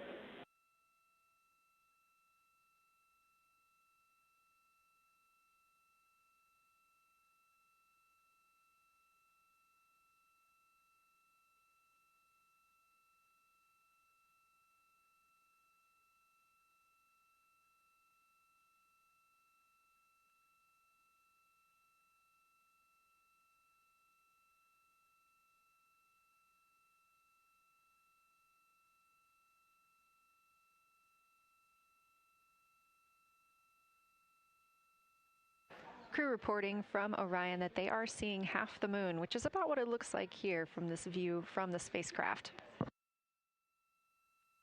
However, what has become a little bit of a catchphrase for this mission, everyone is reporting full moon joy.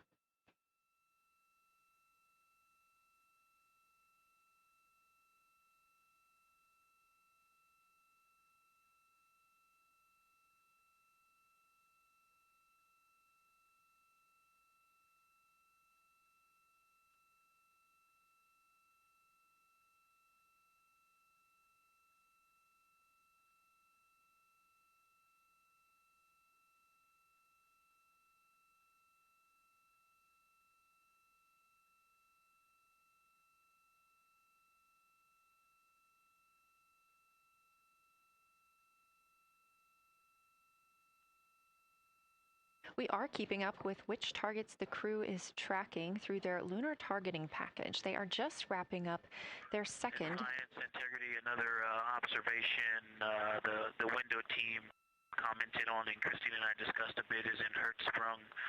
The solid and intact crater is very smooth. If it were a dirt road, it's very hard packed, and then you go outside of it, and that outer crater, that's the one that is older. It is a little rougher and more jagged, and starts to get into more loose-looking terrain, and the smooth interior also causes the craters that are inside of the larger crater, the smaller craters, to have really sharp edges, sharp, distinct edges.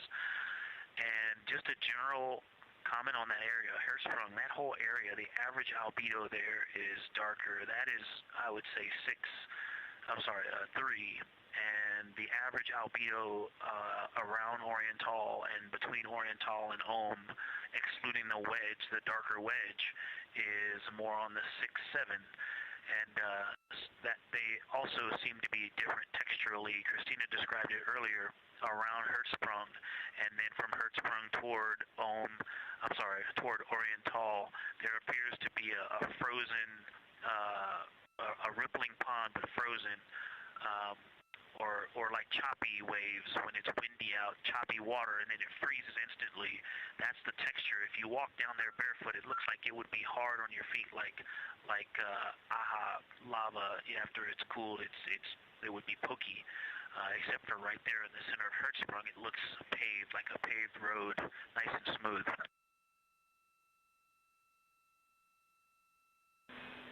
Victor, that's a wonderful description. Going from a paved road to lava reminds us of the Icelandic highlands. Thanks for that.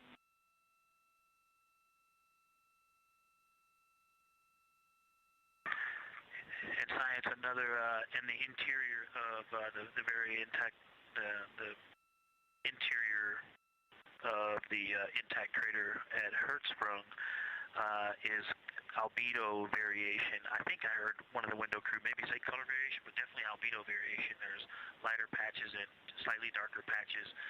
It's not swirling, it's just patchy. It just has spots that are lighter, and I would say a predominantly darker average area. Great descriptions, Victor. Thanks. Not swirly, just patchy is really helpful for us.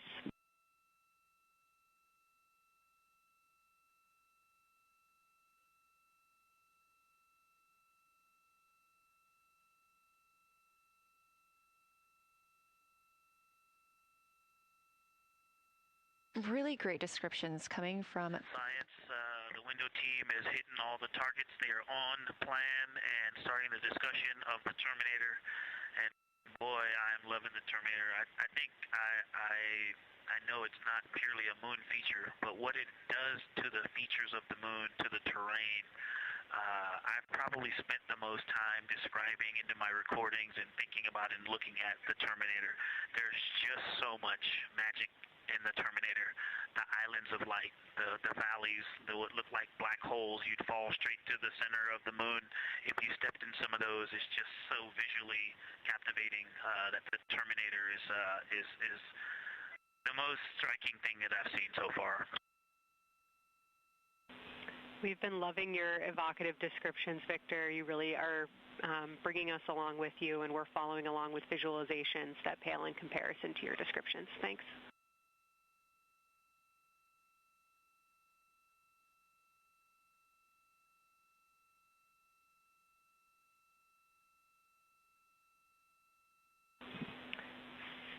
Integrity Science, one more question on a status of what the window team chose to observe for crew choice.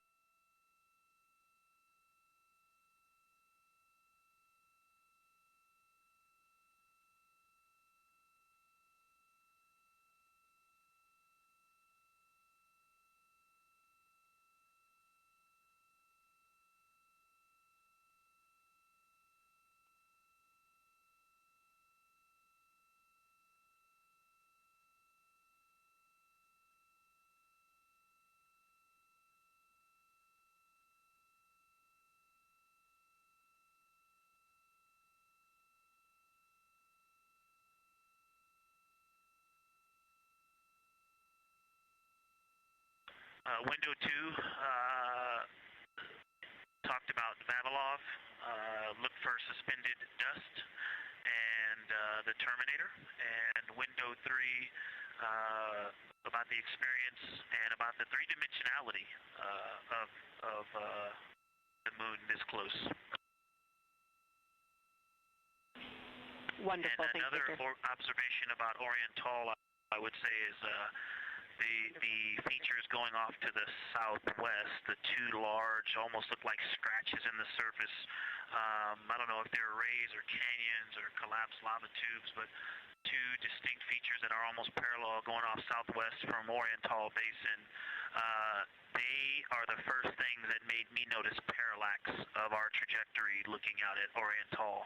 That and in the inner walls of the east side of the crater rings, you really get a sense that we're flying over something with elevation and terrain, and they look different from this orientation.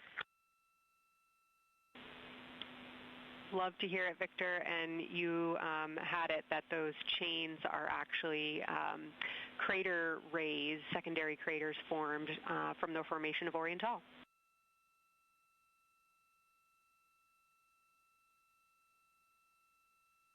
Yeah, speaking of crater rays, the crater rays that are going off to the northwest,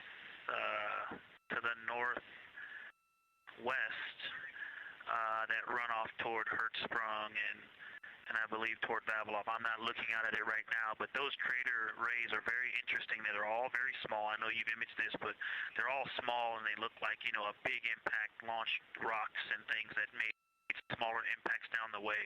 But something very interesting, and again, you can see this in imagery, but some of them are parallel, and then some of them converge toward the center of Orion Tall. And then I think I even saw some that maybe diverge, which not diverge, but that are convergent, which indicate multiple large impacts that created a lot of secondary impact crater rays. Fantastic, Victor. And I'll note that we can infer that you're looking down at your freshly named Integrity crater, which is near the end of one of those beautiful crater rays from Orion Tall. Thanks for the description.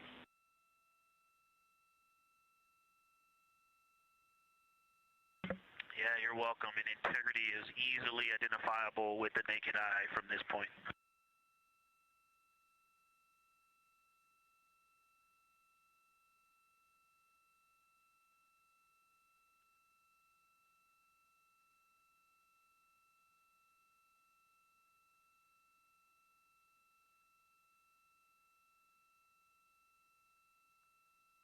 We've been hearing some great situation reports from Victor Glover, the pilot of the Artemis II mission, calling down to the science team, letting them know what he is seeing. And one of those things is Hertzsprung Basin.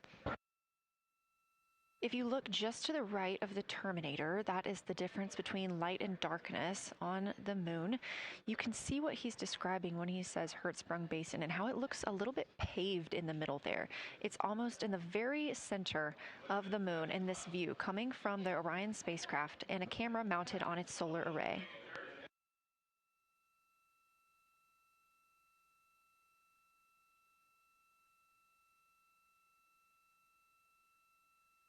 We are now 4 days, 23 hours, and 23 minutes into the flight of Artemis II, and we are standing by for their lunar loss of signal in about 43 minutes. Again, the spacecraft will fly behind the moon, and during that time, we won't have communication with them. They will be out of reach of our deep space network. However, we will regain communication with them approximately 40 minutes later when they come around the other side of the moon.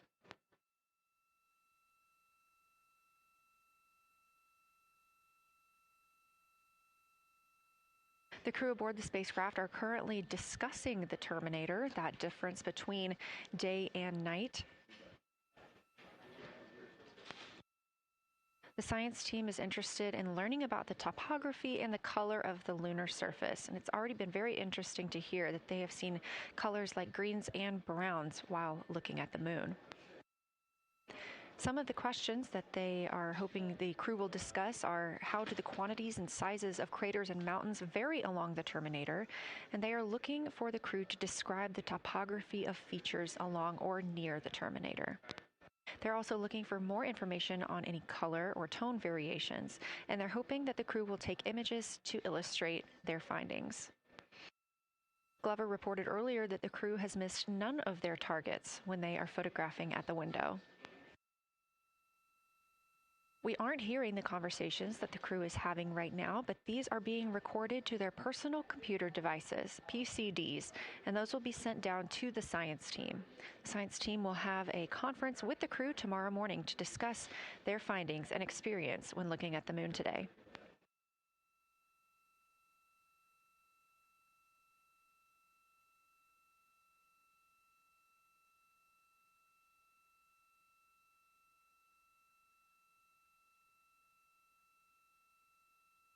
We have a few minutes left while the crew is discussing the Terminator. And if you're just joining us, you're looking at a live view of the moon, our moon, from the Orion spacecraft and a camera on its solar array. Inside that spacecraft, 4 astronauts, Reed Wiseman, Victor Glover, Christina Cook, and Jeremy Hansen, the first 4 people to fly around the moon in over 50 years.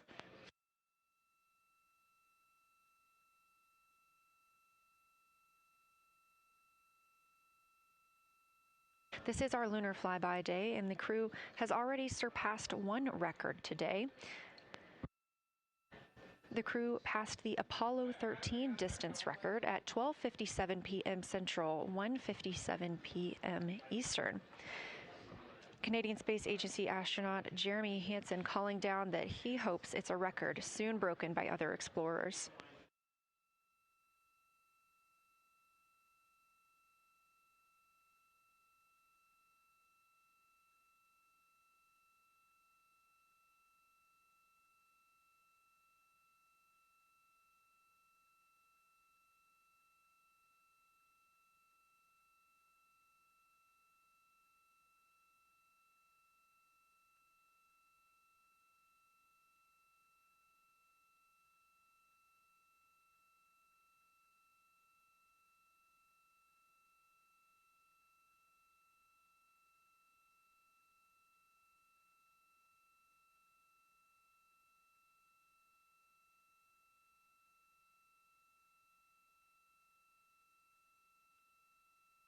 We are live in Artemis Mission Control in Houston, Texas, monitoring the flight of Artemis II.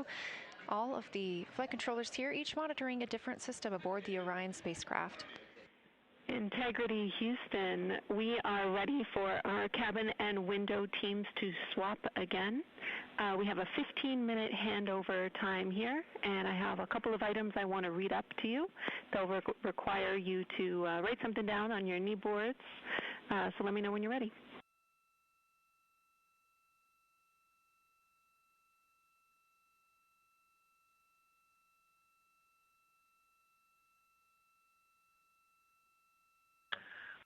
Okay, Houston, we are ready. Copy, Integrity. First of all, once you start this next shift here, during this lunar observation shift, we will begin our lunar LOS, so you can expect a call from me a few minutes prior reminding you. And second of all, FIDO just sent us updated altitudes and METs for lunar closest approach and max Earth altitude. Let me know when you are ready to write those down. They differ slightly from Optimus.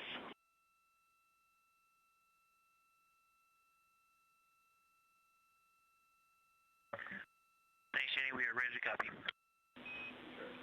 Lunar closest approach will be at MET 5 days, 0 hours, 25 minutes, 34 seconds. And the altitude will be 4,067 statute miles.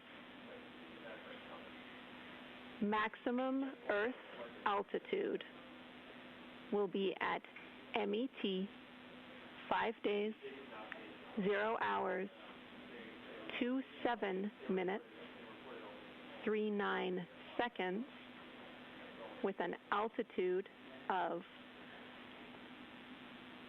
252,756 statute miles.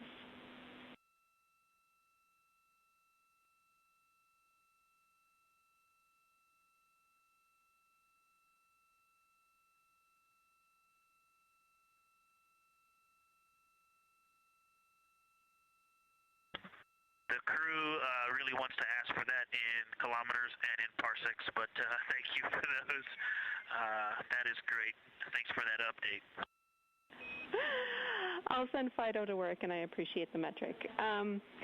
Other than that, I have no new vehicle statuses to pass to you. Enjoy your handover time, and we're looking forward to picking back up with you shortly. Astronaut and Artemis II backup crew member to the crew working aboard the Orion spacecraft. Had a little bit of a view inside the cabin. As you can see, it is very dark. The crew has turned off the lights, and the light that you were able to see is coming through the window, a reflection of Earthshine and from the moon.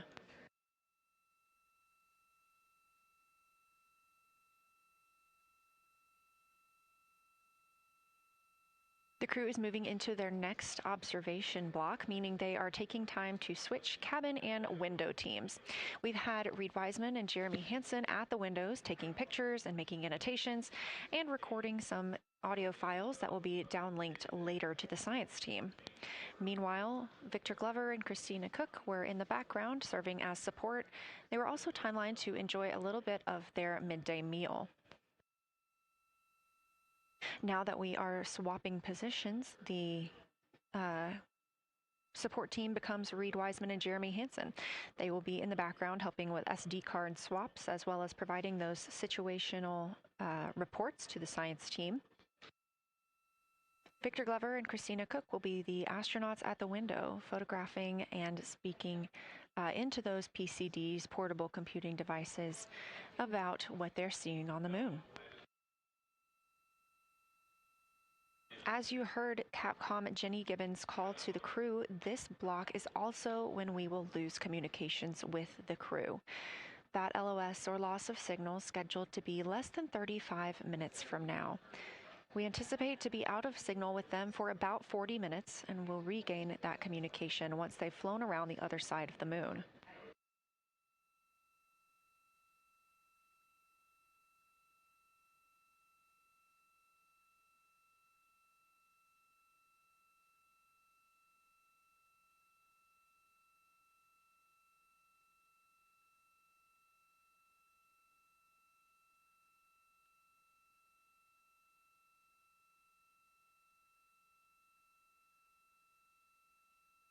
Now, even though the crew will be flying behind the moon, their observation period does not stop. They will still be taking pictures and making annotations of what they are seeing. They'll be looking for the limb of the moon, Earth set, and then Vavilov crater, which we have previously seen. They'll swap positions at the window before moving into a crew choice option. They will get to pick things that are interesting to them on the surface, take pictures, and explain why they find them that way. They'll also be looking for any impact flashes. These are short-lived flashes on the lunar surface caused by impact bombardment.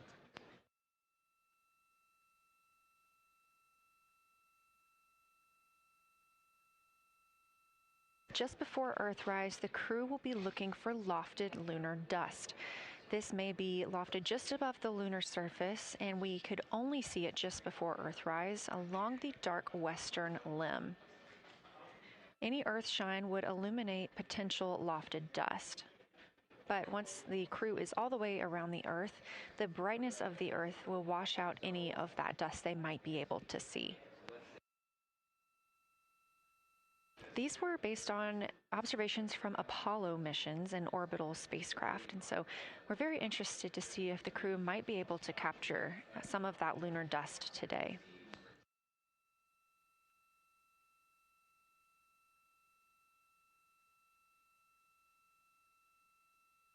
Following that lofted lunar dust target, the next will be Earthrise. We will regain communications with the crew shortly after Earthrise.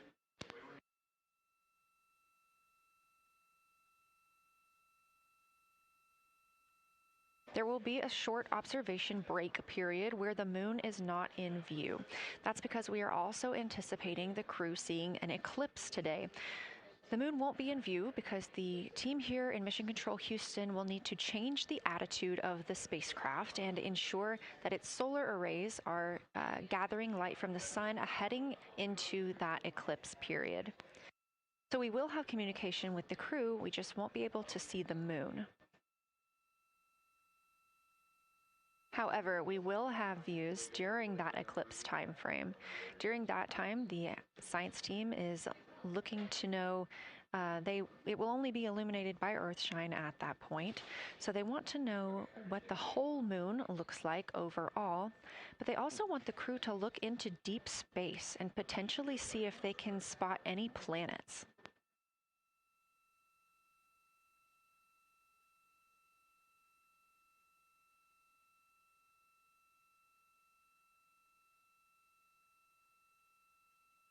Once the eclipse is over, the lunar flyby period will have ended. We are live through the whole thing, and even once flyby is over today, we remain live 24/7 on NASA's YouTube. Integrity, you got a moment? Go ahead.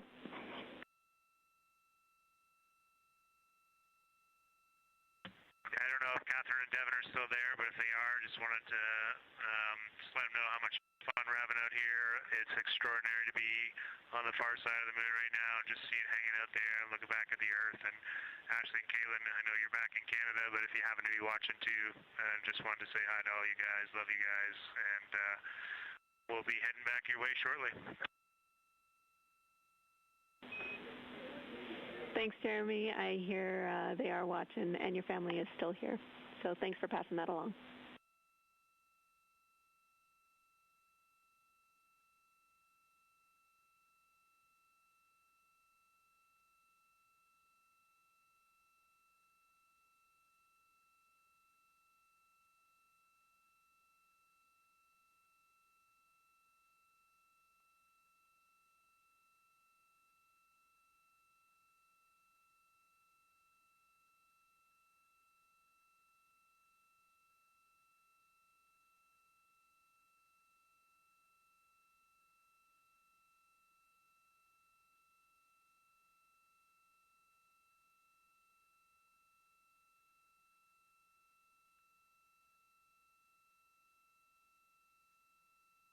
This view inside the Orion spacecraft, and it's a little hard to make out, but on the left there, that is Jeremy Hansen just calling down some well wishes to his family, joining us in the viewing room and watching online. Currently in the window are Victor Glover and Christina Cook. They are taking pictures outside of the window as they are now in their flyby observation block. At this time, Reed Wiseman and Jeremy Hansen are serving as support crew members, and they are also going to have an opportunity to enjoy their midday meal at this time.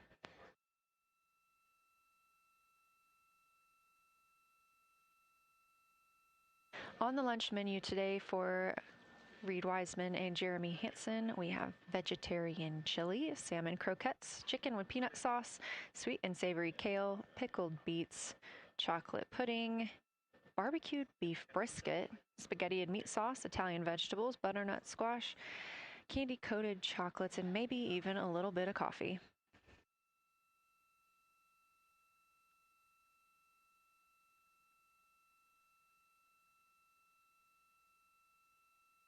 And if you look closely, you can see it looks like they are getting into some of their food for the midday meal. All of the food on the spacecraft is rehydratable. We don't have an option for fresh food as there's not a refrigerated section of the Orion spacecraft. So all of this food can either be rehydrated or eaten straight from the package, just depends on what the food actually is. And for food that needs to be rehydrated, there is information on each package of how much water needs to fill that bag and what temperature it needs to be.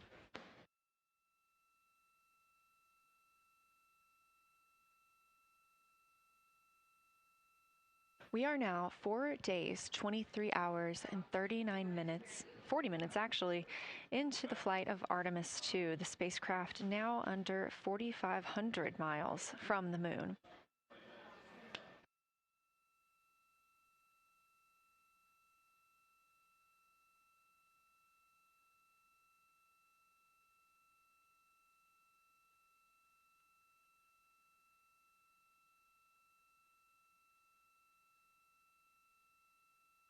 We are now also under 30 minutes away from loss of signal with the astronauts. We will regain that communication about 40 minutes later.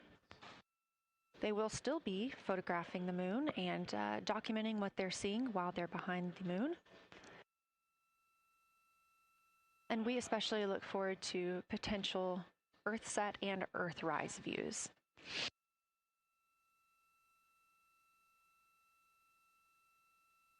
As you can see on the left side of your screen, we are streaming this solar array camera view throughout the flyby.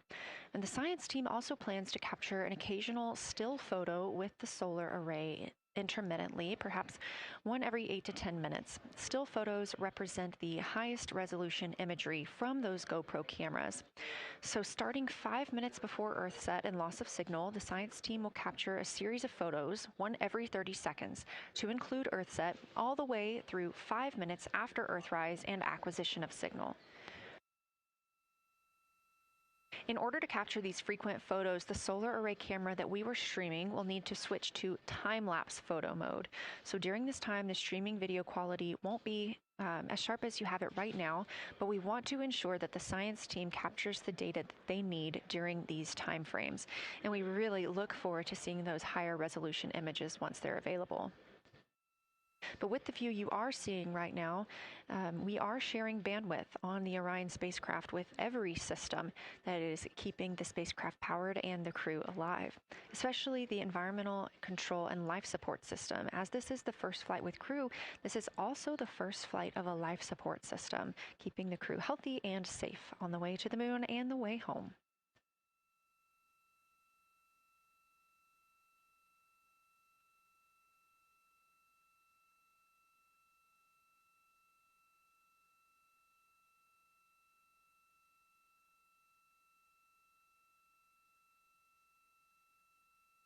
On the timeline, we're getting towards the end of the cabin and window team swap period, but it looks like our astronauts, Victor Glover and Christina Cook, are already photographing the moon outside of those windows.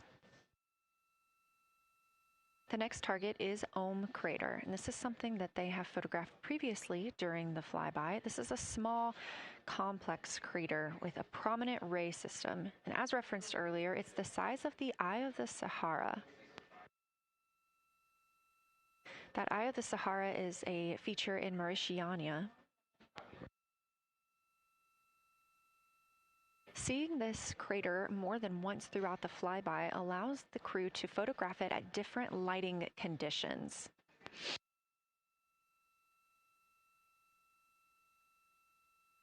Those different lighting conditions help expose different portions of the target and can help the science team learn a little bit more about how it formed and what it is today.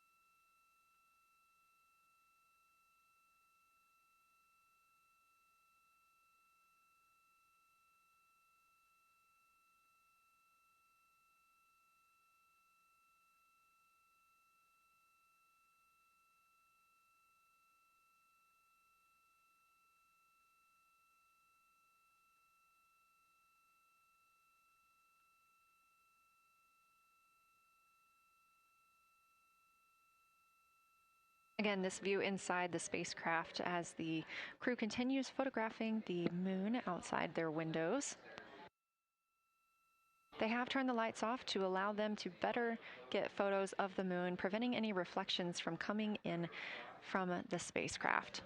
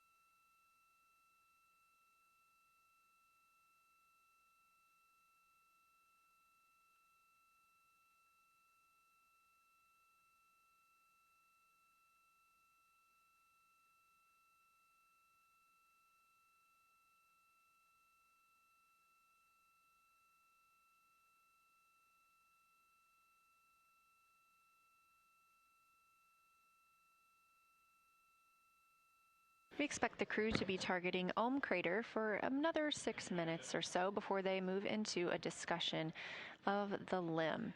Now, the science team has asked for a science sit rep or situation report during that time, so we hope to hear calls from the crew on what they are observing.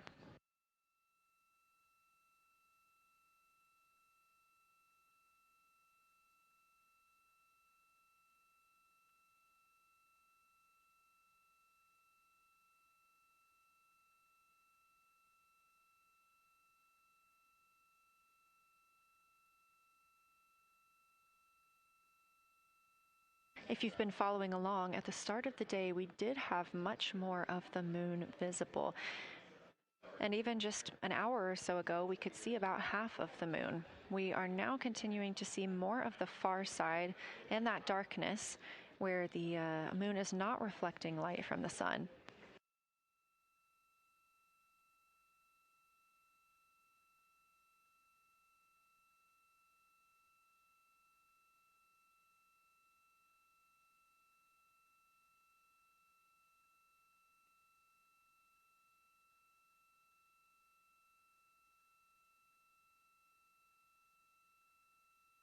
Earlier, we were also able to see some of those darker portions, that old lava flow that we often see on the near side of the moon and that we can all see from Earth.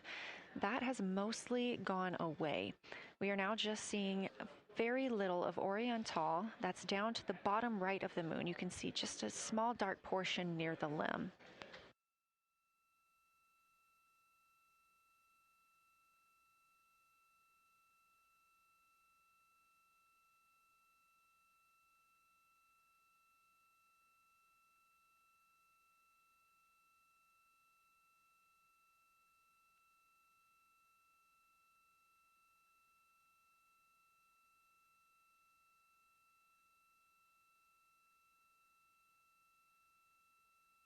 We are now about 18 minutes away from loss of signal with the Orion crew. Again, we use the Deep Space Network to communicate with the crew members when they are this far from Earth. This is the first mission since Apollo when we have had humans on the Deep Space Network.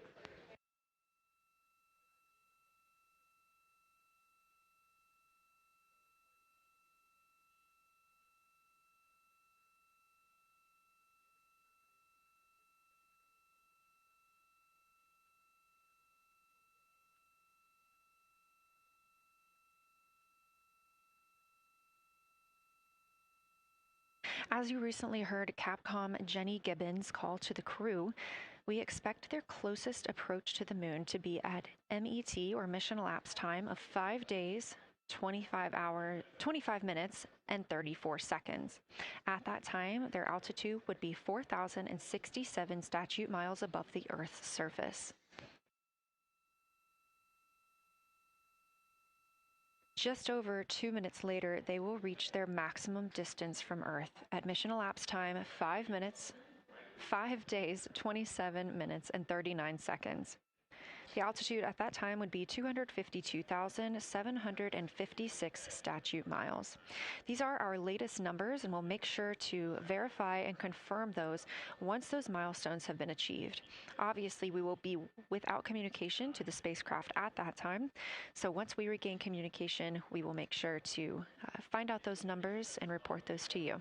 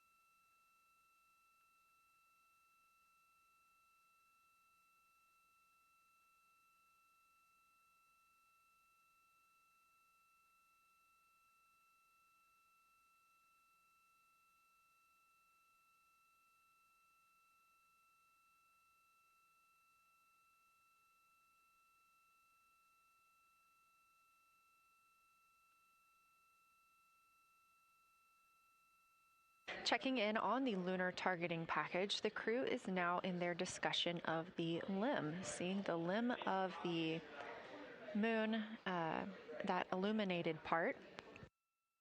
Currently at the windows taking photos and making annotations are Victor Glover and Christina Cook. We are expecting loss of signal in about 13 minutes. We will regain that signal with the crew about 40 minutes later.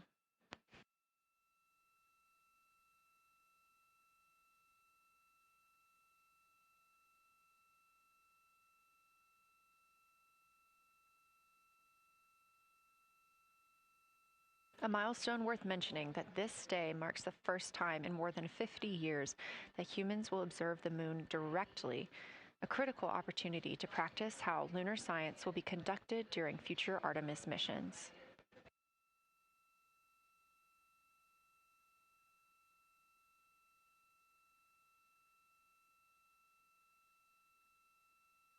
I've continued to reference the lunar targeting package throughout this broadcast, which is the primary tool guiding the crew observations, and that consists of two key components. The first of those is the Lunar Geography Review, which helped the astronauts study major lunar features in advance. That also helped them learn to orient themselves during the flyby. The Lunar Targeting Plan provides a detailed timeline of observation targets, background science context, and specific instructions for the picture the crew should take, and verbal descriptions of what will be helpful to the science team reviewing those pictures later. That's what we've been tracking real time and what the crew is using right now to keep up with their next milestones.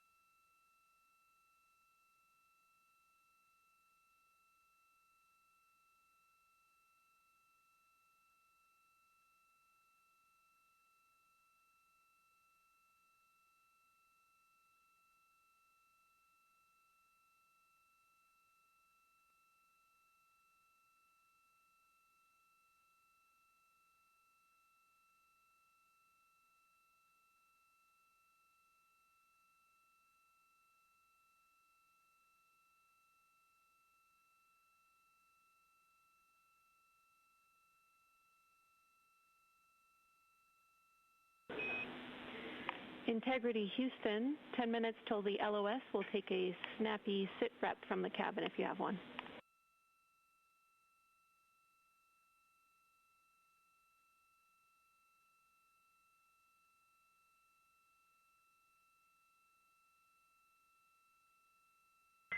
Okay, Jenny, that came, we missed most of that, but just a 10-minute warning, is that what you're saying? 10-minute warning for the LOS, and I'll take a quick sit rep from the cabin, please.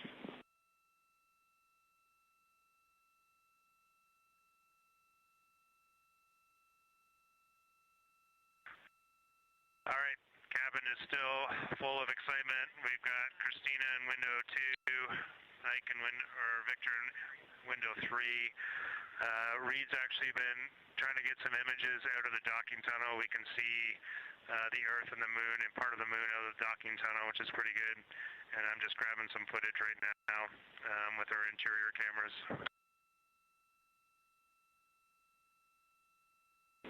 Copy, Jeremy. We'd like to know what camera Reed is using and also the status of window 1. Looks like there might be a shroud removed.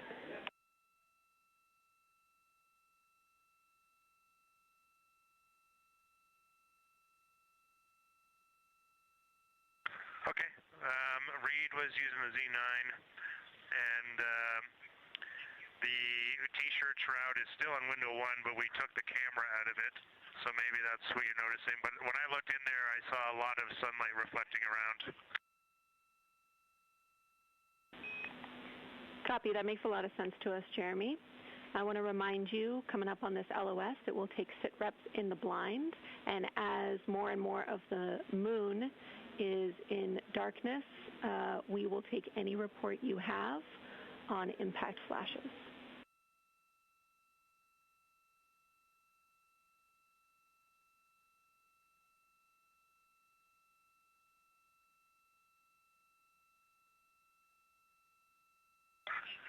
All right, Jenny, you have to say again your last. There's a lot of conversation here, and I was on the other side of the cabin, so I missed all of it. Look out for impact flashes, and we'll take sit reps in the blind.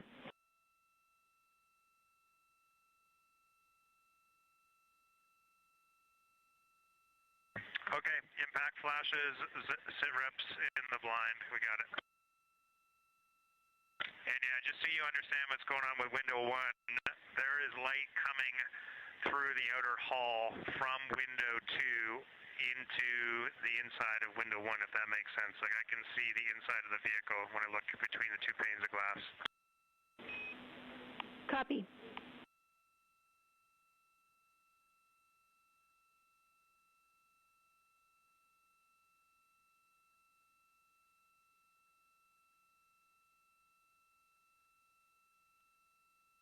You're getting your first live look at Orion, the moon, and the Earth. Everyone in this picture.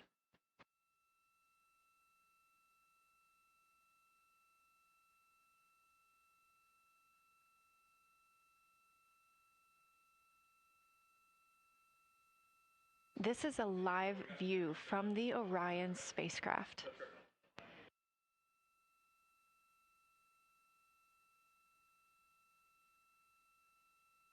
Currently aboard Orion, 4 crew members, Reed Wiseman, Victor Glover, Christina Cook, and Jeremy Hansen. And on the Earth, all of us, all of humanity. You can see the moon is starting to get a little bit dimmer as the astronauts are going to pass behind it. Now 6 minutes and 26 seconds away from that loss of signal. Again, we will be out of communication with them for about 40 minutes until they come around the other side of the moon and we can re-establish contact.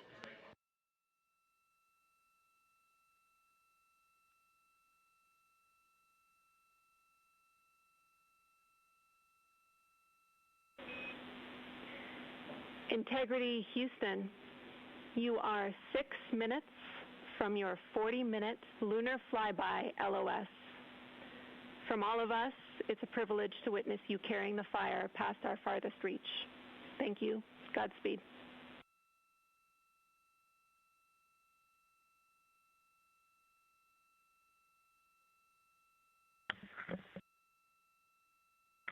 Thank you for that, Jenny. And thank you to all of you for allowing us the immense privilege to be on this journey together. It's quite amazing. And as we go on this journey, thinking about the NASA mission to explore the unknown in air and space, to innovate for the benefit of humanity, and to inspire the world through discovery. And as you've gone along on this journey with us, hopefully we're doing just those things. And as we get close to the nearest point to the moon and farthest point from Earth, as we continue to unlock the mysteries of the cosmos, I would like to remind you of one of the most important mysteries there on Earth, and that's love. Christ said in response to what was the greatest command, that it was to love God with all that you are. And he also, being a great teacher, said the second is equal to it, and that is to love your neighbor as yourself. And so, as we prepare to go out of radio communication, we're still going to feel your love from Earth, and to all of you down there on Earth and around Earth, we love you from the moon.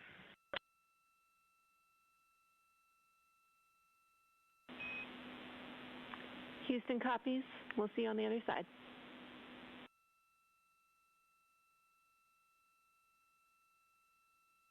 We will see you on the other side.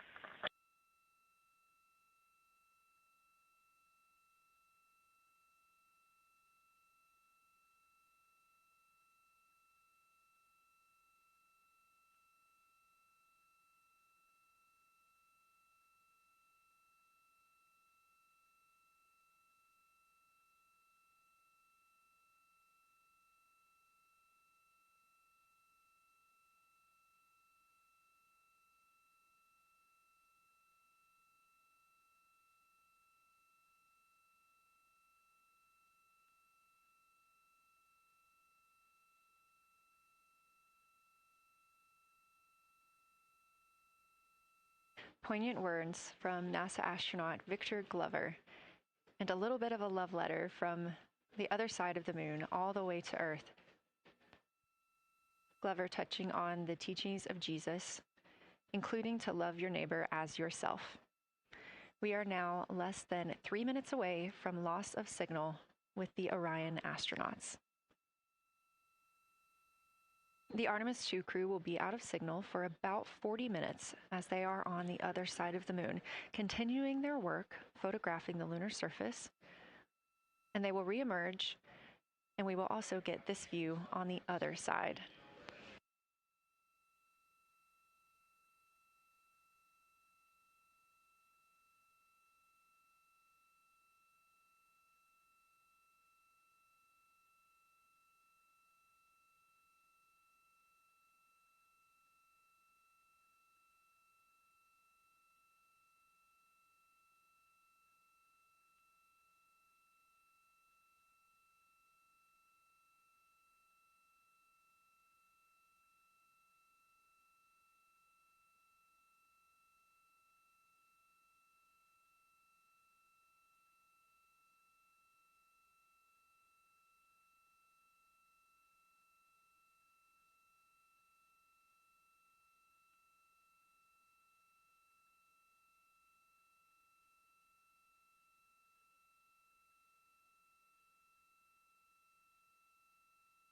Just about a minute and a half now until we lose communication with the astronauts aboard Orion on the Artemis II mission.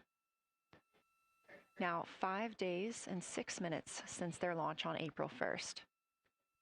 Again, we'll be out of communication for about 40 minutes. And this really beautiful view of a crescent moon and a crescent Earth. How great thou art.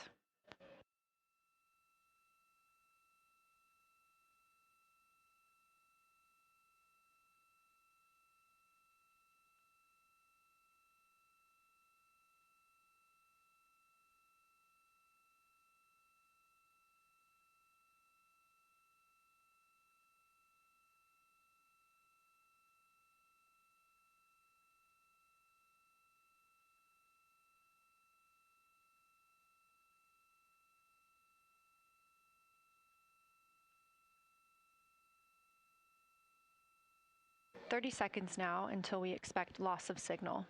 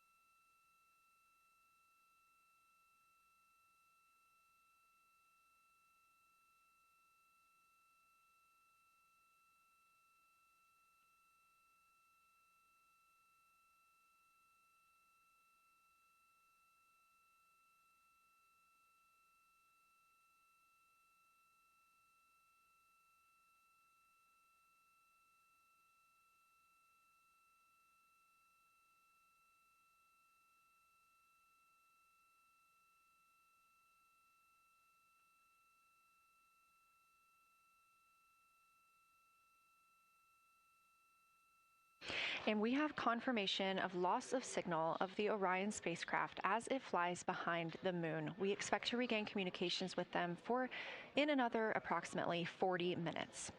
This was expected as their spacecraft is now out of direct line of sight with Earth and behind the moon.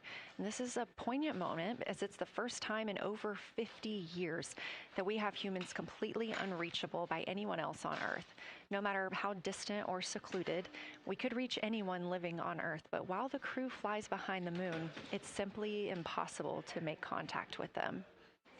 This is a live view inside the Science Evaluation Room here at Johnson Space Center and just down the hall from Mission Control.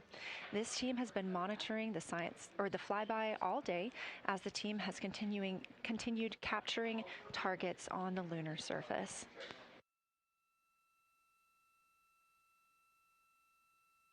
We even got to see this team in action as they were helping the astronauts identify some of the features they were seeing on the moon but not expecting.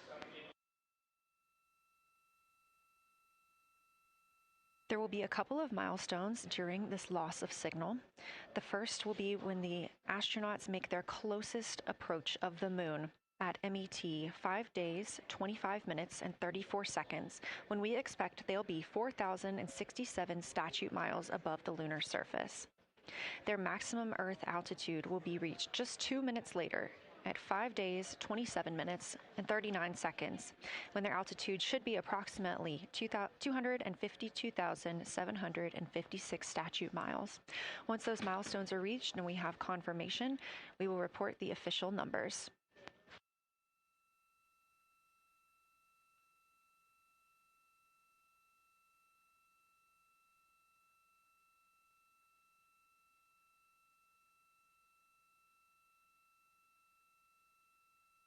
Throughout the Artemis II mission, astronaut voice, images, video, and vital mission data must traverse thousands of miles, carried on signals from NASA's powerful communications systems, the Near Space Network and the Deep Space Network. Let's learn a little bit more.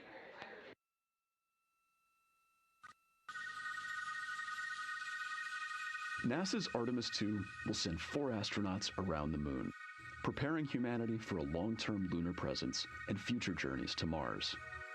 Enabling communication and navigation for this test flight are NASA's Near Space Network and Deep Space Network. With antennas around the world and a fleet of relay satellites, the networks will deliver vital data to and from Earth through all phases of the mission. The networks are seamlessly integrated at NASA's Johnson Space Center in Houston, Texas, where Mission Control coordinates the network handovers. These transfers represent a delicate dance between the two networks, exchanging support as the mission shoots toward the moon. On the launch pad and during their early orbit phases, NASA's Orion spacecraft and Space Launch System rocket will rely on communications and tracking services from the Near Space Network. After its translunar injection burn, the Deep Space Network's global array of antennas will serve as Orion's primary communication support during lunar orbit. As the mission journeys farther into space and away from Earth, signal strength weakens and bandwidth is conserved for crew communications. The astronauts will have a near constant connection to Earth, ensuring their safety on a journey farther into space than ever before. We say near constant because as Orion goes behind the moon, a planned loss in communications will occur. The Deep Space Network will be standing by to reacquire the signal as Orion reappears. The Artemis II mission also provides an opportunity to test new capabilities. Using laser links, NASA will periodically transmit Orion data to showcase the benefits laser communications could have for future human spaceflight missions. The data from Orion, sent by radio signals or laser links, is massive. The mission is gathering images, data, and video, while also generating details about mission health and crew voice files. All of that data gets processed here on Earth, where systems compress it for efficiency. In the future, we'll upgrade these systems on Earth so that image and video clarity improve with each moon mission. With the Artemis II test flight, we're evaluating the communications infrastructure that will help carry us into the future as we explore the moon and journey forward to Mars.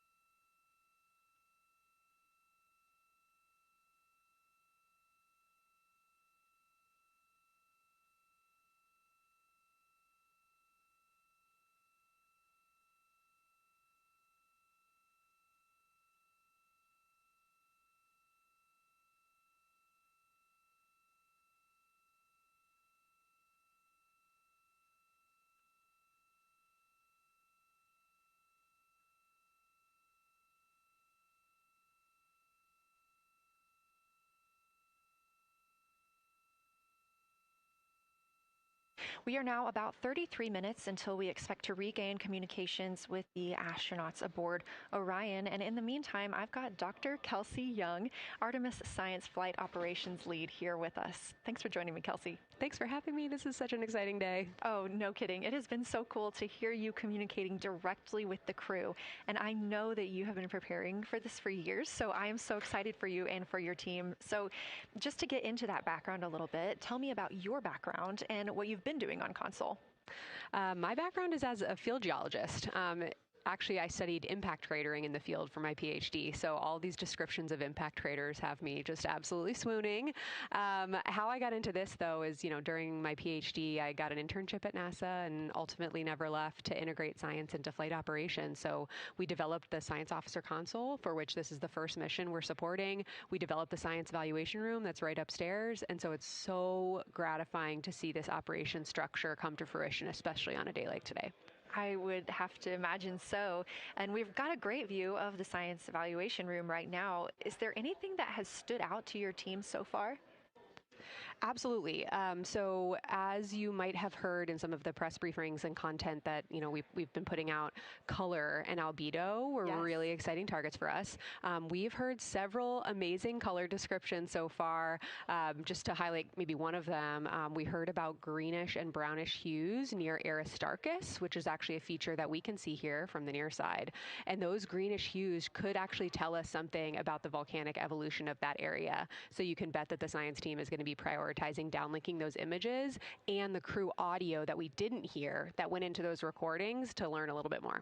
Wow, that is fascinating. I was hearing those colors and very interested just from a personal standpoint, because looking at the moon from, 250,000 miles away, we don't see green or brown. So just hearing that, them being so close and getting to see that, fascinating, and I know very exciting for you.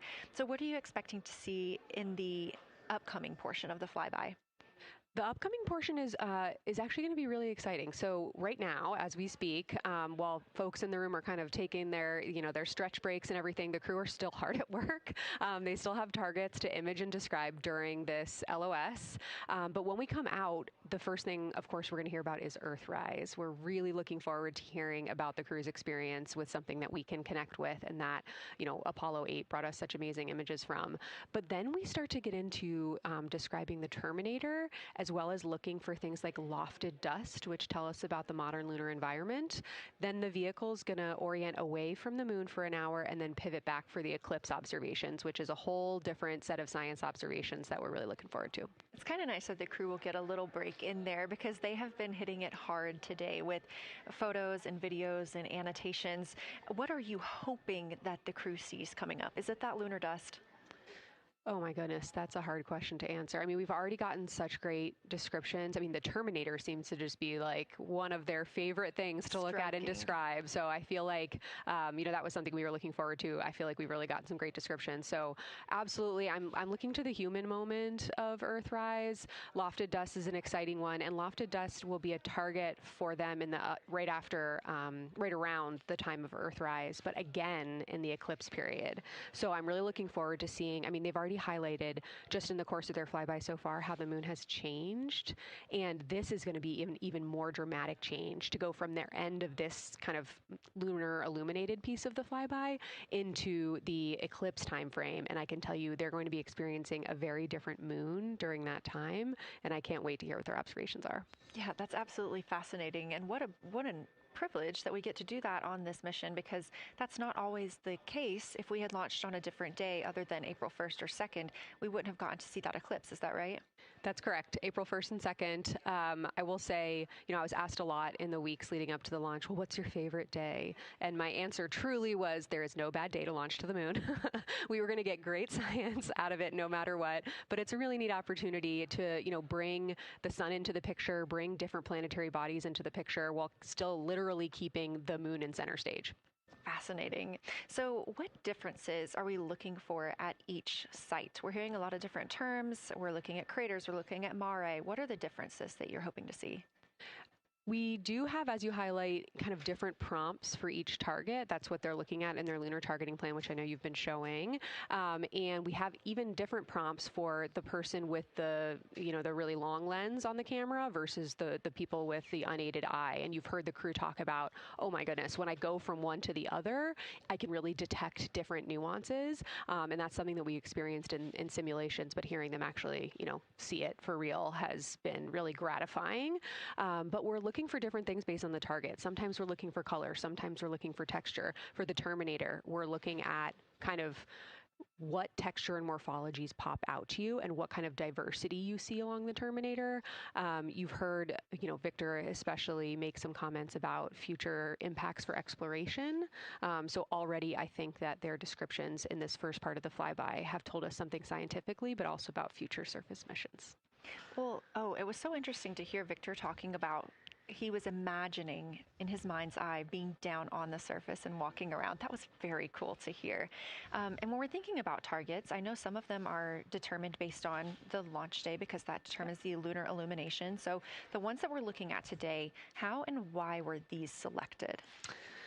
Such a wonderful question. This really gets at at the heart of some of our really highest priority science questions. Illumination conditions is a big one, right? So of course we need the targets that we're interested on the lunar feature to be illuminated by the sun in order to view them. But the timing in which they see them during the flyby enables us to ask different questions. So you heard in the pre-flyby crew conference talking about, well, the same pair, Reed and Jeremy, will get to actually look at Glushko crater twice, and that looking at it from different illumination angles allows us to understand that feature better and connect color and albedo with topography and morphology. Then you have other craters where you want to look at it with the sun shining on it obliquely versus straight on, and that tells you something different about the scientific objective that drove the target being on the targeting plan in the first place. We've talked a little bit with the viewers today about what the crew is able to capture in this short time frame of those craters in different lighting conditions. Could take years for something robotic to be able to do based on attitude maneuvers and where the sun is at. So can you just talk a little bit about the importance of having both the robotic operation and having the crew? Absolutely. We definitely don't want to minimize the impact of orbiting spacecraft. Lunar Reconnaissance Orbiter is the one that's often referenced. Data from LRO and its payloads have really been instrumental in getting us, frankly, to this point for Artemis II and future missions. But the human experience, the crew observations that we've already been hearing about, it is such a perfect complement to the orbiting spacecraft data because they are able to have this unique perspective. They are far enough away where they can make these contextual observations. You've already heard it. How many times have we heard the crew and their science sit reps say, if I track this feature from all the way up here in the northern hemisphere down to the southern hemisphere, here are comparisons I can make. That right there is not something we had the ability to do with the Apollo missions, and it allows just literally in the blink of an eye to synthesize observations that it would take, a really significant effort to coordinate with different orbiting platforms, and they're making it like that. Wow. It has been very, very exciting to hear all of their calls so far. And so I've heard they were able to capture every single target so far too. Is that correct? I think that's correct. And I think it's important also to remember that, and I know the science team is anxiously awaiting this, we've been hearing from the crew members who are not at the forward windows, right? Those crew who are, really in the thick of the observations, they are recording minutes-long observations per target on their crew tablets. We will be getting those down starting here in a couple hours, and that's going to contain really meaty science information that we haven't heard live yet, and that's going to form the basis of my conversation with them tomorrow morning, where we're going to have a really deep dive into the science and absolutely nerd out about what they were able to do today.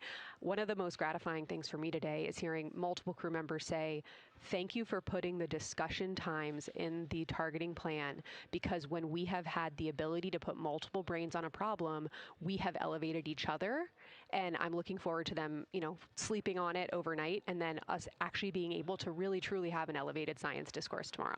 Well, we're looking forward to it too, and I cannot wait to hear everything that you guys get to learn overnight from some of those audio recordings and just everything that they'll be able to share tomorrow. So, Kelsey, I know you are very busy. You've done a great job today, and thank you so much for joining us for this interview. Thanks for having me. It's such an exciting day. We are now expecting acquisition of signal in about 24 minutes. As a reminder, the Orion spacecraft has flown around the other side of the moon, where they are out of contact with our deep space network.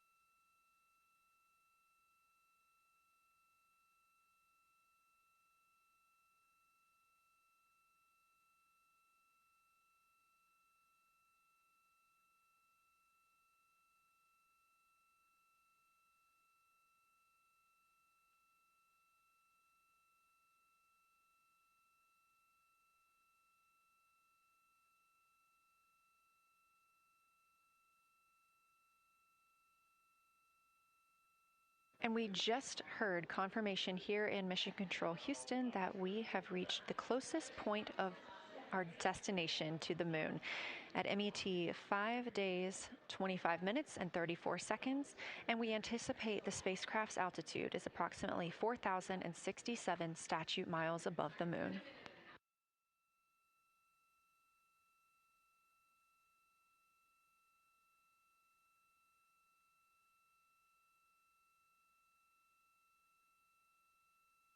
We're continuing to track what the crew is doing while around the other side of the moon. They are continuing to take pictures of the of the moon, the Earth now out of sight. What they are in right now is a crew choice event. The science team has encouraged them to find interesting features on the surface, to take photos of those, and describe why they were interesting. Something else that they'll be looking toward next, just momentarily, will be impact flashes. They've got a few minutes allotted to look at the darkest portions of the moon. They're interested in short-lived flashes on the lunar surface because these would be caused by impact bombardment. After their impact flash targeting, the team is interested in if the crew can see lofted lunar dust. This would only be visible just before Earthrise. Now 20 minutes until we expect to regain communications with integrity and the astronauts for Artemis II.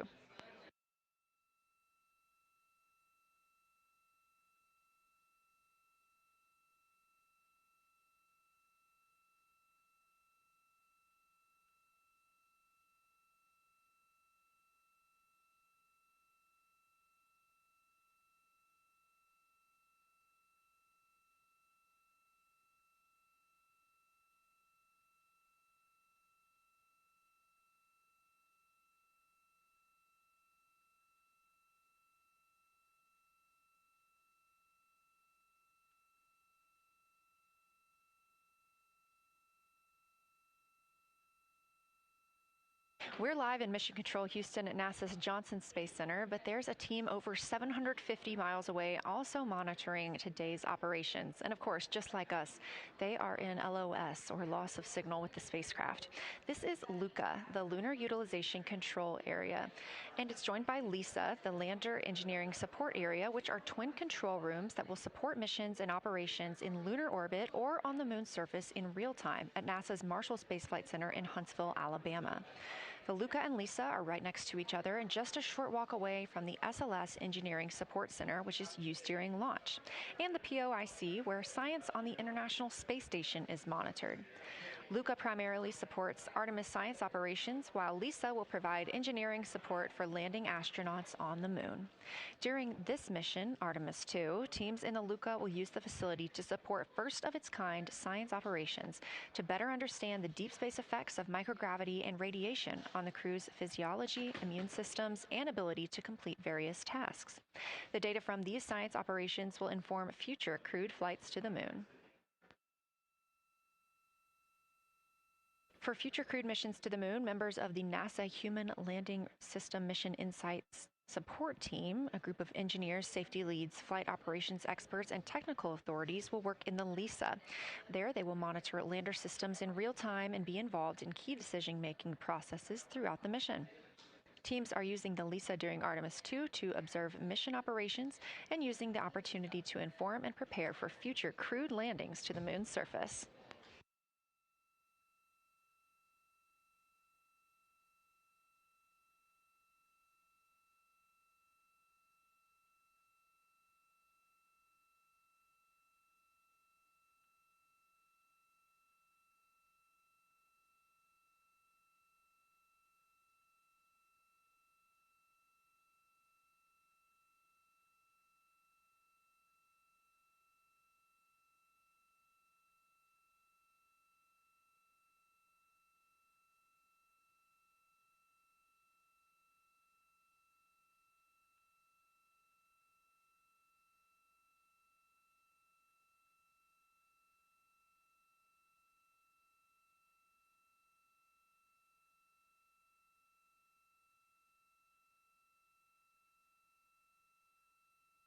We now expect to regain communications with the astronauts aboard Orion in about 17 minutes.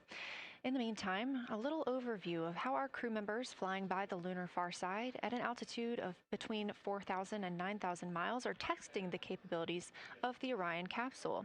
Artemis II visualization lead Ernie Wright has simulated views of the flyby using detailed topographic maps of the lunar terrain and photorealistic lighting scenarios. The Artemis II crew members have been using these visualizations to prepare for this historic mission, which is paving the way for future exploration of the moon's surface and beyond. So the most exciting thing to me about Artemis II is just the return to the moon. We haven't been there in 50 years. Human eyes are going to see parts of the moon that haven't been seen by anyone before. It also recommits us to exploring the solar system in a way that we haven't in a long time. And I think it provides an opportunity for younger generations to understand the excitement of doing that kind of exploration. Artemis is our return to the moon after 50 years. The emphasis of Artemis is going to be, first of all, science, but second of all, learning to sustain a presence on another world. First on the moon, but we're hoping that that's a stepping stone to Mars and other destinations in the solar system eventually. Artemis II will be a flyby mission. It's not going to land. We're testing all of the technology that we've created for flying to the moon since Apollo. A lot of systems have been modernized, and we need to make sure that all of those work. The astronauts will be looking out the window at parts of the moon that have never been seen by human eyes before.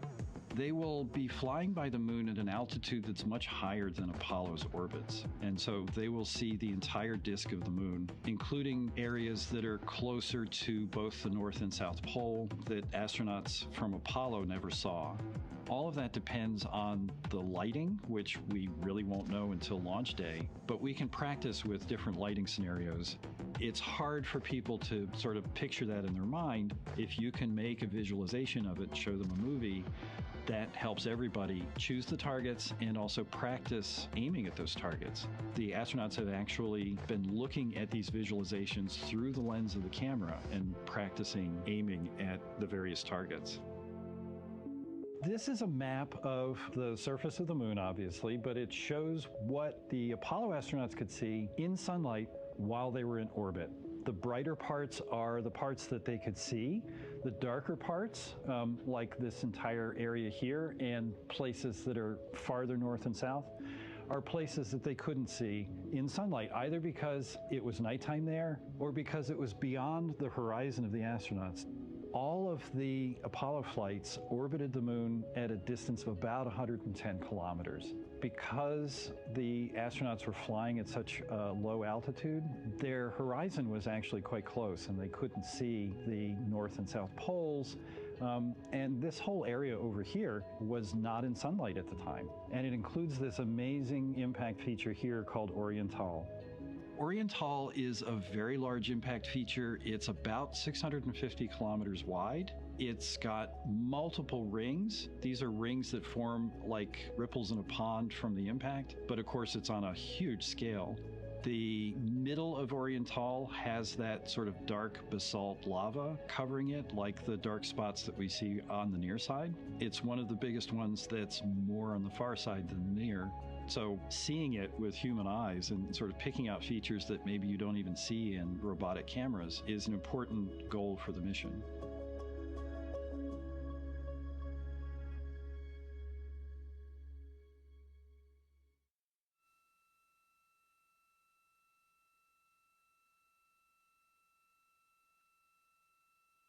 This live view in the Science Evaluation Room, or the SIR, here at Johnson Space Center in Houston, Texas, just down the hall from where we're at in the Artemis Mission Control Room. Teams continuing to monitor the flyby.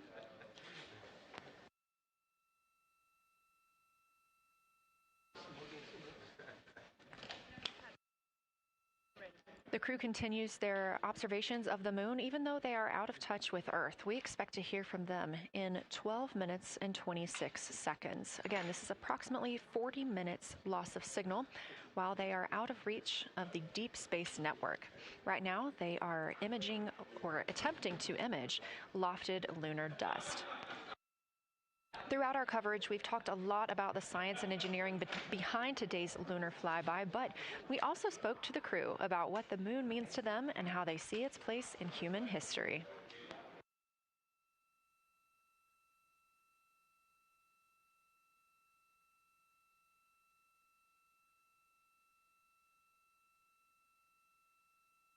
I remember being a little kid lying in bed at night and just looking out at the moon in whatever phase it was in, and I was thinking, man, my friends that live like 20 miles away, they can probably look out and see that same exact moon.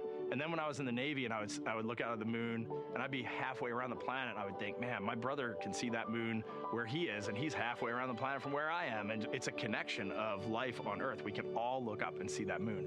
It represents history. It is a witness plate. Everything that's ever happened to the moon is still written on the moon. There's no processes of wind or change in the Earth, geologic processes like we have here that change it. And something that's been telling and can read out the story of its own evolution, there's something beautiful about that. I've also learned from my indigenous mentors that they refer to the moon as Grandmother Moon. So you've probably heard of Mother Earth. They use Grandmother Moon because Grandmother Moon is responsible for the water in their community. The grandmothers, sort of protect the water source, just like the moon moves the water around the planet, affects the tides. It's something that represents something different for each individual culture around the planet. And that's really neat because we all share that same moon in the night sky. We all have seen the same side of the moon in different lighting conditions our whole lives. And so it seems very familiar to us, but it's also kind of unknown. When we get up close, some of the imagery that we'll get to describe and to share with people will be very unique. And that nature, both of those things being true about this one entity that we all know, just is really special. It's just the epitome of a symbol of both something that's in each of our hearts, but that's also represents exploration and reaching.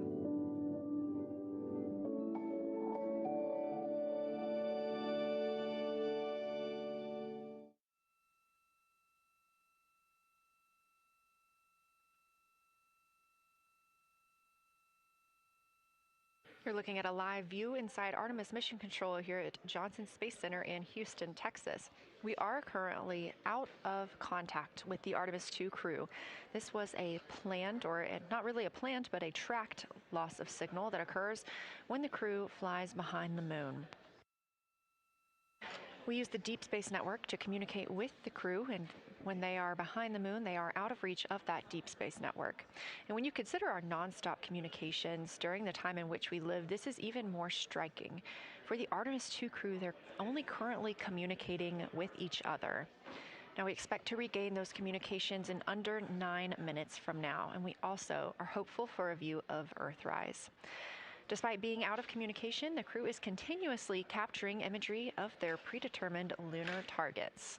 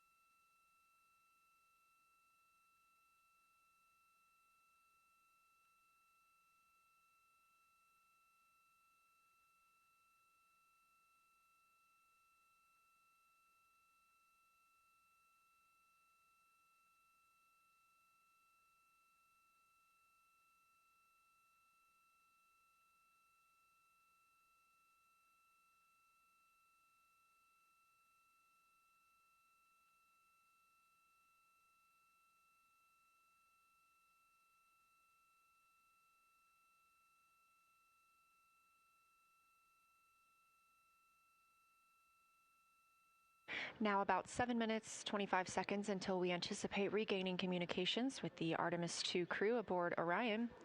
In the meantime, Artemis II Lunar Science Deputy Lead Marie Henderson is trained these astronauts to capture and document their views of the lunar surface for all of us to enjoy back here on Earth. I cannot wait to hear their voices when they get to the far side of the moon and I can hear them talk about seeing the moon out their window. I try to imagine it now and just I tear up thinking about it. Ooh, now I gotta hold on a second. We have human eyeballs connected to wonderfully smart brains our astronaut friends have. They are going to be able to observe the moon in multiple different ways. They can use their eyes, they'll look through their camera and snap pictures, and just looking out the window getting that human experience. But during Apollo, the astronauts were so much closer to the lunar surface. Our astronauts are going to be doing a flyby at a higher altitude, so they're going to be able to see the whole moon as a lunar disk on the lunar far side. That's a brand new, unique perspective that humans haven't been able to look at before. We are doing a lot of lunar geography training with them. They have study sessions and quizzes they can do that are assigned to them. You know, even if you're an astronaut, you still get homework. We actually get in the mock-up. In that enclosed physical space, we have to think through the hardware that they have, the cameras, the computers, their microphones to make these observations. There's 4 windows up front. Through one of those windows, one of our astronauts will be using a Nikon D5 camera with an 80 to 400 millimeter lens, so something that allows them to zoom in really far and actually take more detailed observations of the surface. It's almost like looking through a pair of binoculars as well. It's just like being a geologist out in the field. They're telling us what they're seeing, looking for colors, textures, different morphologies, and comparing the region that we're having them look at to the regions that are around them. We have a science team that is planning the targets that are going to be observed, putting them all on the timeline of how they're going to be observed, and then taking the first look at the data when it comes down. The Apollo astronauts were only on the moon for 300 hours total, and they only went to the equator. That's like going to places that were safer landing sites, and they only saw so little, 300 hours total. And so we have so much more to explore and so much more to learn. And we are the beginning of the next generation that gets to start being a part of these discoveries.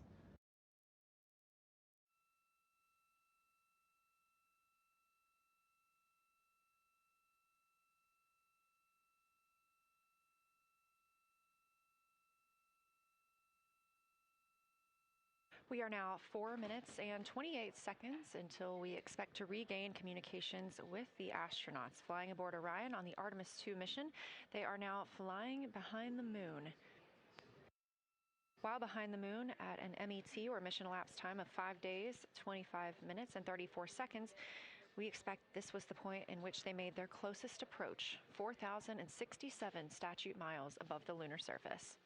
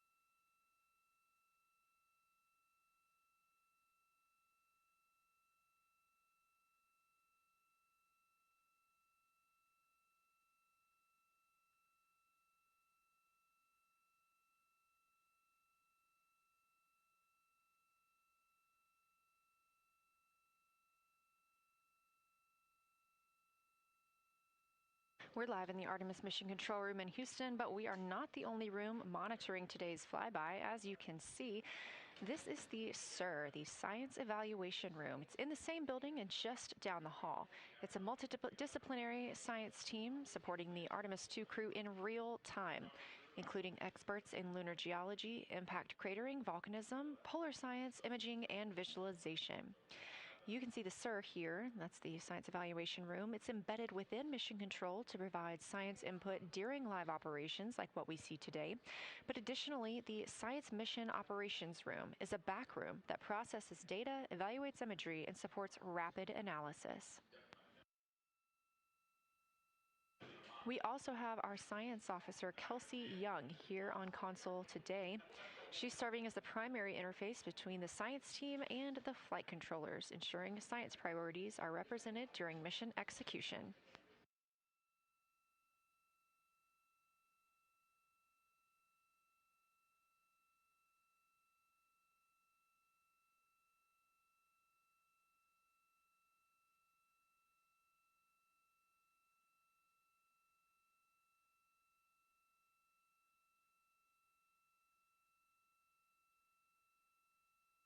Coming up on 1 minute and 36 seconds until we contact Orion.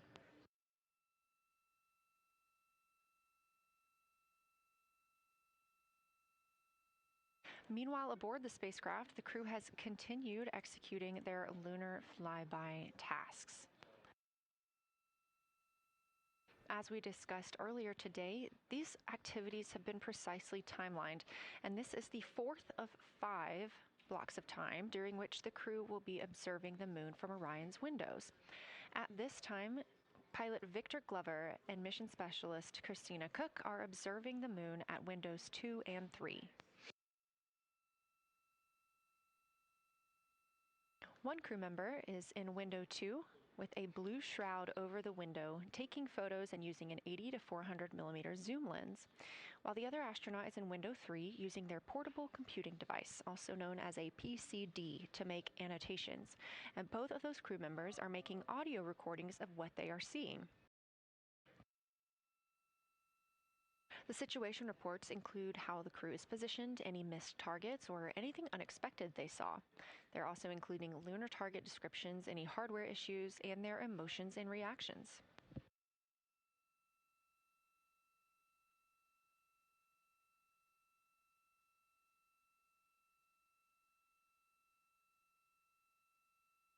Again, we are standing by to acquire signal from the Orion spacecraft.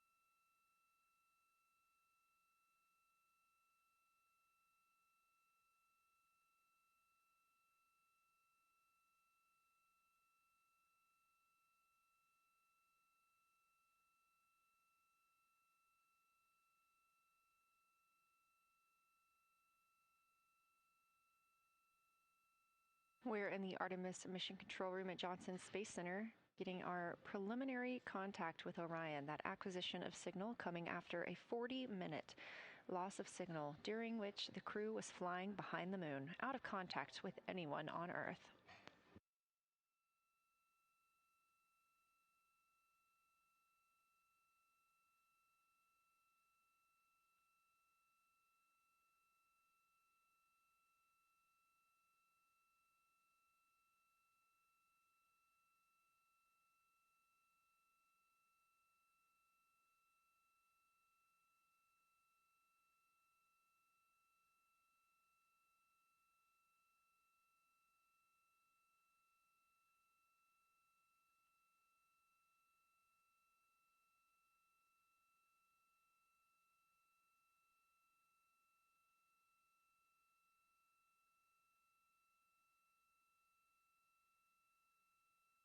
We are getting our first views from Orion after the loss of signal. Orion has come back around the other side of the moon, and that little crescent that you see is Earth, over 252,000 miles away.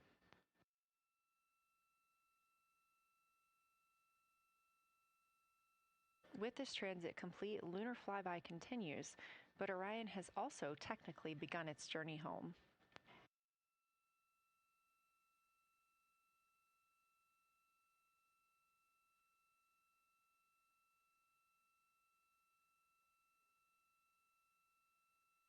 Right now, the crew are getting a few moments to enjoy and take photos of Earthrise for themselves, and we expect to contact them shortly. But we do have good signal coming from Orion.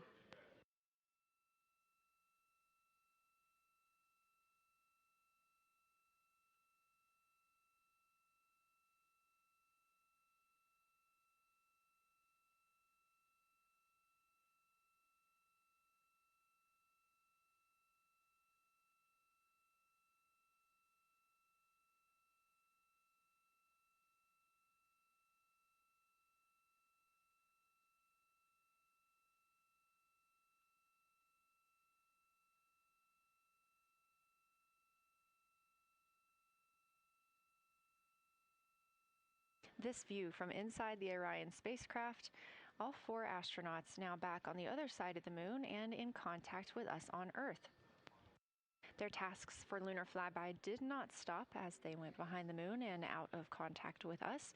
We anticipate during that time they were attempting to image some impact flashes, short-lived flashes on the lunar surface, which would be caused by impact bombardment and potentially even lofted lunar dust.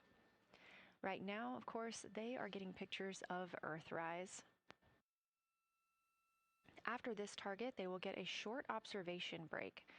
It's about an hour long, actually. Houston, integrity, comm check.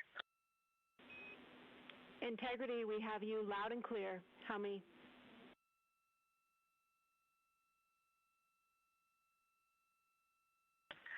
Houston, we have you the same, and it is so great to hear from Earth again.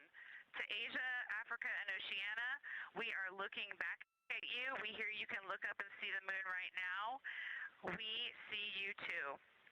When we burned this burn towards the moon, I said that we do not leave Earth, but we choose it. And that is true. We will explore, we will build ships, we will visit again. We will construct science outposts, we will drive rovers, we will do radio astronomy, we will found companies, we will bolster industry, we will inspire. But ultimately, we will always choose Earth. We will always choose each other. Integrity from Earth, our single system, fragile and interconnected. We copy. Those of us that can are looking back.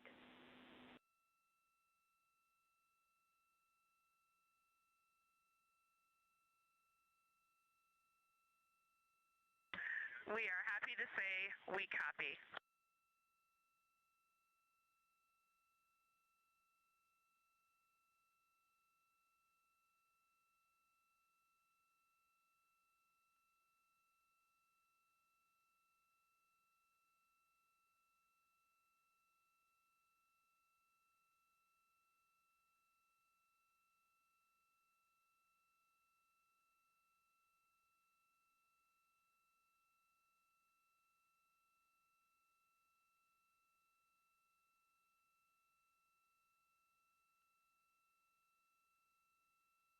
Those first communications back with the astronauts aboard Orion. Christina Cook calling back to what she said just before translunar injection burn, that with this burn, we do not leave Earth, we choose it. The translunar injection burn served as not only what put them on this trajectory to fly around the moon, but what also committed them to splashing down in the Pacific Ocean on Flight Day 10.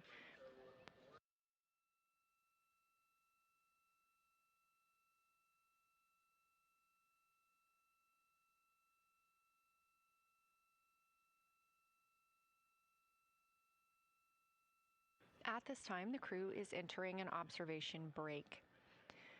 We expect this to last about an hour, and it's probably a welcomed break following their very, very busy day taking pictures, making annotations, making audio recordings, and communicating all of the wonderful things that they are seeing on the moon. This observation break is also partially due to the fact that we will be entering an eclipse later. This will be the first solar eclipse that humans have seen from the moon. The astronauts will need to wear eclipse glasses for the first 2 minutes until the sun is completely covered by the moon, and then they have additional targets that the science team is hoping that they will photograph. We will have communications with them during that eclipse time frame. Because of that eclipse, Orion's attitude must be changed right now so that its solar arrays are in the sun. This will help it charge the batteries needed to power it through that eclipse time frame.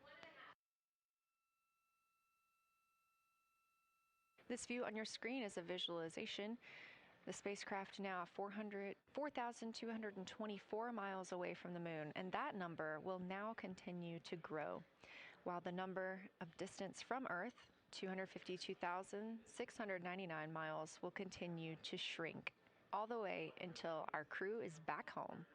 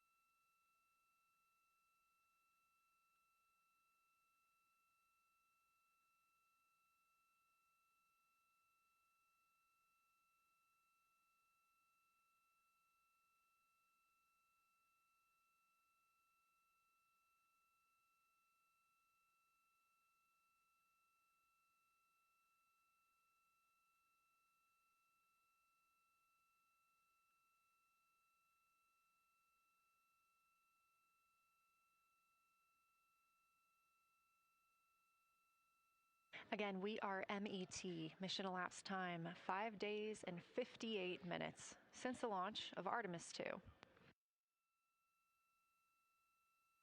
We have reestablished communications with the crew and the Orion spacecraft, now entering a little bit of a break while they are out of visibility, or the moon is out of their visibility. The spacecraft will be reoriented to view the moon ahead of an upcoming eclipse. This current attitude maneuver helps charge the solar arrays and batteries aboard Orion that will power them through the eclipse.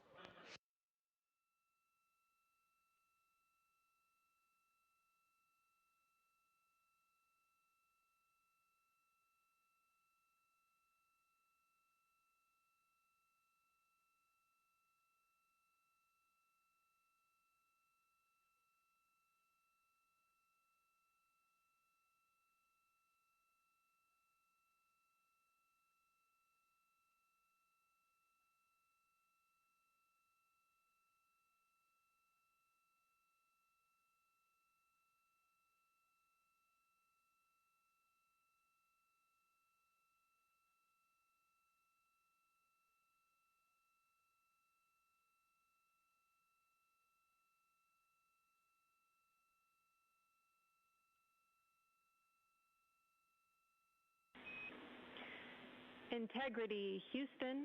In mission control, all of your flight controllers and your flight director have flipped their Artemis II patches around. We are earthbound and ready to bring you home.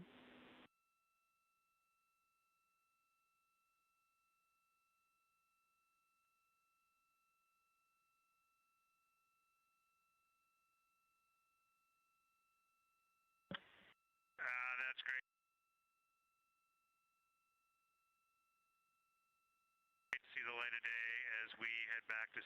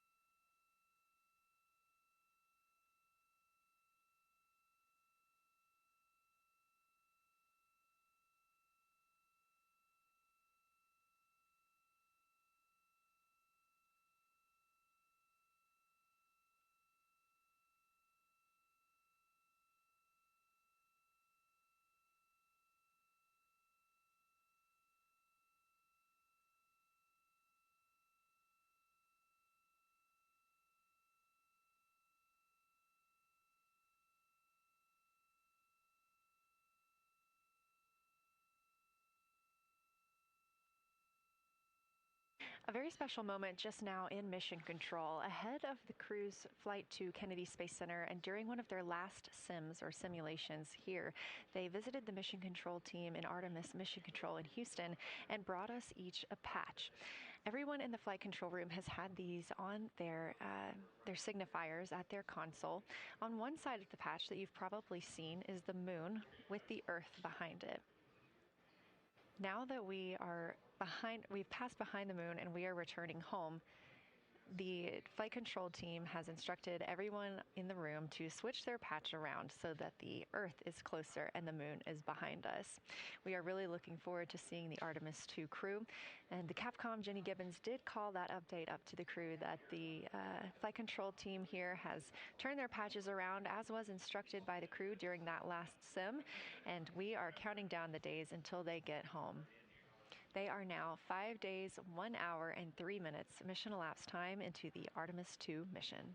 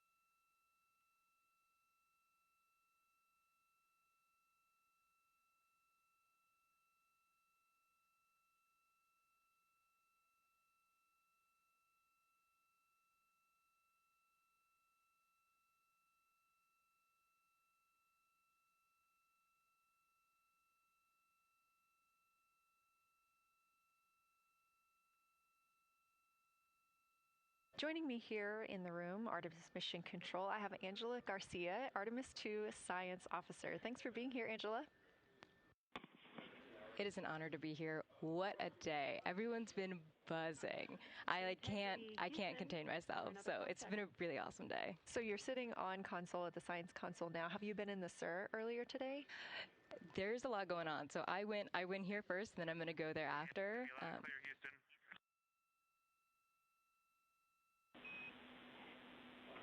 All right, Integrity, we hear you. That was a little clipped, but I think we have a better link now. We experienced some blockage from a solar array.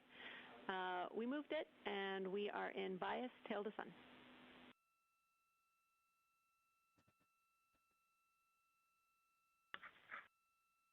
Okay, Houston, you're coming in loud and clear, and copy, we're in bias tail to sun now.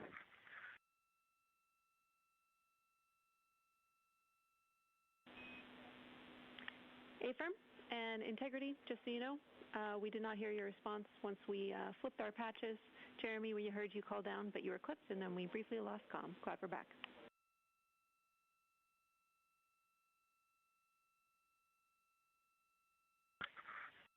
Okay, copy that. We were just excited that we got to share in that you, the MER and Mission Control have flipped your patches around, and that side of the patch is getting to see the light of day. Thanks for sharing that with us. Our pleasure.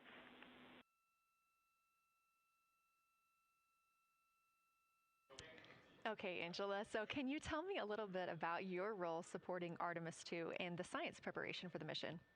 Yes, so I'm one of the 3 science officers. So Kelsey's been on console all day. I'll take over kind of closer to the end of the day. And then Trevor Graff is on the planning shift. And so it's the 3 of us in this 24-hour cycle supporting the mission. And so the science officer console is a brand new console to Mission Control. And it's not every day that you get a new discipline incorporated into Mission Control, so it's been such a significant milestone for us. And it's just a testament to like the commitment that the Flight Operations Directorate and NASA have, that they're going to be integrating science and maximizing science throughout Artemis. So it's really exciting. And then the science preparation.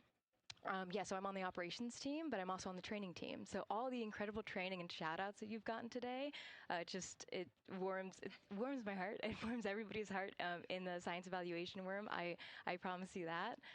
But so all the classroom training, the field training, the mission simulations, right? We were part of all of it, and that is what we did to get the crew to be. They are a part of the science team, and they are the forefront, that nice edge, and they're just been doing such a great job today. I know. I imagine that you have to be pretty proud of them. Their reports have been fantastic.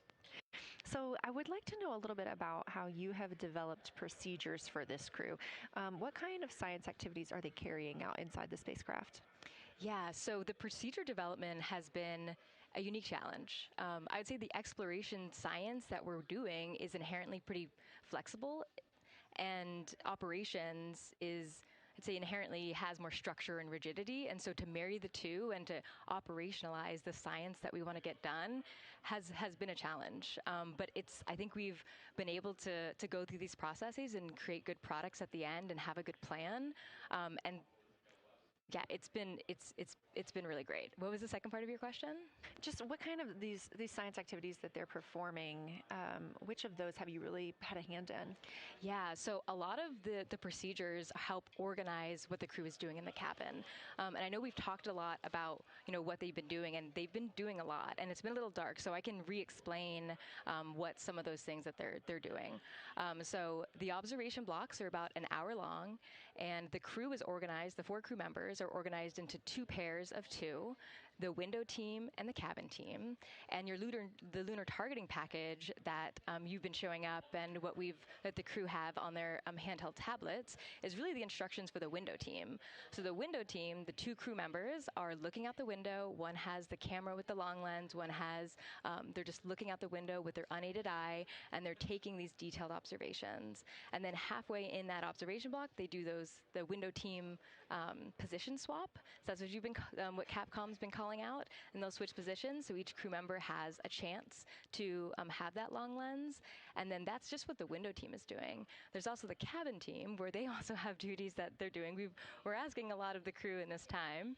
And then the cabin team, they have the interior camera, and they're taking images inside the cabin.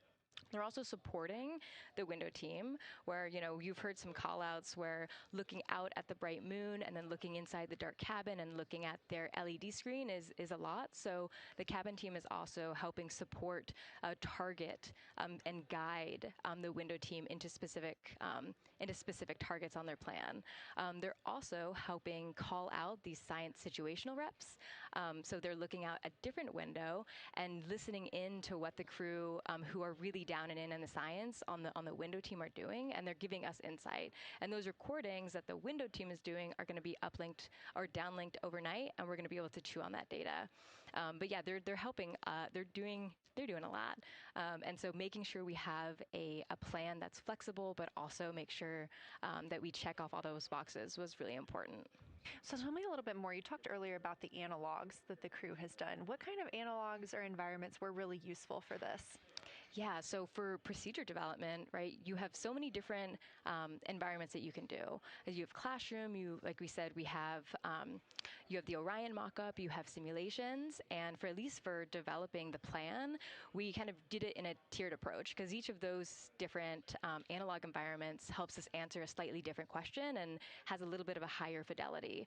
So we would start with the classroom. So we would we would just get into a classroom, we would put all the hardware on the table, and then we'd almost role play of like, you be Victor, you be Reed, you be Jeremy, and I'll be Christina, and like, let's just do the plan how we think we should do it. Write that down, and then just keep iterating on that, and then Integrity Houston for a tag up pre-forward link LOS in place of the Flight Director Conference.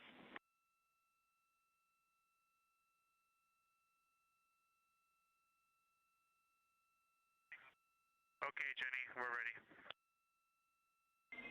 All right, crew, I'm going to roll through a couple of topics here. The first two are for timeline. First of all, Reed for your toilet maintenance. It is a shortened toilet maintenance where you do not have to do the oxone changeout. That portion of the procedure is canceled. Victor, you have an HHP stop activity on your timeline. We need you to perform that as scheduled for bandwidth reasons. For your next portion of the flyby, in particular the eclipse, we want to remind you that you can take off the eclipse glasses when the sun sets and you are simply looking at the corona. And then finally, for the D5 with the long or zoom lens, which is set for solar corona, we want to remind you that when you are capturing Earth shine, you will likely have to adjust the exposure. That's all I have for you. Let me know if you have anything for us.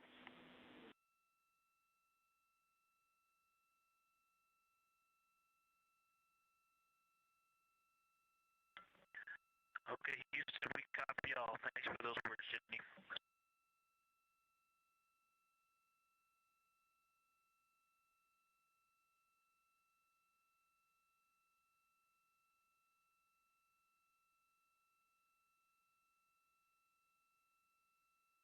All right, just a quick call up to the crew ahead of a forward link LOS, meaning that we won't be communicating with them, but we will be receiving their communications and data during that time frame. So, Angela, we were talking about analog environments. You were telling me about the classroom and getting in there and pretending who's Victor, who's Reed. Tell me more about this. Yeah, it works pretty well. So you're going to do the plan how you expect it to be, and then once we finalize that plan, we'll give it to a completely new group of people and have them practice it. And then they'll be like, these steps don't make sense. And we'll reiterate on it over and over. Then we'll take it to a higher fidelity environment like the Orion mock-up, and we'll do the same thing because that volume is smaller, the window placement, their seating, what things have we forgotten with this addition of this environment. And then once we reiterate on that, we'll take it then, we'll give it to the crew and have them execute off of it during mission simulations. That's the highest fidelity that we can do before we send it to space. So this is the first time we've had to do this because we're a brand new console, and it just sparks so many neurons of like, how are we going to do this for surface missions and integrate this in so many different ways. So excited to have kicked off this process, but there's so much more to come. Fascinating. And I think it was really well thought out too, because each crew member gets an opportunity to do each task. And so you're getting different perspectives and different insights from each crew member, maybe even about the same target, but something that one person sees could be completely different than something another person notices. So we also know that Artemis II has traveled. They're now on their way home, but they traveled farther from the moon than the Apollo missions did. So what makes that vantage point scientifically interesting? Yeah, observations are so fundamental in the scientific toolkit, particularly observations from different perspectives, different scales, and with different techniques. And so for this, so we really tried to make the plan to optimize those. There's pros and cons for all those things for this mission. So we really just focused the plan to have all those pros. So in terms of scale, this zoomed out scale, you can learn different things. This different perspectives. So their perspective, as Kelsey talked about, photometry around when they orbit the moon. And then also just their different the different things they're able to observe. So yeah, let me talk a little bit about scale, because I think observations at different scales, you can gain a lot of different information. So like, for example, if you were an astronaut on the surface looking at a rock, and you describe at this micro scale. So in training, we kind of talk about observations from micro to macro, or from outcrop to orbit. So looking at, a rock at this scale, you can describe its components, you can describe what it's made of and its colors and its minerals. And you're like, okay, and this rock came from this boulder, and it's this part of this boulder, and these are the different things that I'm observing around. It gives me context to this sample. And then you zoom out a little bit more, and you're like, okay, well, I can see that this boulder came from, it rolled from this mountain ridge, or this high ridge feature. And then because I can see the trail that it came from, okay, now let me describe this ridge and different parts in it, and maybe other boulders that I'm seeing. And then you zoom out further of the orbit scale, and you're like, this ridge is a part of this larger crater. So all of those different steps give you different information. And so that's why observations at these different scales and these different perspectives are so important. So this zoomed out kind of far view is this full lunar disk view. It's the full lunar on Earth, we see the full lunar disk as well, but now we're able to see it on the far side, and we're able to see it, all at the same time, which enables the astronauts to compare very quickly to different parts of the surface. And the color particularly is very compelling, because you can just be able to very quickly compare from 3 different regions. Is it in the same family? Is this actually a little bit different? Compare that to what they see in their orbital data that they have access to on their portable computers, and really just be able to tease out that nuance and information. Yeah, we heard them make a lot of those connections today, and especially the color. We talked with Kelsey about this a little bit, just how exciting it was to hear the browns and greens and things like that. I cannot wait to see those pictures. Yeah. So one last question. We are coming up on the last lunar flyby observation block, and this is when we are going into a solar eclipse. So can you tell me what you're interested in the crew learning during that time frame? Yeah, so the data set, so yes, there's so many things. How to pick one. So I'd say the thing that I'm most interested in seeing is some of their annotations that they're taking. So in this opportunity, it's a very dynamic type of experience, in that we don't normally see this activity. And so being able to have crew observe the solar corona, and then also annotate it in their on their portable computing device is just such a unique thing that humans can give to missions, and also particularly being able to annotate what they're observing while they're talking about it is also unique to being able to have astronauts in orbit as well, because we won't be able to have annotations on the lunar surface, because the astronauts will be in suits. They're going to be collecting samples, they're going to be deploying instruments, and so personally, I'm really excited to see some of these annotations and to see how that develops over time, because you've heard a lot of descriptions, and I think when people are describing something that's unique and different, you can interpret it differently. But if you're drawing and you're marking, particularly just going back to like the color provinces, for example, and those boundaries, you know exactly what they meant. And really, I'm just very excited about those annotations. There's been some famous annotations that the Apollo crew have made, particularly about solar coronas and the structures and lofted dust that have given a lot of debate within the scientific community of they're observing this phenomenon, and now it's our job to hypothesize of like why are they observing this, like what is going on. So I think that's just a really cool part of exploration and science and this beautiful thing that we're about to do. Well, now you've got me excited about the annotations too. I mean, I've been excited about the pictures and the audio, but now... Don't sleep on the annotations. I am very excited to see these little sketches that they're able to draw out. And we have pictures that they can just draw right on. It's like this particular thing is different than what we've seen. So I'm excited about that. I'm excited too. Angela Garcia, thank you so much for joining us today, and have a great time tonight on Console. Thank you, and you've been doing a great job, and it's so excited to see where we go from here. Thank you so much.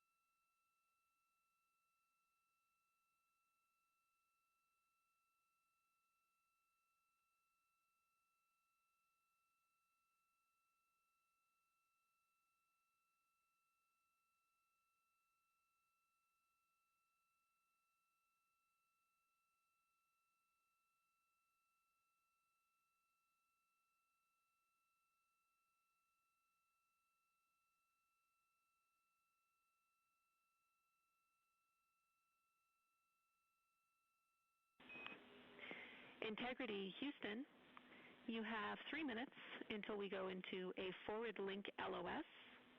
We will be back up with you in about an hour during the eclipse on Madrid.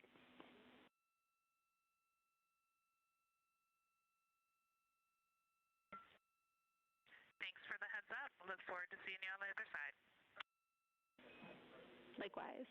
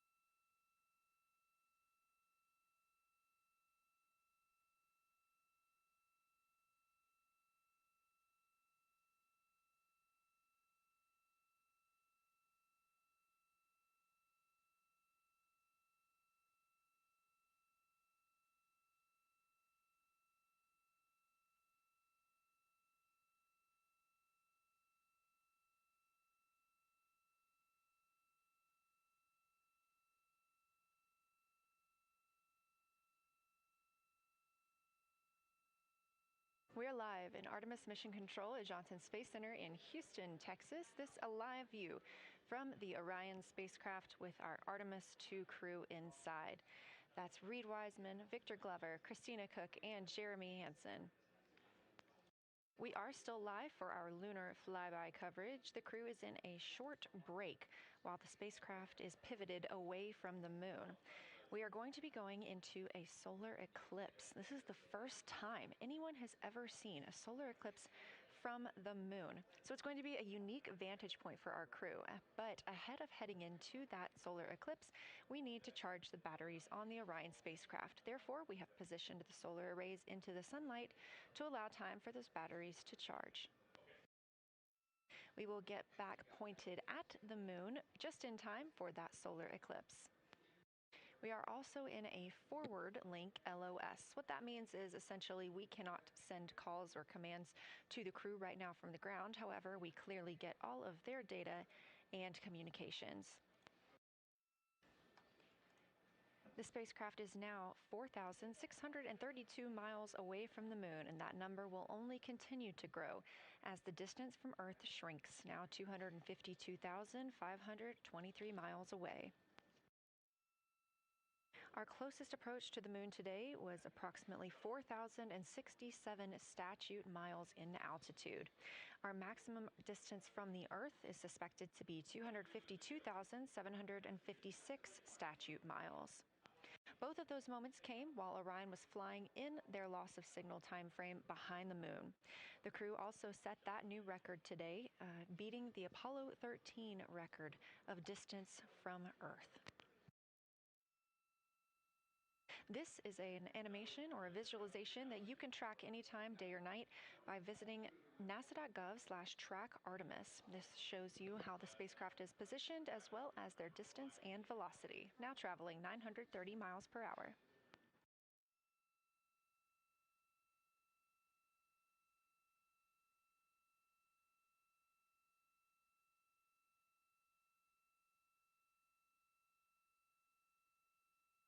During this break in their time today, the crew is working on a couple of other tasks. Some of those include their National Geographic timeline test. National Geographic was selected through a competitive process by NASA to help tell the story of Artemis II. So you've seen the crew with some GoPros inside the cabin, taking videos and pictures, and with other cameras as well. National Geographic plans to leverage its portfolio of media assets, including magazines, social and digital content, and television programming for engagement opportunities. Throughout the flight, the crew has been timelined a little bit each day to film from a shot list provided by National Geographic, and that includes their morning routine, talking with their families, exercising, and just their overall thoughts about the mission. And I cannot wait to see that footage.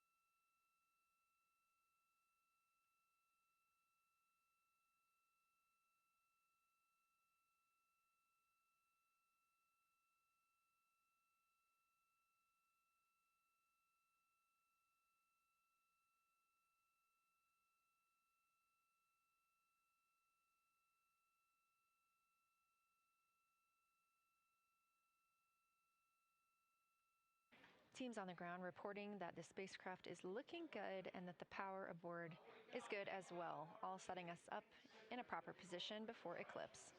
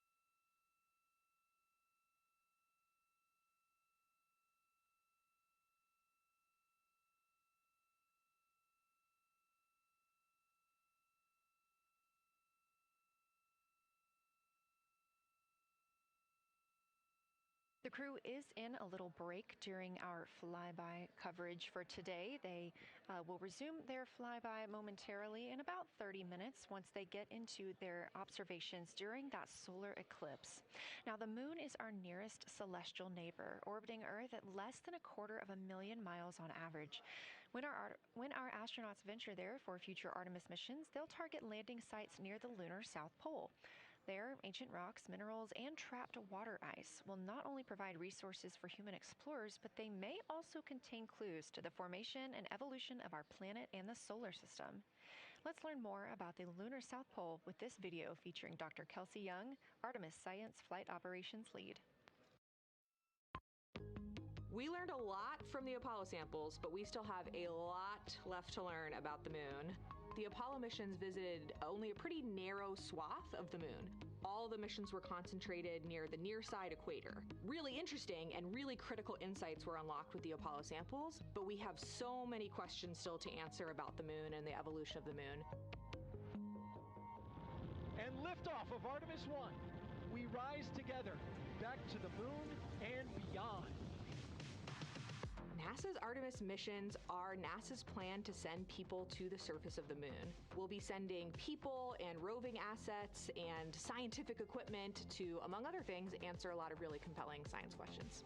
Scientists have a lot to learn about the moon. It's our nearest celestial neighbor here to Earth, so what the moon has experienced, we've experienced. Except here on Earth, we have things like plate tectonics, oceans, forests, people that erase the rock record. Whereas on the moon, that whole record of our planet's history, of the moon's history, is just kind of waiting there at the surface for us to explore. The South Pole, which is where Artemis missions are going to target, is specifically interesting for a couple key reasons. We think there are volatiles at the South Pole of the moon that are not present near the equator. Things like water and water ice that are trapped in the lunar regolith, which basically just means lunar soil, that can easily become untrapped from that lunar regolith, and scientists can scoop up and study for return to Earth. The lunar South Pole is a really exciting scientific target, and it also comes with some challenges for operating. For example, the lighting environment will change drastically within the course of one mission, and even over sometimes the course of one spacewalk. So preparing the crew members, preparing the hardware that we're sending to the moon, and preparing the mission control teams is really, really important. The South Pole Aitken Basin is particularly exciting. We think it's one of the oldest and largest impact basins in the solar system. And if we can get the right rock from the South Pole Aitken Basin and bring it back to our labs here on Earth, we can use that sample to constrain the entire evolution of our solar system and really understand the timing of how the moon and our planet and the entire solar system evolved.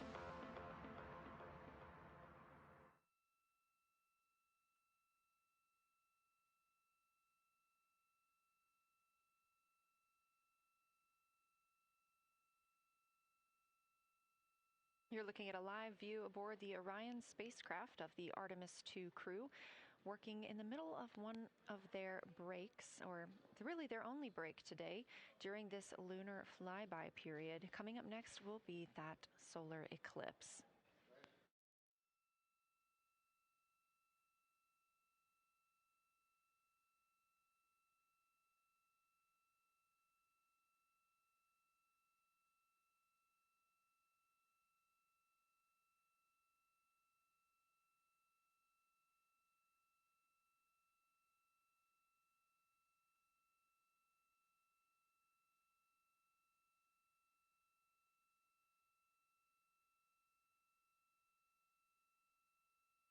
Throughout the Artemis II mission, and of course throughout today, you've likely heard the crew being called with the name Integrity.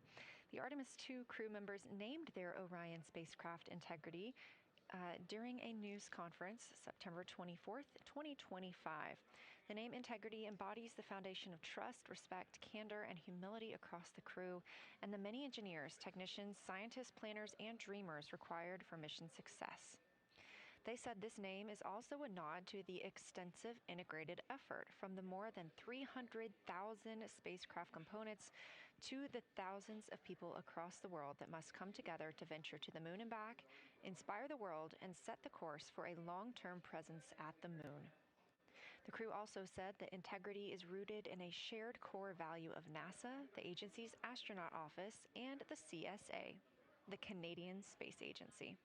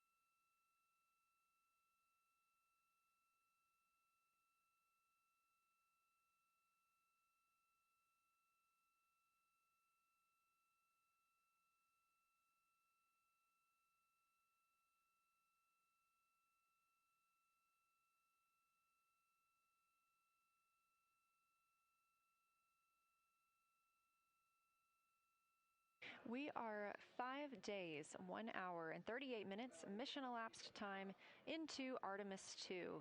In this view on the screen, you can see the crew starting to even look through some photos that they may have captured today. We really look forward to sharing these photos with you as soon as we possibly can. And the best way to keep up with those is to follow NASA on social media. You can do so at NASA, and for this mission specifically, at NASA Artemis.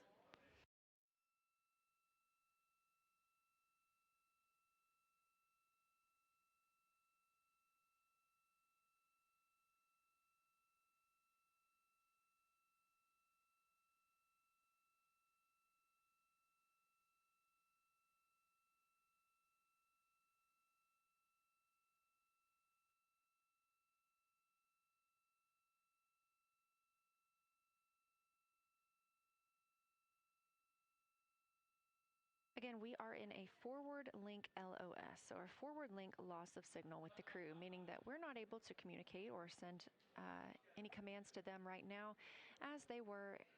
This is a tracked event that occurs at times, but they could still provide communications down here to us, and we are obviously still receiving their video and their data.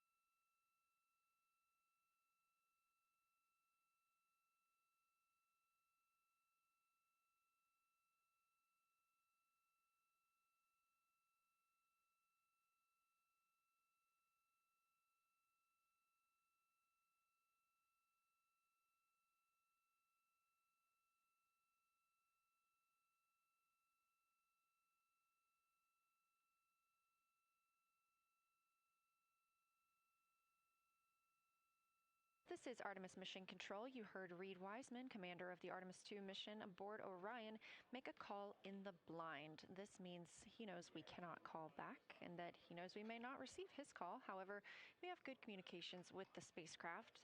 They just cannot hear from us right now due to a forward link loss of signal. Again, we were tracking that this would occur, and we will regain that momentarily. But that call that came down from Wiseman mentioned some imagery, so we are very much looking forward to getting pictures taken from the moon today. Again, to see those images, make sure you follow NASA on our social media at NASA and at NASA Artemis.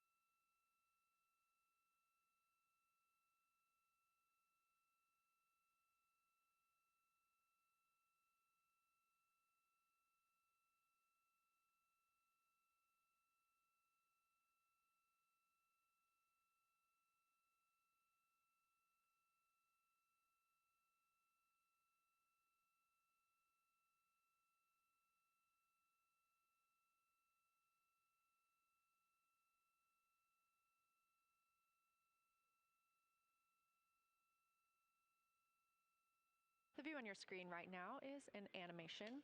This is called Arrow, or Artemis Real-Time Orbit website.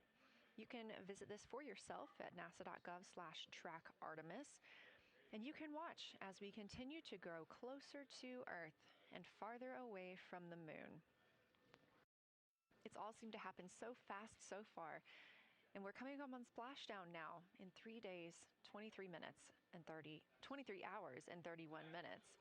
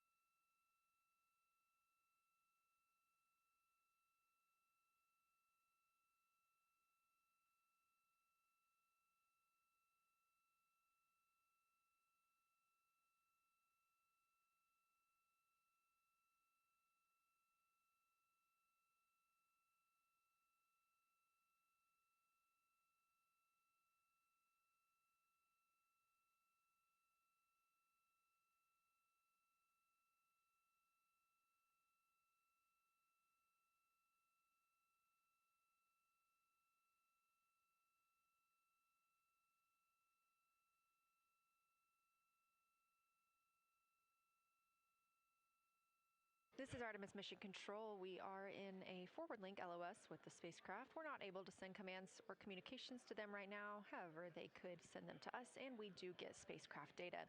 This is tracked as we are on the Deep Space Network. This is the network that we use to communicate with the spacecraft now that we are so far from Earth, over 252,000 miles. We are still in our lunar flyby coverage. The crew still have a very important and very exciting flyby milestone coming up when they will see a solar eclipse from the moon, the first humans to ever do so.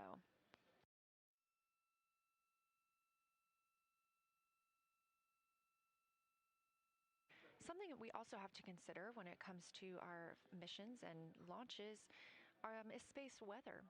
So since the Apollo 16 and 17 missions, there were some solar eruptions near that time frame that could have been dangerous to our explorers. Over those 50 years since those storms, the data, technology, and resources available to NASA have improved, enabling advancements towards space weather forecasts and astronaut protection, which is key to NASA's Artemis program to return astronauts to the moon.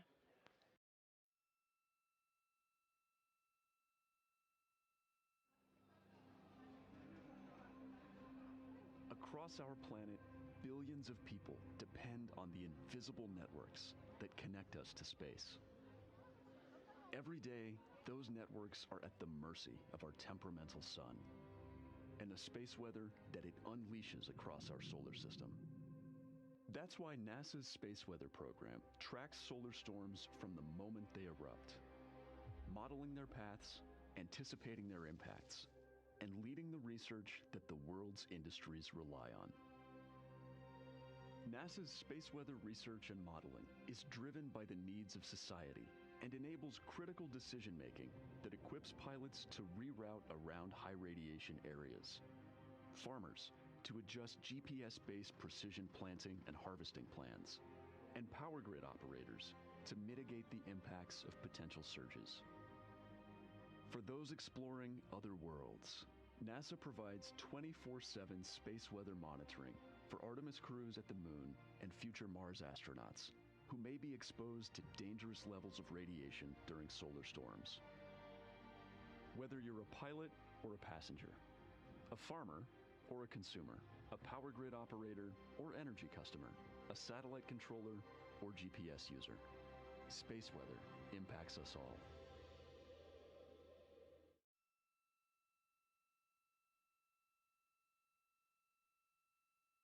This is a live view from the Orion spacecraft on the Artemis II mission. It's now been 5 days, 1 hour, and 54 minutes since we launched.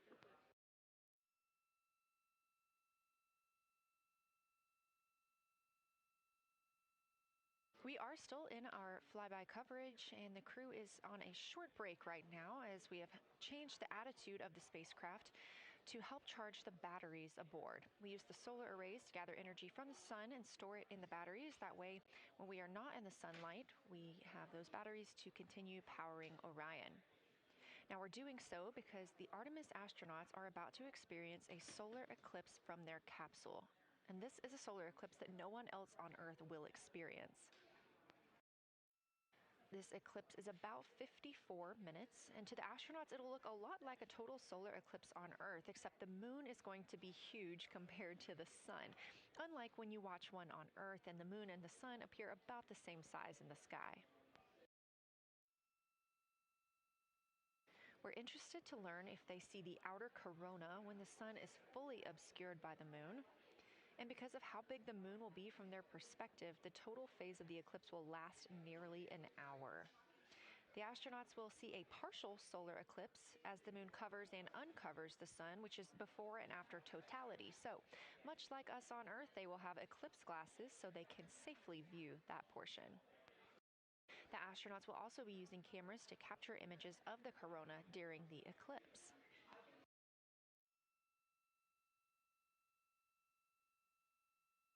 There also may be some other planets visible during the eclipse, including Venus, Saturn, Mars, and Mercury. If they can identify what part of the sky they're looking at, this can help train future Artemis astronauts on what part of the sky they're seeing. This provides useful knowledge in challenging situations when they may need to rely on that information instead of instruments for navigation and orientation.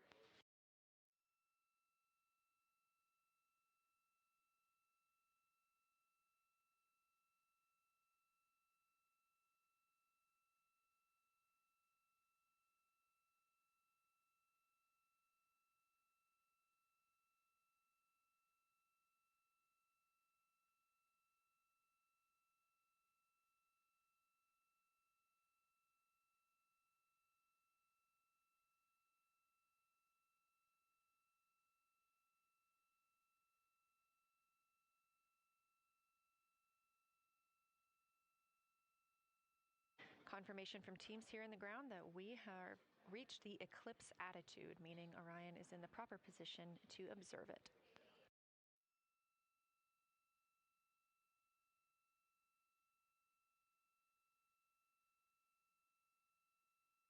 The astronauts' break during this observation period is now over, and we are resuming their lunar flyby observations.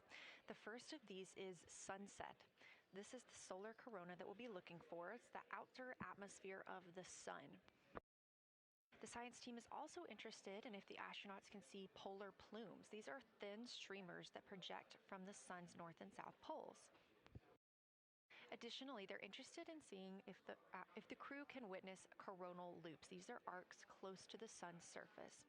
And something else that we've previously mentioned is lunar dust. This is dust from the moon that is lofted above the lunar surface and illuminated by the sun. It was reported visible by Apollo astronauts.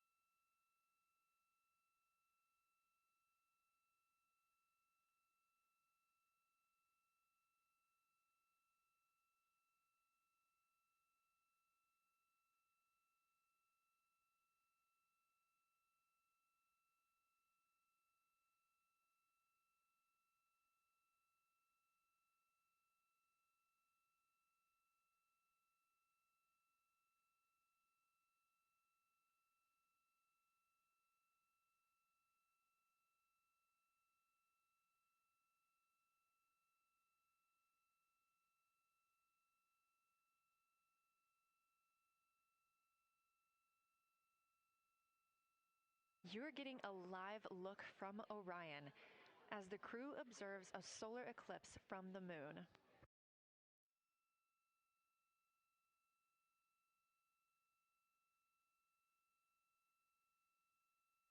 Again, this solar eclipse is only visible to the crew on the spacecraft. It's not visible to anybody on Earth.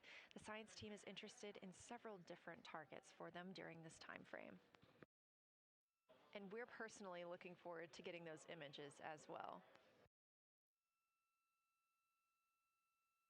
Again, during the beginning portion of this eclipse, the astronauts will need to use eclipse glasses, just like we do from Earth, to safely view it. Once the moon has completely covered the sun, they'll be able to take off those glasses for almost an hour. Totality on Earth during a solar eclipse lasts only a couple of minutes. So this opportunity gives them a chance to look out into deep space and to look into see if there are other planets nearby.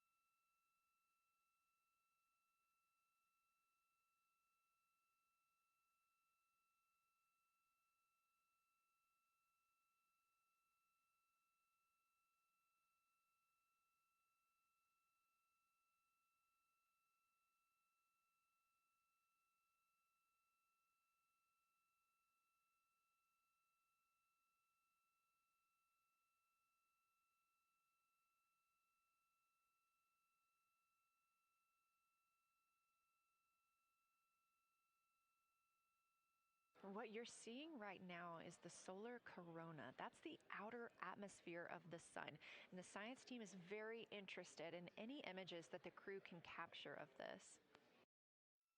They're hoping that they'll take pictures and describe the visibility, color, and shape of the solar corona as a whole and its substructures, those plumes and streamers.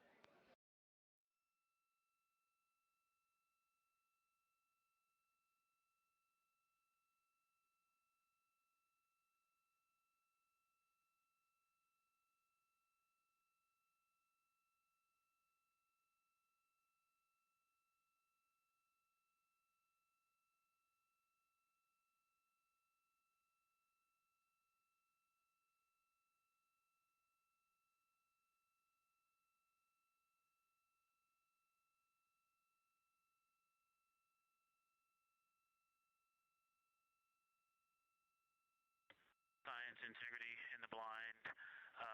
This is continues to be unreal. The sun has gone behind the moon, and the corona is still visible, and it's bright, and it creates a halo almost around the entire moon.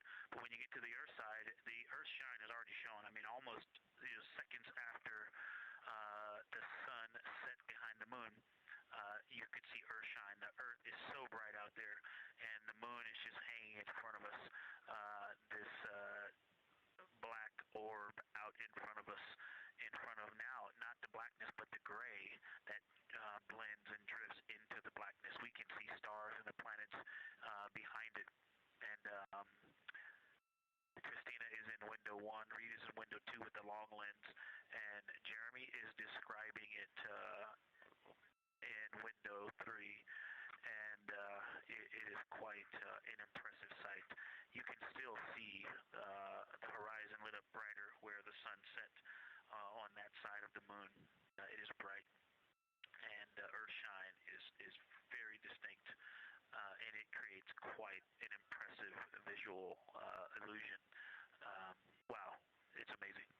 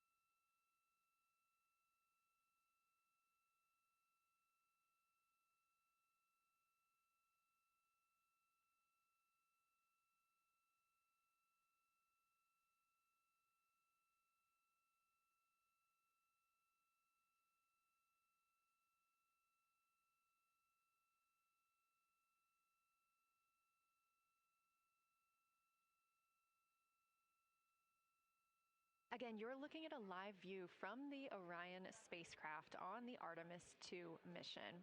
Orion is now 252,125 miles away from us all on Earth. We're here in the Artemis Mission Control Room in Houston, Texas, and what you had just before we lost that view quickly was the corona of the sun peeking around the moon as the astronauts are entering a solar eclipse for this portion of the lunar flyby. We're now over 5,500 statute miles from the moon. That closest approach today was just about 4,067 statute miles away. And teams in the room beginning to get a little busier and filter in and out as we are stepping through a handover. The Orbit 1 team is handing over to Orbit 2, who will continue monitoring lunar flyby and all of the systems aboard the Orion spacecraft.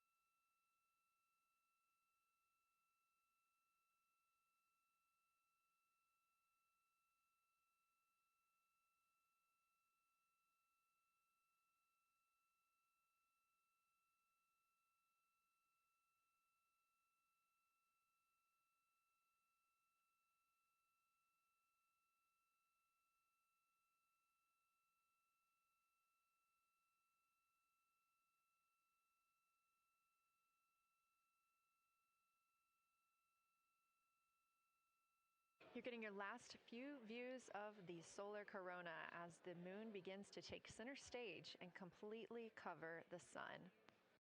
If you see that bright dot up near the top left of your screen, we think right now that that may be a part of the spacecraft, but we'll be sure to correct that if we end up figuring out later that it is something else entirely.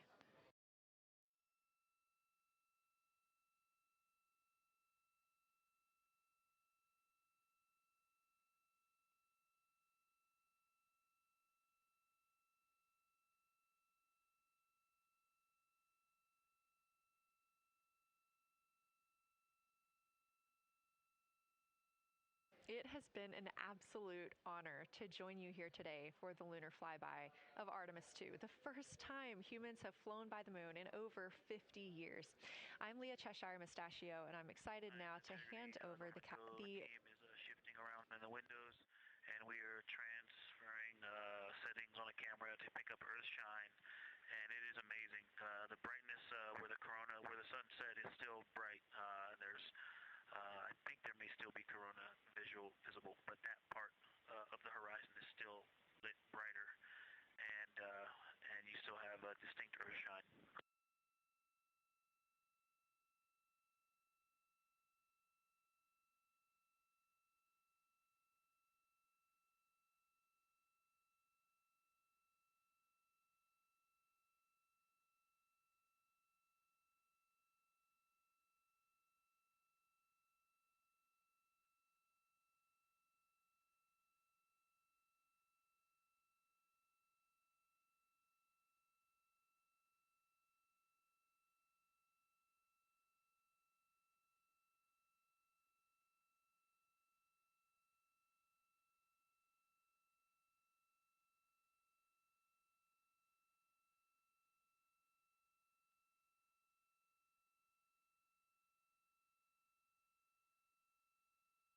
You know our rules that we don't talk when the crew is talking, so wanted to give Victor Glover a moment there to call down what he was seeing now that the moon is covering the sun.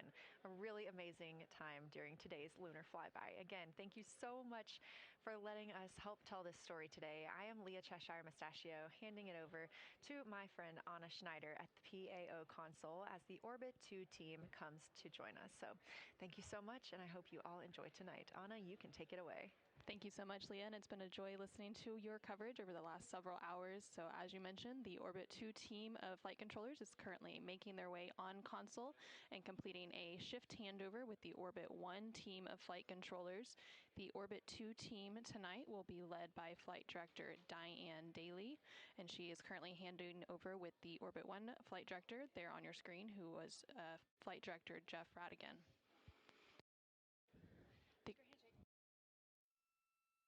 The Artemis II crew currently on board the Orion spacecraft. It continues to observe the eclipse that they are witnessing. There's about 43 minutes remaining in that eclipse period.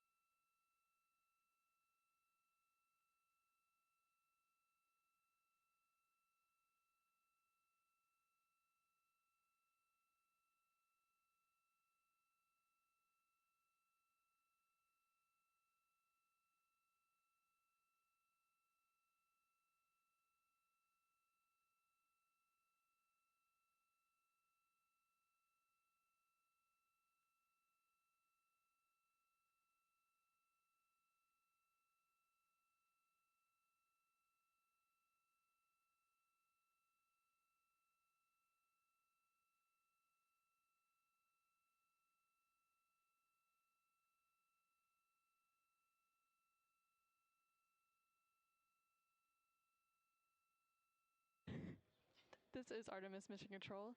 You are currently seeing a live view of the solar array wing cameras on the Orion spacecraft. We spoke with our science team, and they did determine that that dot in the distance is Venus.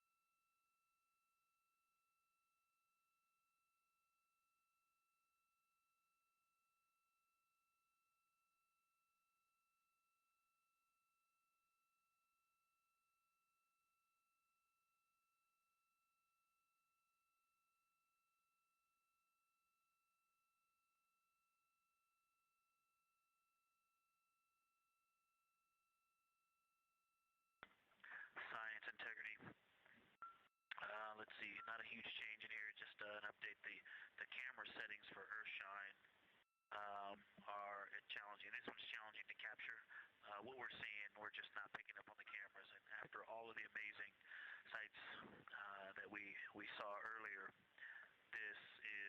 we just went sci-fi. This has, it just looks unreal. You can see the surface of the moon between, I guess, the Earthshine. I guess Earthshine. You can actually see a majority of the moon. It is the strangest looking thing that you can see so much on the surface.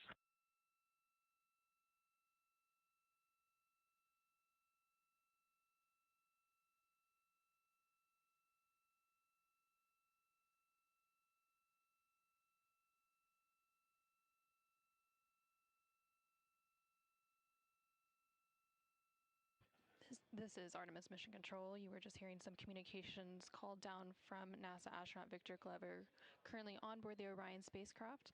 They are currently observing an eclipse. There's about 39 minutes remaining in that eclipse period.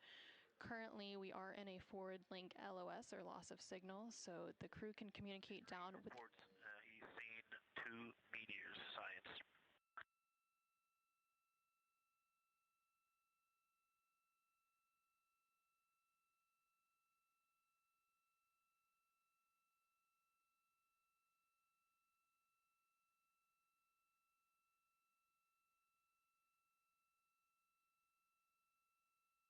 So we are in a forward link loss of signal. We do expect to regain signal in about 3 minutes, and at that point then the ground can communicate back up to the crew on board the Orion spacecraft.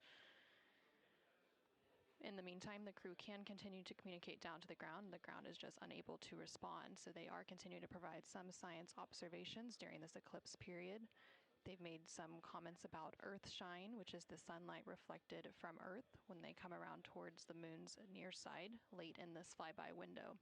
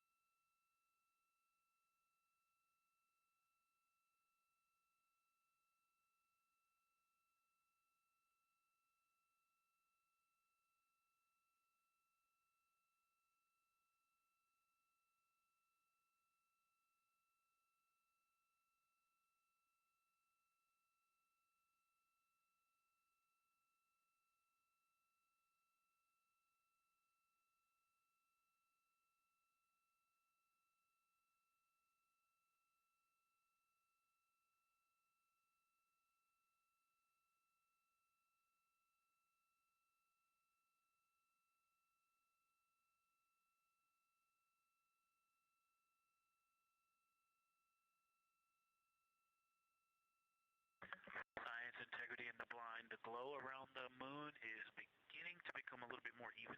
It's not so much distinct just where the sun set on the moon's horizon as we're flying through this trajectory, and then the sun's going to come up out of the other side. I think it's we're starting to see the glow around the moon get balanced out. I still see Earth shine, and the Earth is very bright out there. Still quite an unreal sight. Integrity Houston, we have that sit rep loud and clear, and we are back with you. How do you hear me?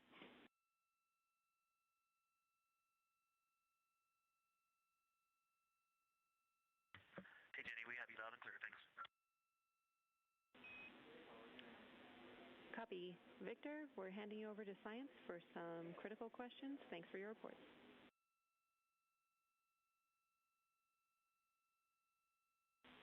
Integrity Science, we were loving your science sit reps in the blind, and it should come as no surprise that we have a number of follow-up questions.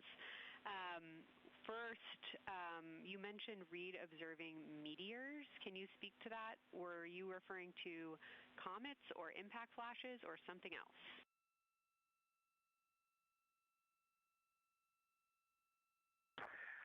Yeah, there was a little bit of giddiness. We have seen 3 impact flashes so far. I saw 2, and Jeremy has seen 1. Undoubtedly, Jeremy saw 2, so that's 4 total. Undoubtedly, quick impact flashes. It was not sun glint off of particulate from the thrusters or the purge tanks. It was definitely impact flashes on the moon. And Jeremy just saw another one. Go ahead with your next question. Amazing news. I literally just looked over at the SIR and they were jumping up and down literally. If you could describe where on the moon you saw them, please.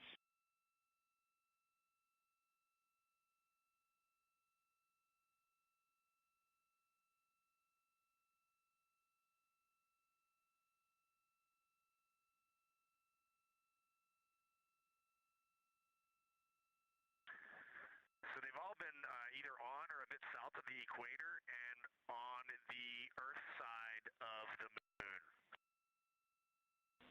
Stand by.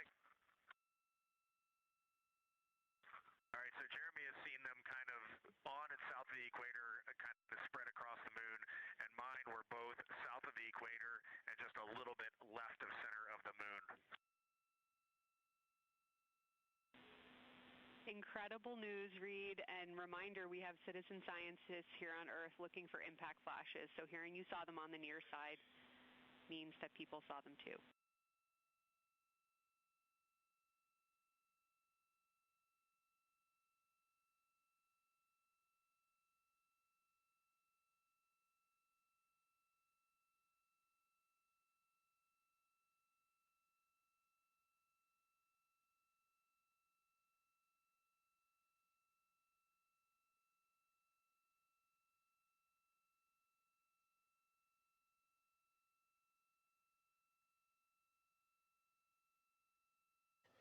This is Artemis Mission Control. We have regained that signal, so the team here in Mission Control was able to call back up to the crew on board the Orion spacecraft as they continue their lunar flyby. Specifically, they are now in that eclipse period. So the science team here in Mission Control was able to ask some questions about some of the situational reports they were providing during that loss of signal.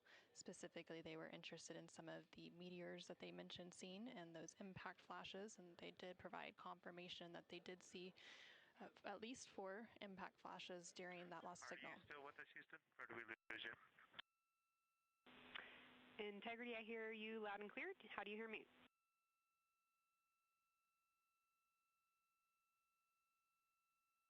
Okay, we got you loud and clear. One of the other things I wanted to describe, which was surprising to me, but the entire moon is lit up. It's glowing behind the entire moon. I thought it would look, dark against the black sky or deep space, but the sun is lighting up the entire limb of the moon. You can see the entire perimeter of it, and even now with the sun far behind the moon, you can still make little bits of topography around the entire limb, just bumps as you go around it.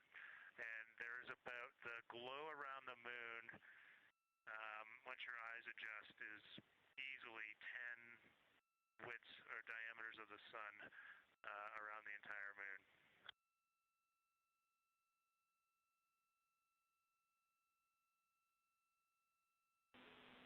Incredible to hear, Jeremy. Were you able to actually pick out any discrete features on the lunar surface? And if so, how do they look different than when you observe them in solar illumination?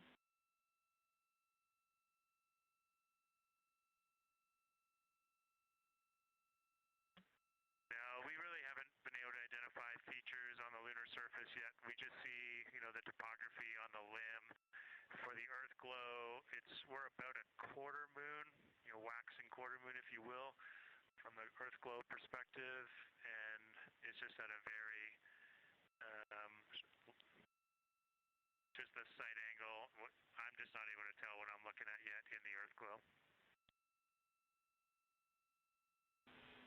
Understood. Thanks, Jeremy. One other question for you on the solar corona. Were you actually able to see any structure or color in the corona before most of it disappeared behind the moon?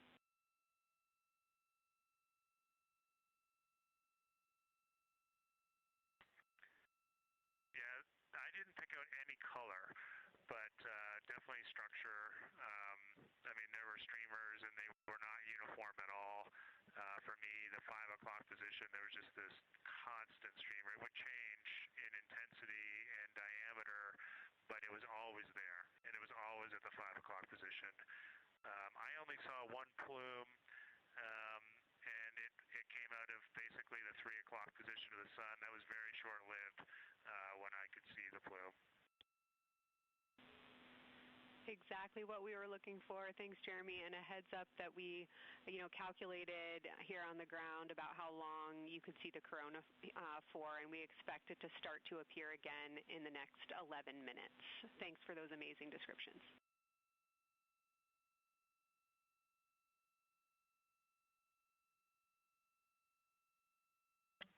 Okay, we're excited to see it all again. Integrity Houston, we're following along as well. That was outstanding. If you haven't already, just reminding you to swap positions at the windows. And that brief LOS we had previously was due to a data rate change expected.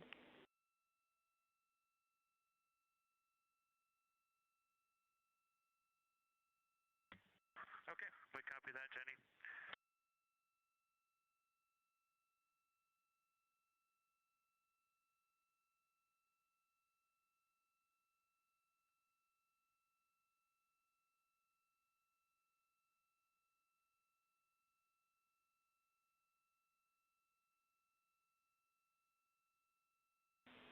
Integrity Science, one more request for you. While it's still fresh in your mind, any annotations or sketches you want to make of what you're seeing either around the corona structures you just mentioned or even on Earthshine would be so appreciated.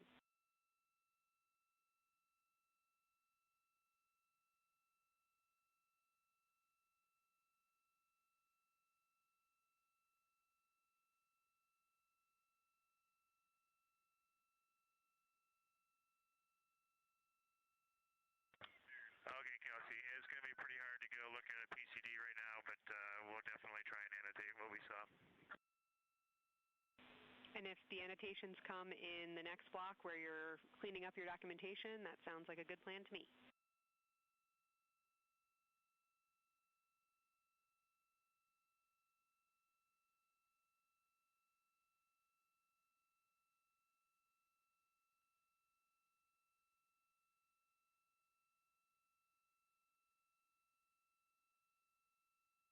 This is Artemis Mission Control. On the bottom right corner of your screen, you can see a view of the Science Officer Console here in Mission Control. And we've been hearing that communication between the Science Officer. The Orbit 1 Science Officer is Kelsey Young, and she's been asking questions to the crew, specifically CSA astronaut Jeremy Hansen, based on the observations they've been making during this eclipse period. And then in the upper left-hand corner of your screen, you can see a view of the Artemis real-time orbit website, which provides updates on the velocity and the distance from Earth and the Moon of the Orion spacecraft as it continues to make its way back to Earth. The distance from the Moon will continue to increase at this point. So right now, Orion and its crew are about 6,300 miles away from the Moon and about 251,000 miles away from the Earth.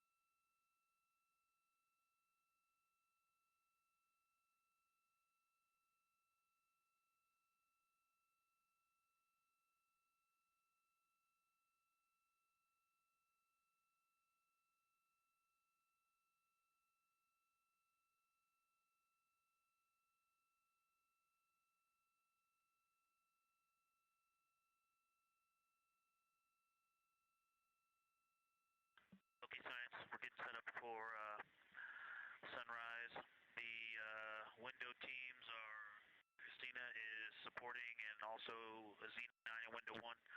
Jeremy's got the long lens in window 2, and the short lens in window 2. And Reed is in window 3, and he has started recordings and is set up to see Corona.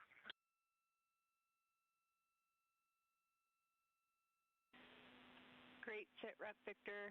That sounds like a good config, and we're showing coronal effects start to appear on your video camera. So in the next few minutes, we should start to hear your observations.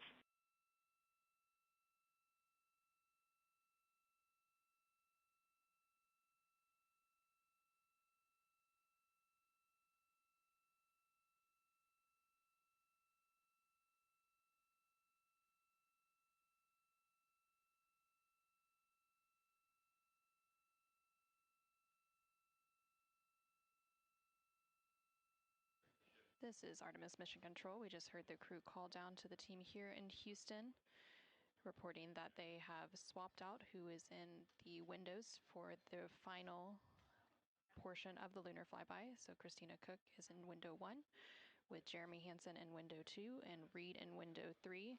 Reed is focusing on observing corona, which is the solar corona, which is the sun's outermost atmosphere. There is about 18 minutes remaining in the eclipse period. Science in Houston, integrity. I know this observation won't be of any scientific value, but glad we launched on April 1st because humans probably have not evolved to see what we're seeing.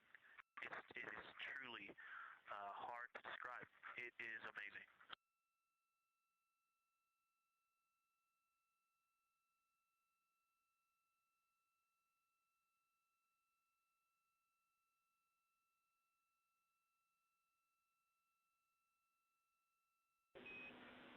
Amazing. Thank you, Victor. And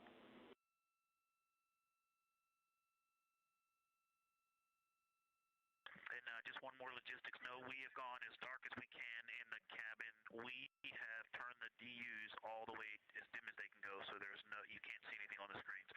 Every bit of light in the cabin affects the view. You're definitely seeing the brightness go closer. It's definitely brighter on the Earthshine side, and so we're expecting to see some corona here soon. We copy all. Excited for what you see next.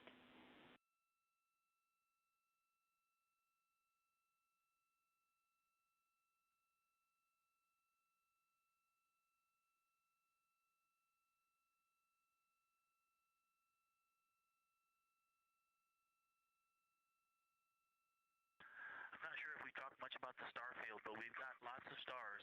You've got the nice glow around the moon, but right off the well, we're upside down now, but from upside down 4 o'clock, right off the edge of the moon, looks like a planet. That line of planets, there's something a moon diameter to the left, and something right off the limb of the moon to the right, and then something orange. It looks orange to the right of that, about half the moon diameter. So. But anyway, there are definitely stars. I think some of those planets that you said we might see, we're seeing. And so in unreal view, yeah, the moon in the foreground is one of the darkest things we see out the window. And now it's deep space behind it is kind of dark blue like it looks from Earth, but we can also still see stars. It's quite a wicked view.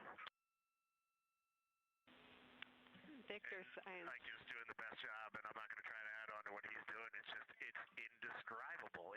No matter how long we look at this, our brains are not processing this image in front of us. It is absolutely spectacular, surreal. There's no adjectives. I'm going to need to invent some new ones to describe what we are looking at out this window. This is just absolutely beautiful and inspiring to hear. And Victor, we suspect what you're seeing is Saturn and Mars. That reddish object is likely Mars. Good opportunity to look to the future of where we're going.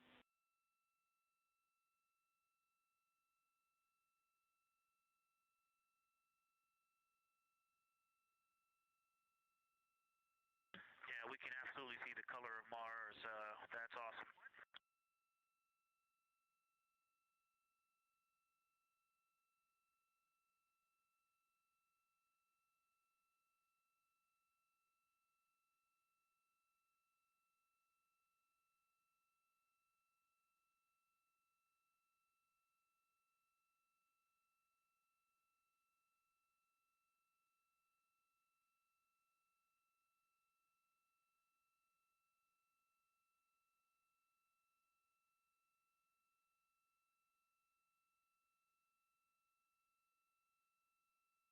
Okay, and from this vantage point, the 4 o'clock on the Earthshine side is definitely getting brighter, still no coronal structure.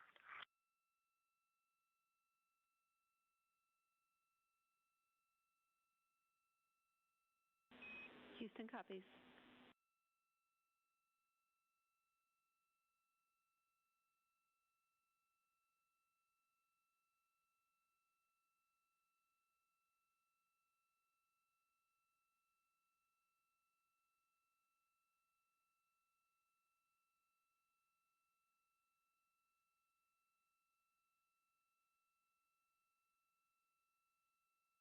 And we aren't able to distinguish which Mare is, but we can clearly see Mare in the Earthshine.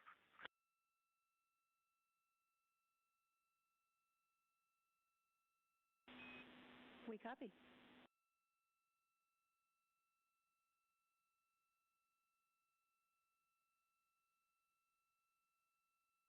This is Artemis Mission Control in Houston, Texas. We have not seen an impact flash in the last 5 minutes. Sounds unlucky, but you had a pretty strong start, so we'll take it. And actually, right after I said that, right at the South Pole, near the South Pole on the Terminator, Reed just saw one. Amazing.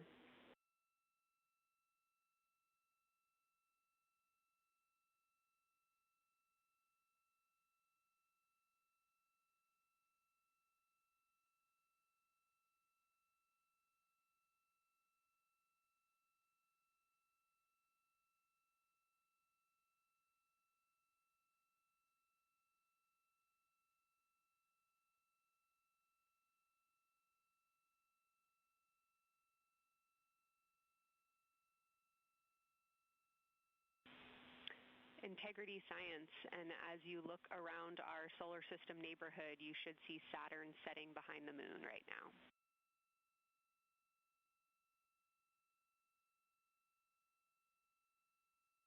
We do. We've been watching it track close to the horizon, and it's right tangential to the moon at this moment.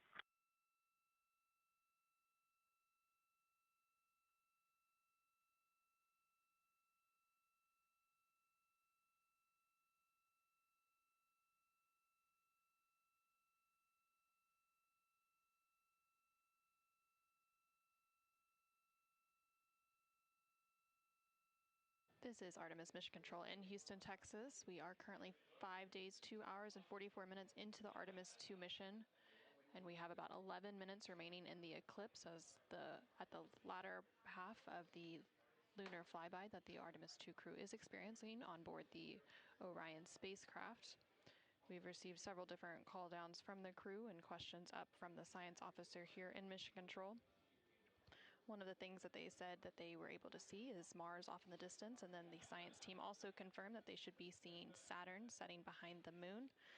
They've also acknowledged seeing several different impact flashes, and these are flashes of lights from meteorites striking the surface of the moon. They've also mentioned the solar corona, which is the sun's outermost atmosphere. Here in Mission Control Houston, the Orbit 1 and Orbit 2 teams have officially completed their handover.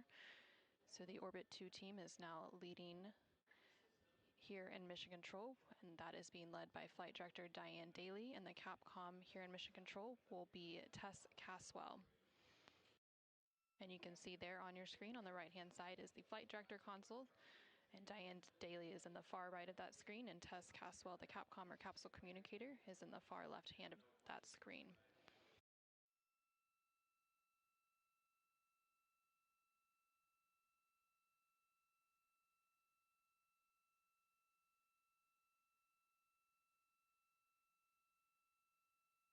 Hey, the light is continuing to grow in intensity. At about the 4 o'clock position on the, about the 8 o'clock position on the Earth-shine side. Saturn has set. Mars is tracking towards the moon's horizon.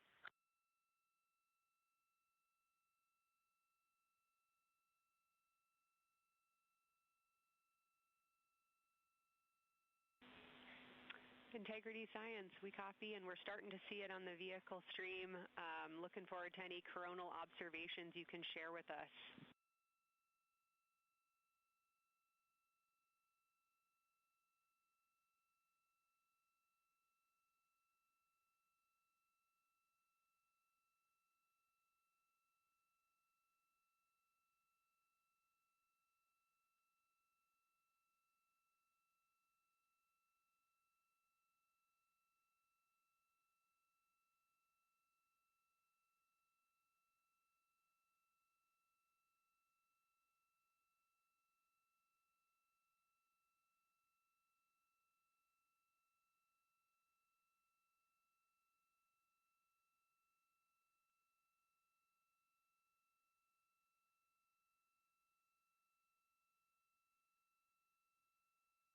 This is Artemis Mission Control. That view you're seeing on your screen is coming from the solar array wing cameras outside of the Orion spacecraft.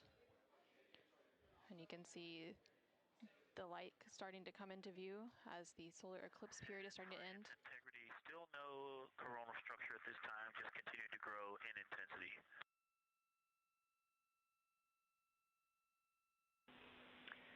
Copy, Victor, and reminder, you still should have several minutes before the eclipse classes need to go on, and we can send you up a reminder when you're getting close to take your eyes away from the D5 viewfinder, but you should be good for several more minutes.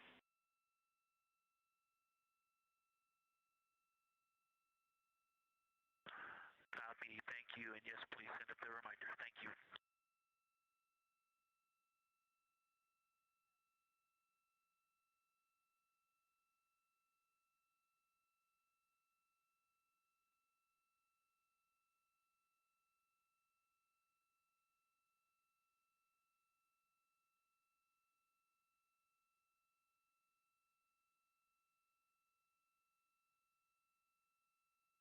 Okay, we all think we're starting to see something. I believe the most popular term is baby hair. As the light grows in intensity and the horizon on this side becomes very distinct. You can still see Earth shine, even though the sun's brightness is definitely growing in intensity.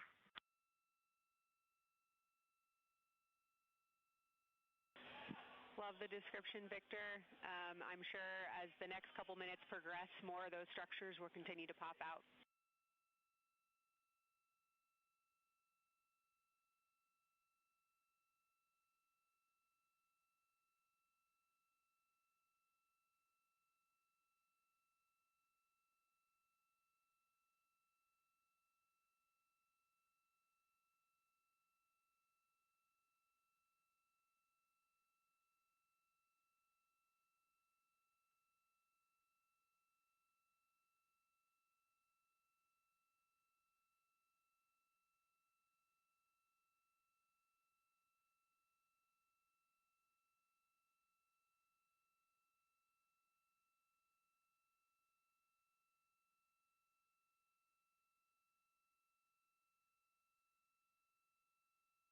This is Artemis Mission Control in Houston, Texas.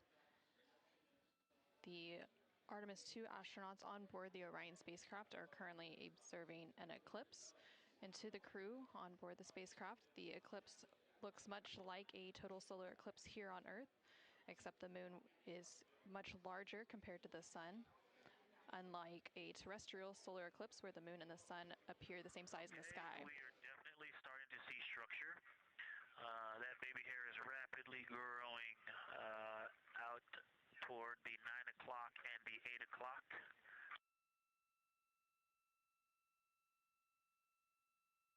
It's almost as if it were reaching out for Venus or for the Earth.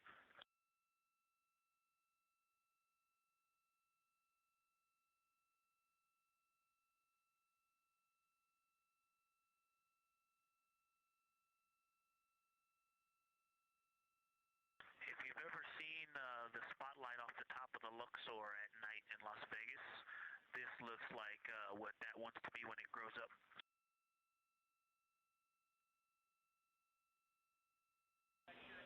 Integrity Science, glad to hear you're following your training of tell it like you see it.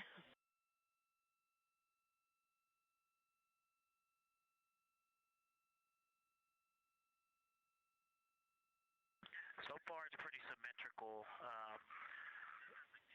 There are 2 or 3 streamers that are growing in intensity and in magnitude, and it's slowly starting to widen, starting to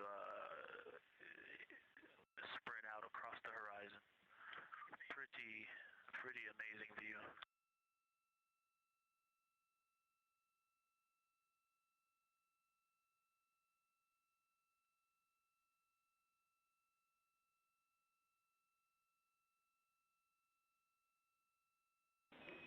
And Integrity Houston, great words. Reminder for you, we are approaching the brightness level at which you should no longer be using the viewfinder on the D5.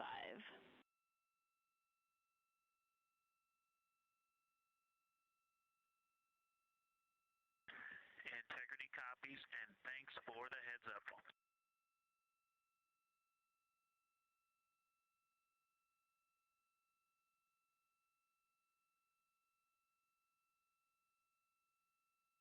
This is Artemis Mission Control. Oh, and I think we're seeing some directionality. Some of it is going in different directions because it appears to be moving and combining and recombining as it it's pointing in different directions, and some of it appears to be going like down toward the south pole of the moon, but it's and then coming back together and going out towards Venus and the Earth. And depending on how I stare at it, it looks like one large structure, but then it definitely has wisps, and you can see 3 or 4 structures inside of it. It's like watching a flame. It's like looking at a flame, and stand by. And so it has some inherent movement. Now there's a very bright spot. There's a very bright spot in the center of it. There's a towering light of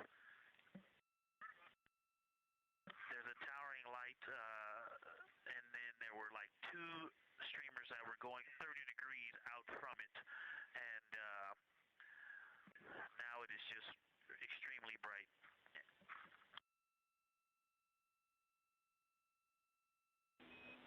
Houston, copies all. To get a little warm.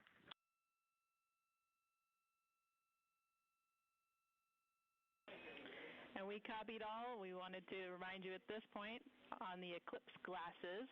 Should be about time for those.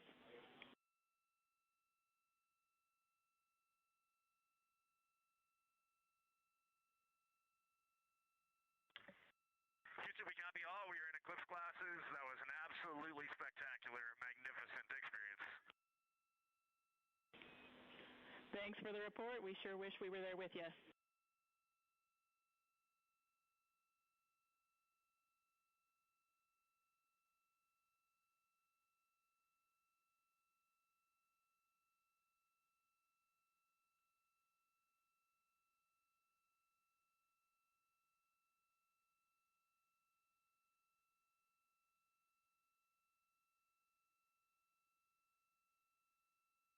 This is Artemis Mission Control. The eclipse period is coming to an end, and we did hear that call up that the crew now has to put on those eclipse glasses to be able to protect their eyes for this final portion of the eclipse.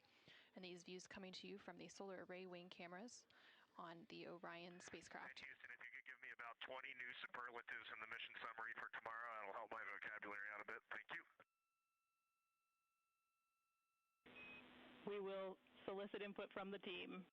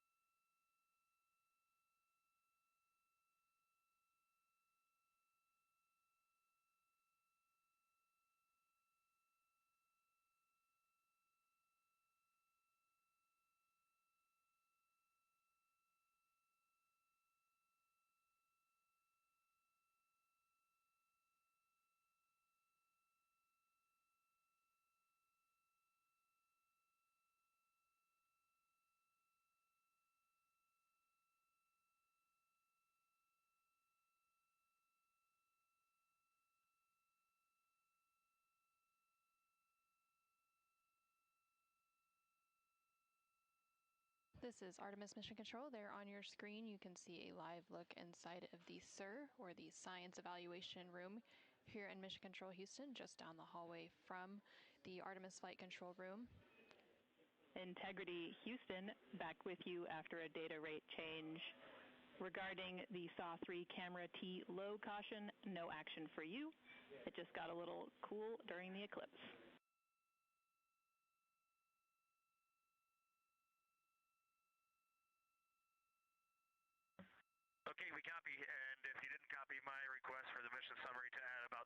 superlatives to help my vocabulary out. Appreciate it.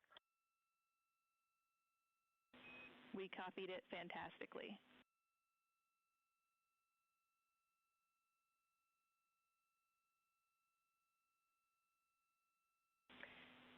And Integrity Science, this is basically wrapping up your fly-by-day observations. I can't say enough how much science we've already learned and how much inspiration you've provided to our entire team, the lunar science community, and the entire world with what you were able to bring today.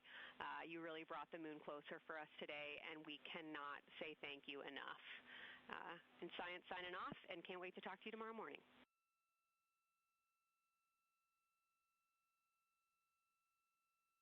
To your entire team, Kelsey, to the entire NASA science team, you all really turned to when we shifted launch dates to April 1st, and you got the most incredible package together for us to go do some great science and some great, truly human experience moments here. And we were well prepared, and we appreciate all of you. And this is what we do best when we all come together and work as a team. So you all knocked it out of the park. Thank you for giving us this opportunity. Beautiful words, Reed. Thanks so much.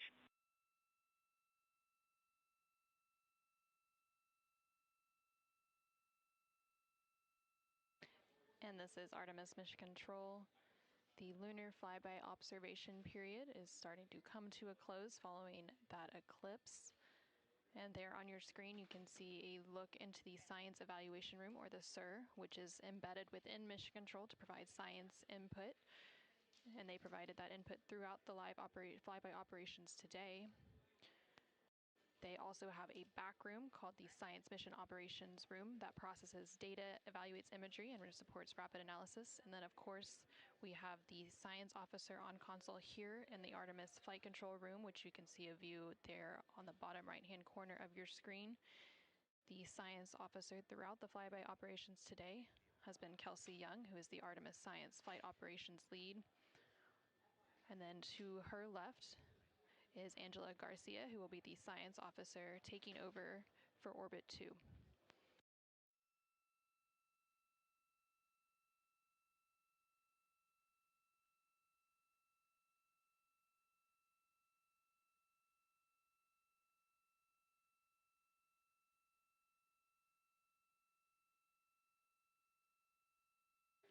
And for the past 7 hours or so, the crew has been going through their lunar flyby observation period. And now they will wrap up that period and complete some final tasks and begin downlinking some of the amazing imagery that they've captured throughout the day, as well as some of the observations that they've recorded. And now on your screen, you're seeing a live look from the Orion spacecraft from those solar array wing cameras. The solar eclipse period ended just a few minutes ago, and during this eclipse, towards the end of the flyby window, it lasted about an hour, and it was when the sun was hidden from view behind the opposite side of the moon from the perspective of the Orion spacecraft and its crew. And during that time, the crew saw a mostly dark moon, and they used the opportunity to analyze the solar corona, which is the sun's outermost atmosphere, while it was visible. And then once the sun was completely out of view behind the moon, the crew looked for impact flashes, which they reported seeing multiple impact flashes, and those are flashes of light from meteoroids striking the surface of the moon.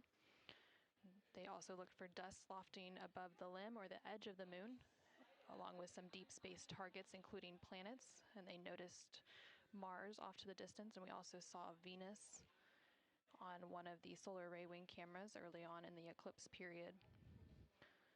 The crew also looked at parts of the moon illuminated by Earthshine, which is the sunlight reflected from the Earth when they come around toward the moon's near side at the very end of that flyby window.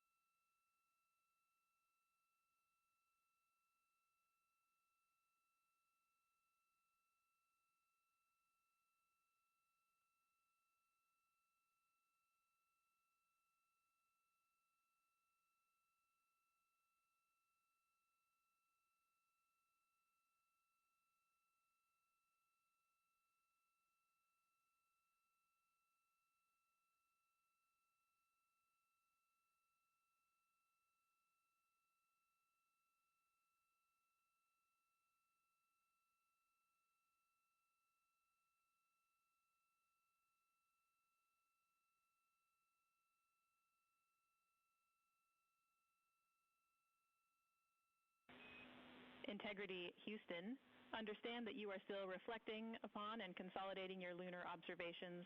At your convenience, I have 2 items related to the upcoming VIP event.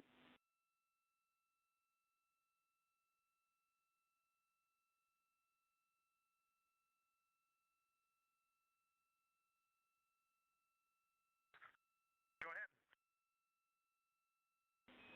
All right, first we wanted to let you know that the message for that upcoming event is on board for review at your convenience. That's message 3.06.04. The second item is that we've seen a couple of video blips in previous events. So during the HDPAO setup activity, we're wondering if Jeremy could please confirm for us that the TS rate is set to 1300 when you get to step 10.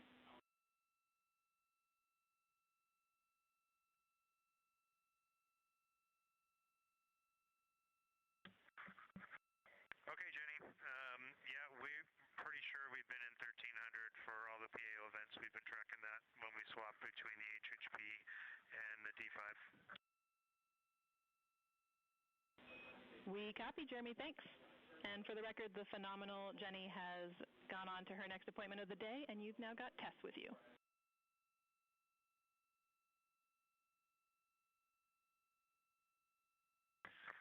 I'm sorry, Tess. Great to have you on board Integrity. No worries. Happy to be here.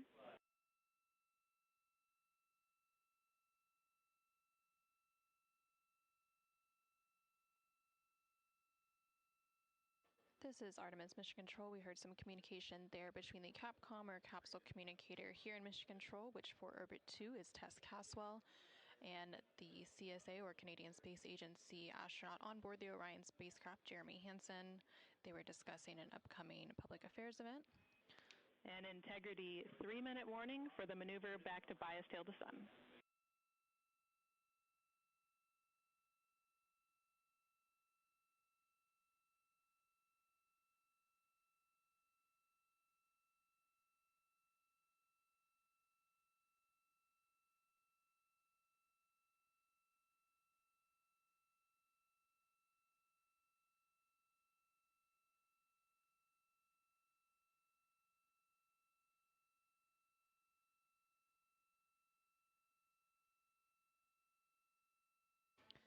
The crew on board the Orion spacecraft recently completed their lunar observation period. It was an approximately 7-hour period of time in which they were focused on several different targets identified by the science team here on the ground that they studied and prepared for ahead of time. And then they also were referencing a lunar targeting package that was uplinked about a day ago with those final targets. Now they are completing some post-lunar flyby activities, so they're working to clean up their observations that they've made and also working to downlink some of the photos that they've taken throughout the day. The science team here on the ground will then work to get as much data as they can overnight, and then there will be a post-flyby conference tomorrow after the crew wakes up. And that's not a debrief, but a science data collection to capture their nuanced experience while they're still in the field and the experience is still fresh. And then, of course, there will also be a public affairs downlink event later in the day. Now that once the post-lunar flyby activities are complete. And then after that, the crew will go into some of their final activities for the day. They will have a private medical conference, or PMC, with the medical teams here on the ground. These are regular conferences that they have at the end of every day, and then there's also a flight director conference that they will have before they go into their pre-sleep period, during which they can complete hygiene activities and they will have the chance to eat their dinner and complete any other final personal activities for the day before they head into their sleep period.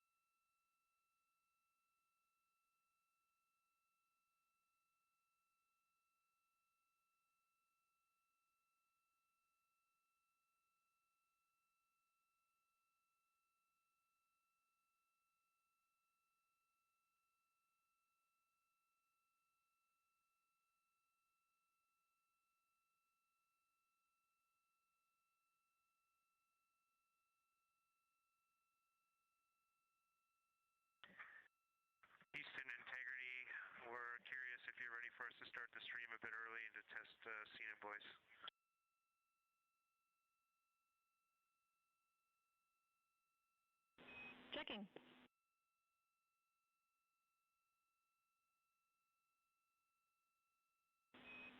And integrity, affirm. We are go to start the stream.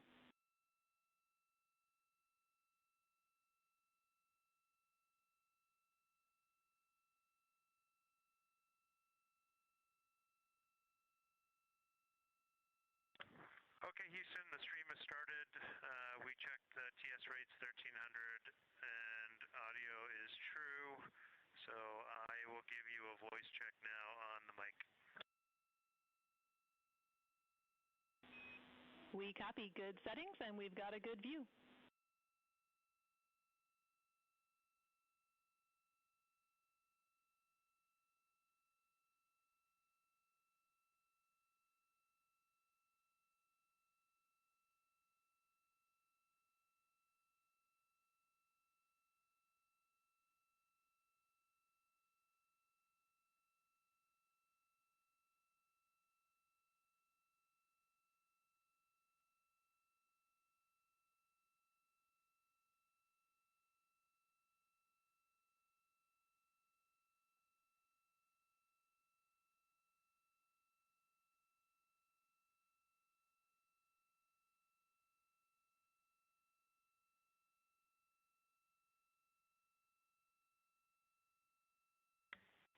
In test, I sent an audio check down on the handheld mic. Did you get it?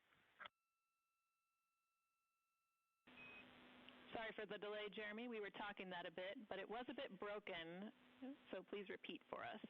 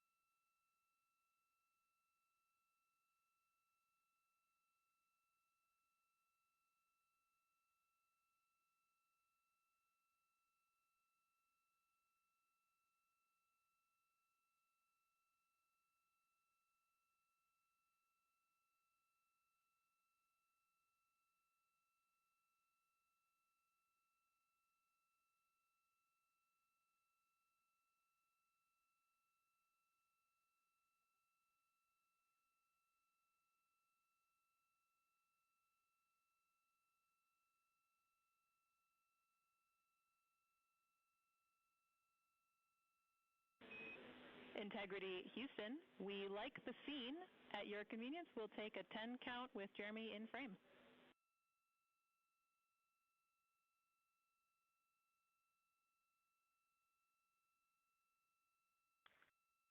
Okay, copy that.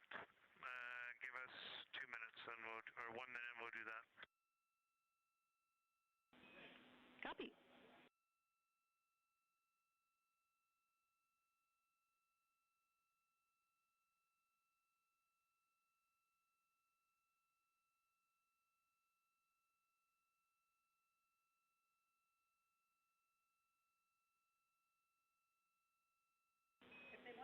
Great voice check and good words. We like the scene.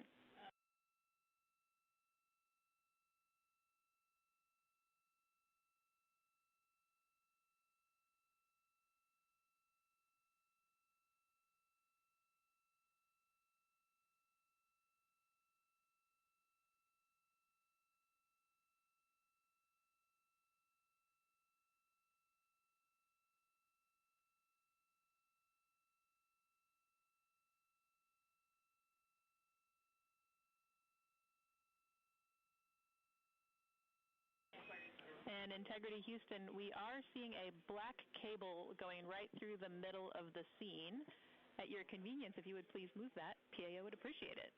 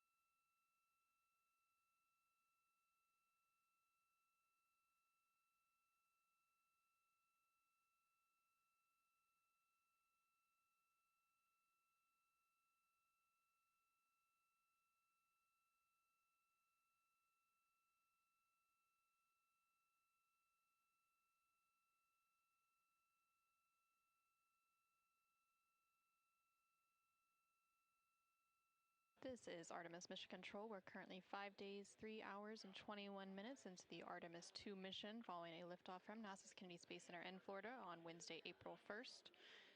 The crew on board the Orion spacecraft is currently wrapping up their lunar flyby cleanup activities. They're making final... Houston Integrity, high priority PAO images from the eclipse are on PCD-1 in a so-named folder. We copy, Christina. Thanks.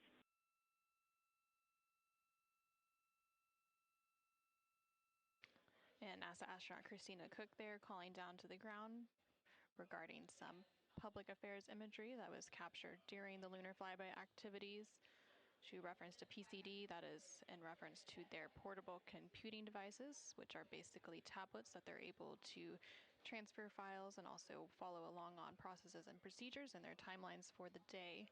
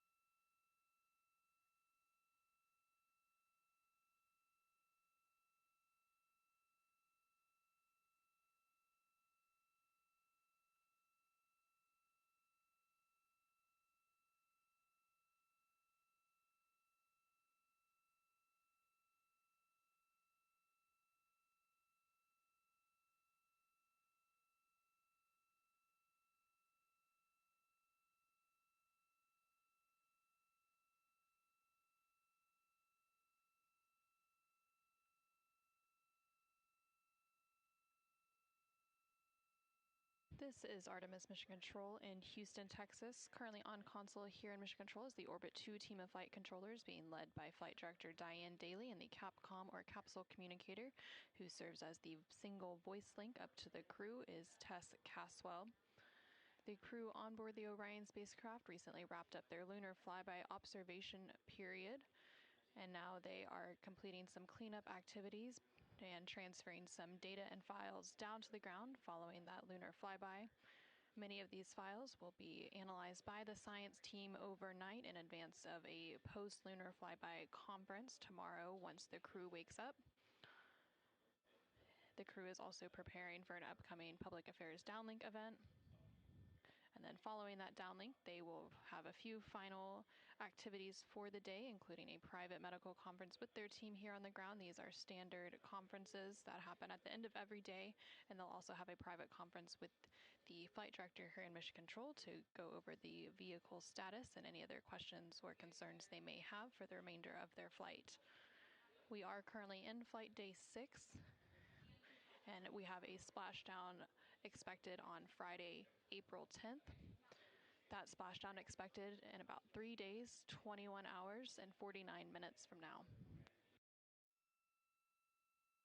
During the lunar flyby, and as part of Artemis II, it marked the first time in more than 50 years that humans were able to observe the moon directly and provided a critical opportunity to practice how lunar science will be conducted during future Artemis missions. The moon preserves a near-continuous record of solar system history that has been erased on Earth, and with no atmosphere, weather, or plate tectonics, the lunar surface retains evidence of ancient impacts, volcanism, and solar activity that scientists can study today.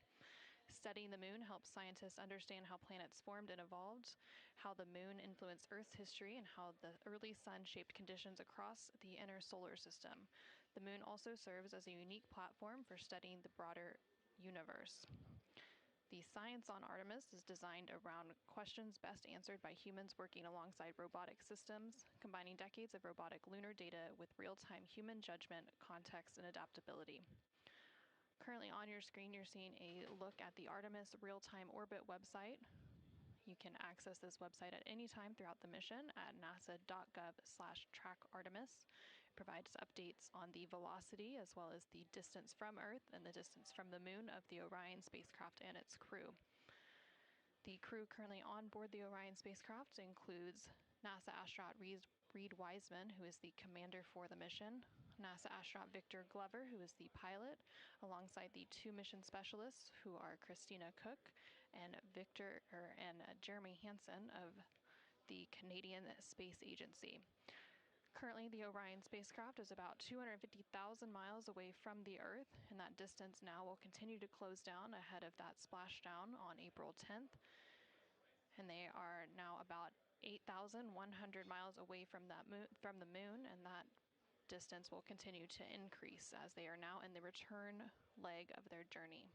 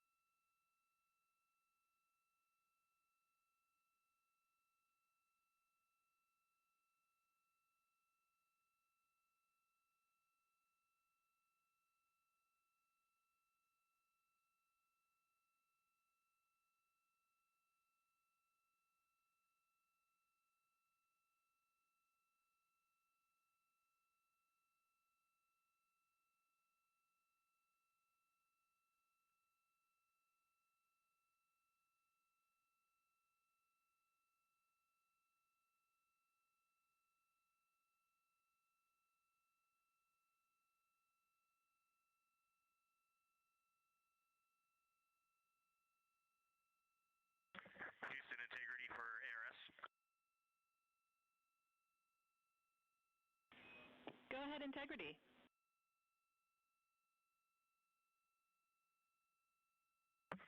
Hey, Tess, great to talk to you. Any chance we could drop the fan speed down for this PAO event?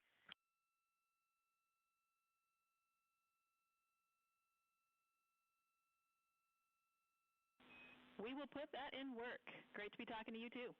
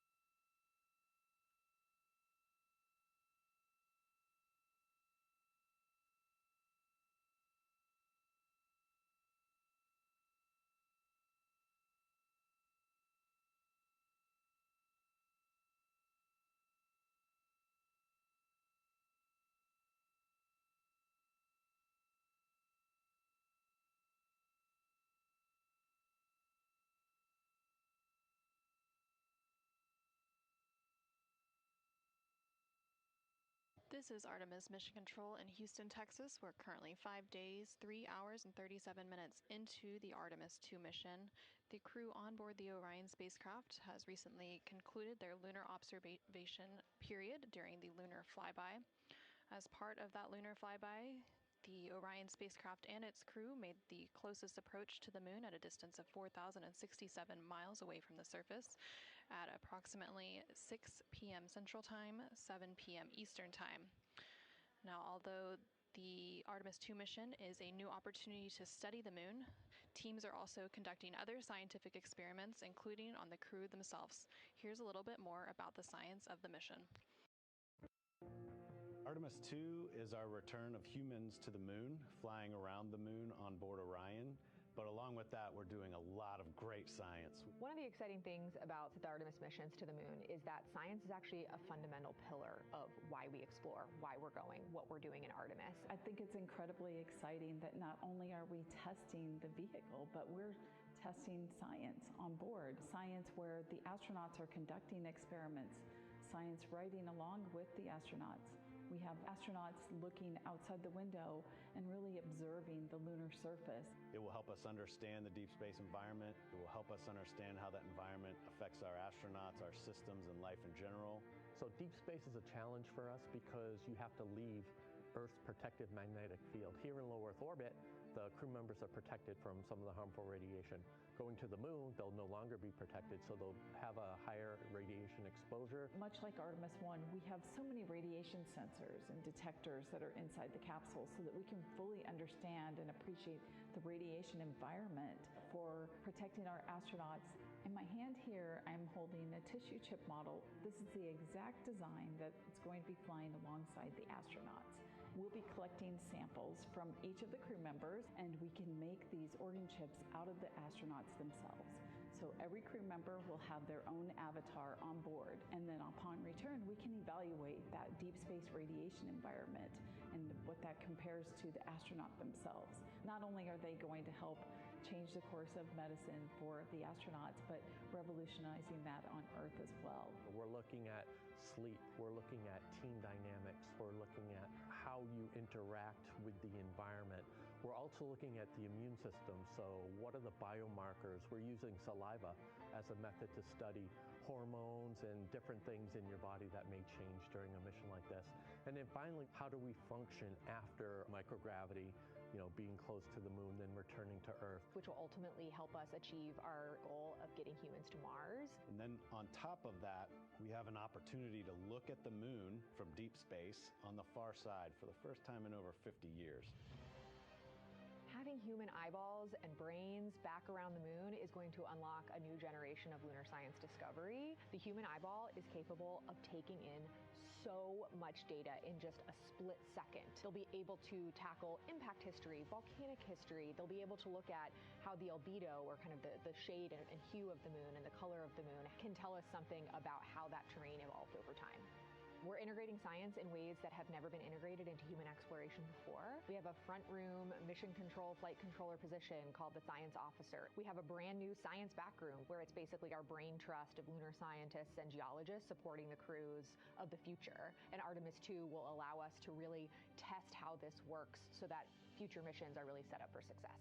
We'll also be deploying some CubeSats. They're small shoebox-sized spacecraft of their own. They're each provided by another country, one of our partners. As they conduct their research, they'll complement what we are doing at the moon with Orion. It is so incredibly exciting to be a part of this mission. It has been, really one of the privileges of a lifetime. I can see the work I'm doing benefit crew members right now and benefit the crew members in the future. So it's incredibly exciting and it's very rewarding. As this rocket launches humanity off of the Earth, we'll be setting the stage through our science to prepare humanity to leave Earth and explore the solar system.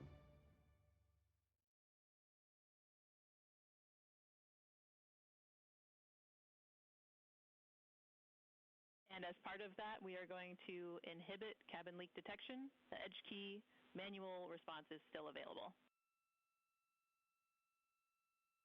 Copy, thumbs up.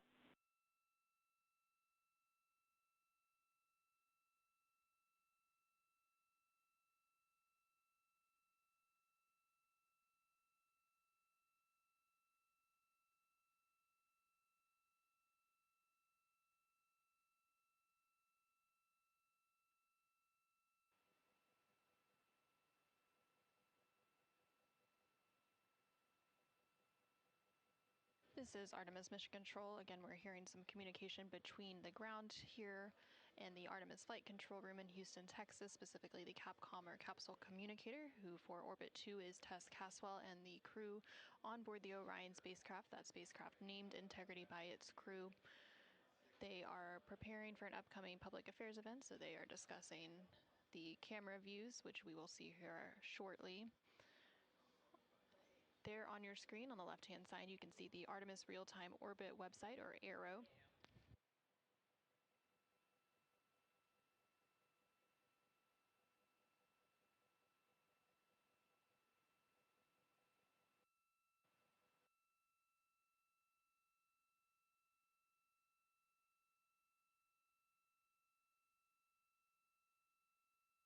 The Artemis Real-Time Orbit website there on the left-hand side of your screen provides updates on the velocity of the Orion spacecraft during its journey around the moon. Following a lunar flyby earlier today, which concluded about an hour ago, the crew has been conducting some cleanup tasks, so they've been transferring some of their documentation, their photos, and data that they captured during the flyby to the ground to be evaluated by the science team, and of course some of that imagery will also be evaluated by the public affairs team here at NASA and then shared with the world once it's available. The crew will also have a post-lunar flyby conference with the science team tomorrow following their sleep period to go over some of their observations while it's still fresh and at the top of their mind. On the bottom right-hand corner of your screen, you can see a look into the Artemis Flight Control Room here in Mission Control Houston, specifically the Flight Director Console and the Capcom or Capsule Communicator Console. The flight director currently on console for Orbit 2 is Diane Daly, and throughout the Artemis II mission, there are 3 shifts or orbits of flight controllers who provide 24/7 coverage and support to the Artemis II crew and the Orion spacecraft and its systems during its journey around the moon. We are expecting a splashdown on Friday, April 10th. That splashdown will take place in about 3 days, 21 hours, and 33 minutes.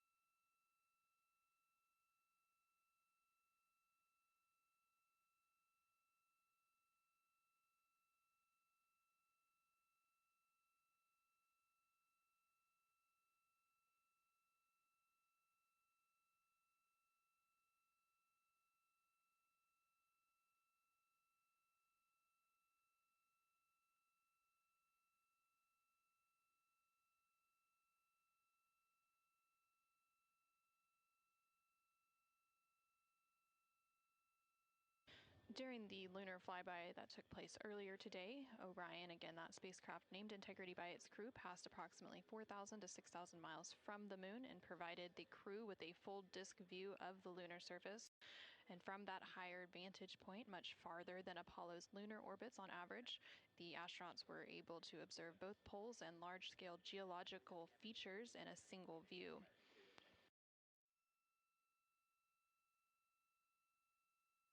And there on your screen, you're currently seeing a live look inside the cabin of the Orion spacecraft. Integrity Houston, we are 3 minutes out from an on-time start, and we have adjusted the fan speed. We'll take a thumbs up if you're happy with it.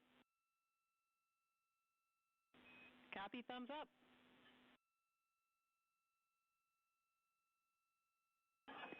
Superlative thumbs up.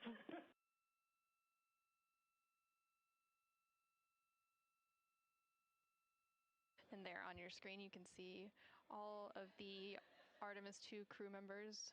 CSA astronaut Jeremy Hansen just floated out of view behind the camera, but you can still see NASA astronaut Reed Wiseman, NASA astronaut Christina Cook, and NASA astronaut Victor Glover as they prepare for an upcoming Public Affairs Downlink event, which is scheduled to take place in just a couple minutes from now.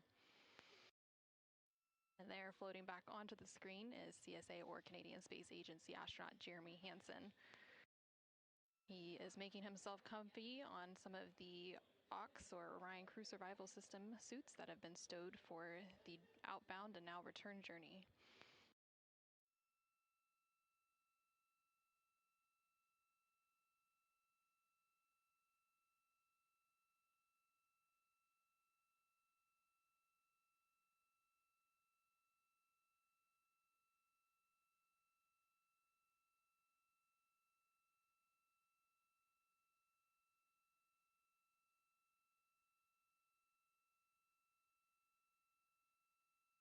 Shortly after the completion of these couple of public affairs downlink events, the crew will begin winding down for their day, and they will have the opportunity to eat dinner. Some of the items on their menu today for dinner include chicken with corn and black beans, sweet and sour pork, rice pilaf, spicy green beans, citrus fruit salad, and maple cream cookies. All of the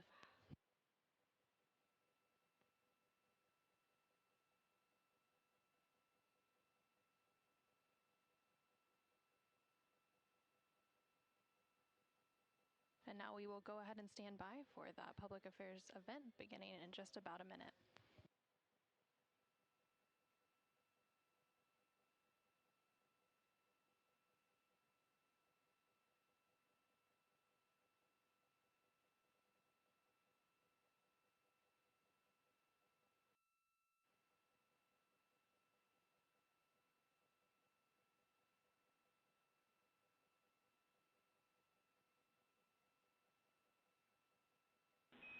Integrity Houston, no action for the DU-1. Caution, we're taking a look.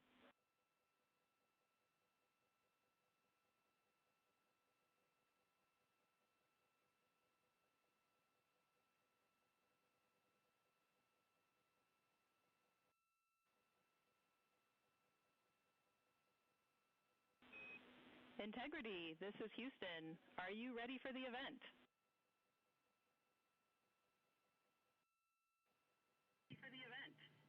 Hello, Houston. Integrity is ready for the event. Administrator Isaacman, this is Mission Control Houston. Please call Integrity for a voice check. Integrity, Jared Isaacman, comm check.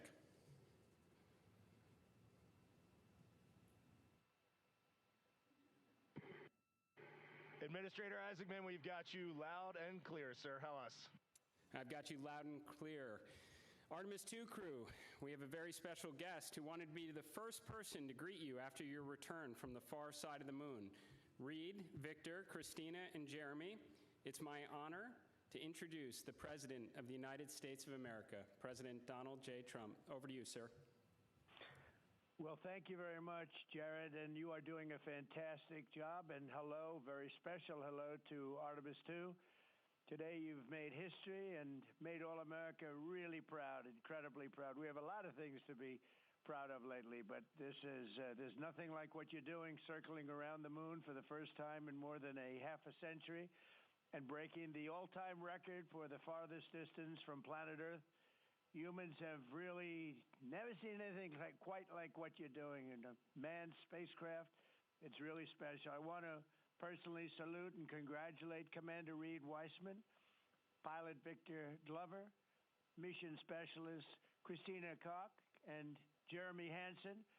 And I also want to thank the entire amazing team at NASA, headed by Jared, who's a very special guy, by the way. And you all made this day possible, and you've really inspired the entire world. Really, everybody's watching. They find it incredible. I just watched you go to the back of the moon, and people haven't been there in a long time, we can say, but it's going to be more and more prevalent because we're going to be doing a lot of traveling, and then you're going to ultimately do the whole big trip to Mars, and that's going to be very exciting. So you look at, we had no astronaut has been to the moon since the days of Apollo program. The Apollo program was also very special, but that was 50 years ago, and at long last, America is back, and America is back in many ways stronger than ever before. We're the hottest country anywhere in the world. The Artemis crew flew in the most powerful rocket NASA has ever made, ever launched, traveled over 250,000 miles, broke the distance record set by the legendary Apollo 13. And America is a frontier nation, and the 4 brave astronauts of Artemis II are a modern day, you really are modern day pioneers, all of you. And one of them happens to be a neighbor. You know who that is, right? You have a special person over there, a neighbor, and we like our neighbor. Your mission paves the way for America's return to the lunar surface very soon. We're going all out. We're doing everything we can, and it's headed up by Jared. We'll plant our flag once again, and this time we won't just leave footprints. We'll establish a permanent presence on the moon, and we'll push on to Mars. That'll be very exciting. I'm waiting for that so much. I'd love to be here, but maybe we won't quite make it in terms of timing, but we will be up in the moon, and that's going to happen soon. So America will be second to none in space and everything else that we're doing, and we will continue to lead the whole thing into the stars, this incredible journey into the stars. So I just wanted, it's an honor to speak to you, and I wanted to congratulate each and every one of you. And tell me, what is the most unforgettable part of this really historic day? The whole world is watching and listening. Please tell me.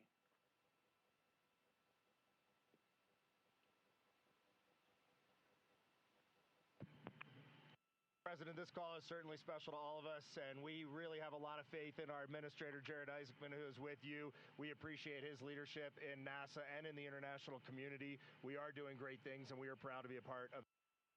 I have to tell you, as we came around the near side of the moon, seeing all the sights that we've seen from Earth for all of our lives, but we're seeing them from a different perspective, and then we started to get a glimpse of the and we saw sites, Oriental, sites that no human has ever seen before, not even in Apollo, and that was amazing for us.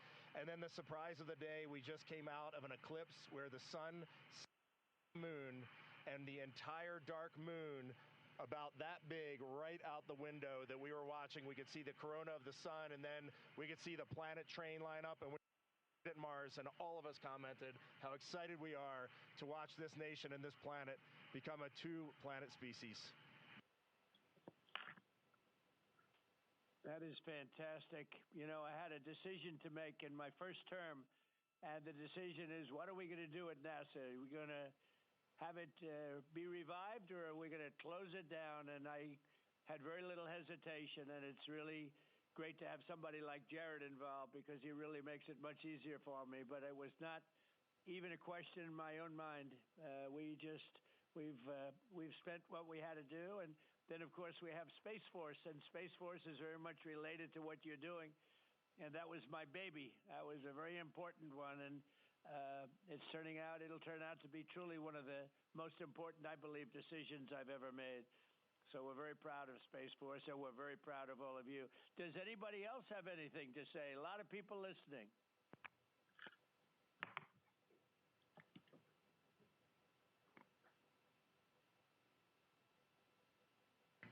Mr. President, To be here with you speaking about our incredible day today. I think one of the biggest highlights was coming back from the far side of the moon and having the first glimpses of planet Earth again after being out of communication for about 45 minutes. It really just reminds you what a special place we have and how important it is for our nation to lead and not follow in exploring deep space. I'd like to ask, what was your feeling when you had no communication, zero communication? All of a sudden it was cut off by, obviously, your very special location. What was your feeling when you had no communication? A little bit different, perhaps.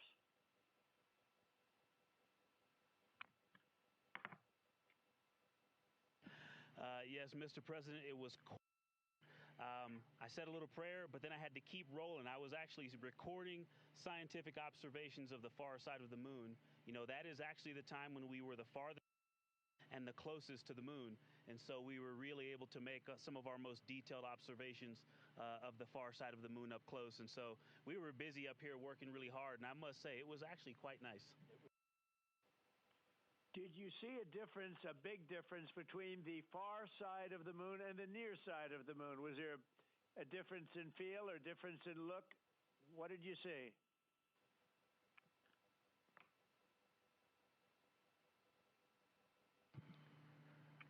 Well, Mr. President, we certainly did, and our science team really set us up well to understand what they thought we might see.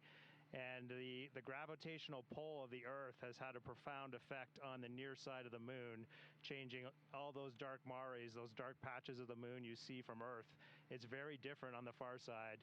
While you see some small patches of those mare in deep craters, it's very much absent on that side, so that's really neat. And while I have the microphone, sir, I just want to thank you on behalf of Canada. The space leadership you spoke of from America truly is extraordinary. I've said this many times before. A nation that leads like that and creates and sets big goals for humanity that brings other countries along with it is truly incredible. And I know that's a very intentional, not a necessary decision, intentional decision to lead by example and to allow other countries like Canada to share our gifts and help you achieve these mutually beneficial goals, like establishing a presence on the moon and eventually going to Mars. And Canadians are so proud to be a part of this program. Well, I have to say I spoke to a very special person, Wayne Gretzky, who I think you know, the great one. And I spoke to your Prime Minister and many other friends I have in Canada. They are so proud of you. And you have a lot of courage. I'm not sure if they'd want to do that. I'm not even sure if the great one would want to do that, to be honest with you. But you have a lot of courage doing what you're doing, a lot of bravery and a lot of genius. But they're very, very proud of you.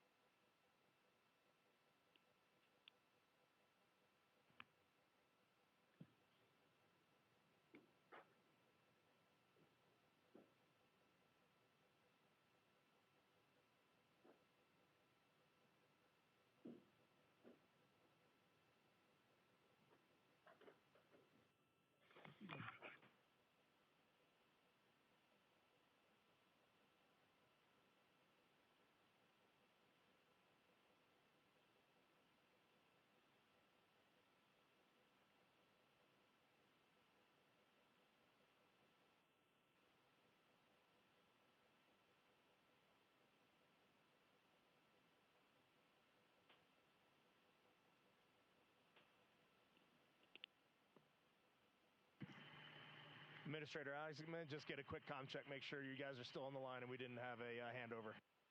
I am. Yes, I am. And integrity, and back over to you, Mr. President. Yeah, I think we might have gotten cut off. It is a long distance. It's a long ways. The reception's been great. There's a little bit of about a 9-second delay, but no, I just had a statement for, I don't know what you heard, but I was just saying they're very proud of your brilliant person from Canada on the ship. And Wayne Gretzky is a great friend of mine, and he's very proud of him. And the Prime Minister I spoke to, they're very, very honored that you have a courageous person from Canada. You have a lot of courageous people from Canada, so it was very nice.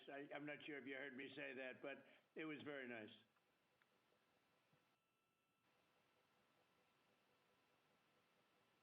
Yes, Mr. President, we heard that, and we do love our Jeremy Hansen. We love all our Canadian astronauts, Jenny Gibbons, Josh Kutrick. They're just great people, and they're such a welcome addition to our Corps. Great. Well, I really look forward to, when we can, I look forward to seeing you in the Oval Office. I'll ask Jared to bring you over, and I'll ask for your autograph, because I don't really ask for autographs much, but you deserve that. You really are something. Everybody's talking about this. And I look forward to having you in the Oval Office at the White House, and we will celebrate your incredible achievements and triumphs. This is big. This is really big stuff. The whole world is talking about it. And if you have the time, I will certainly find the time. I've been pretty busy also, as you know, but I will absolutely find the time, and we'll get together, and I'm going to be giving you a big salute on behalf of the American people and beyond that.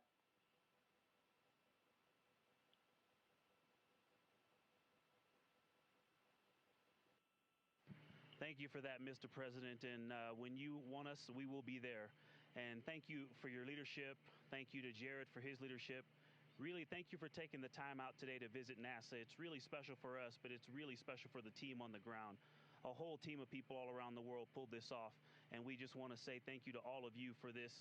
It is the thrill and honor of a lifetime to have been on this journey. Today was amazing, but this 3-year journey has been amazing, and it was made possible by the American people and the Canadian people, and we're so grateful to you all. Thank you very much. Well, thank you very much. And Jared, congratulations. We'll see you soon. And I know that you have Mars very much in your mind, so we'll start thinking about that pretty soon, I think. And thank you. Congratulations to everybody. I'll see you at the Oval Office. Thank you for your time, Mr. President. It's been an honor. Thank you very much. Bye. Bye. Integrity. This is Houston ACR. That concludes the event. Thank you. Thank you to all participants. Integrity, we are now resuming operational audio communications.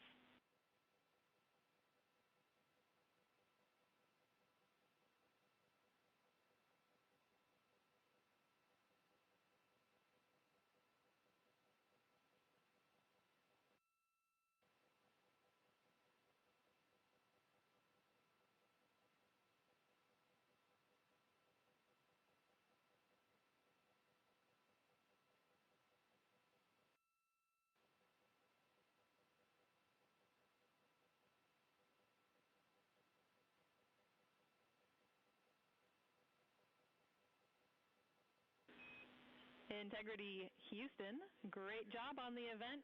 Just a heads up, we are on track to start the next event on time at 4:15.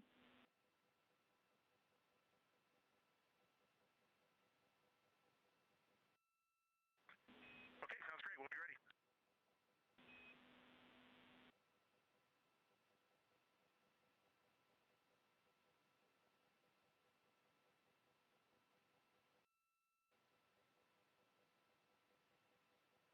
This is Artemis Mission Control in Houston, Texas. We just had that public affairs event with President Donald Trump and the crew on board the Orion spacecraft.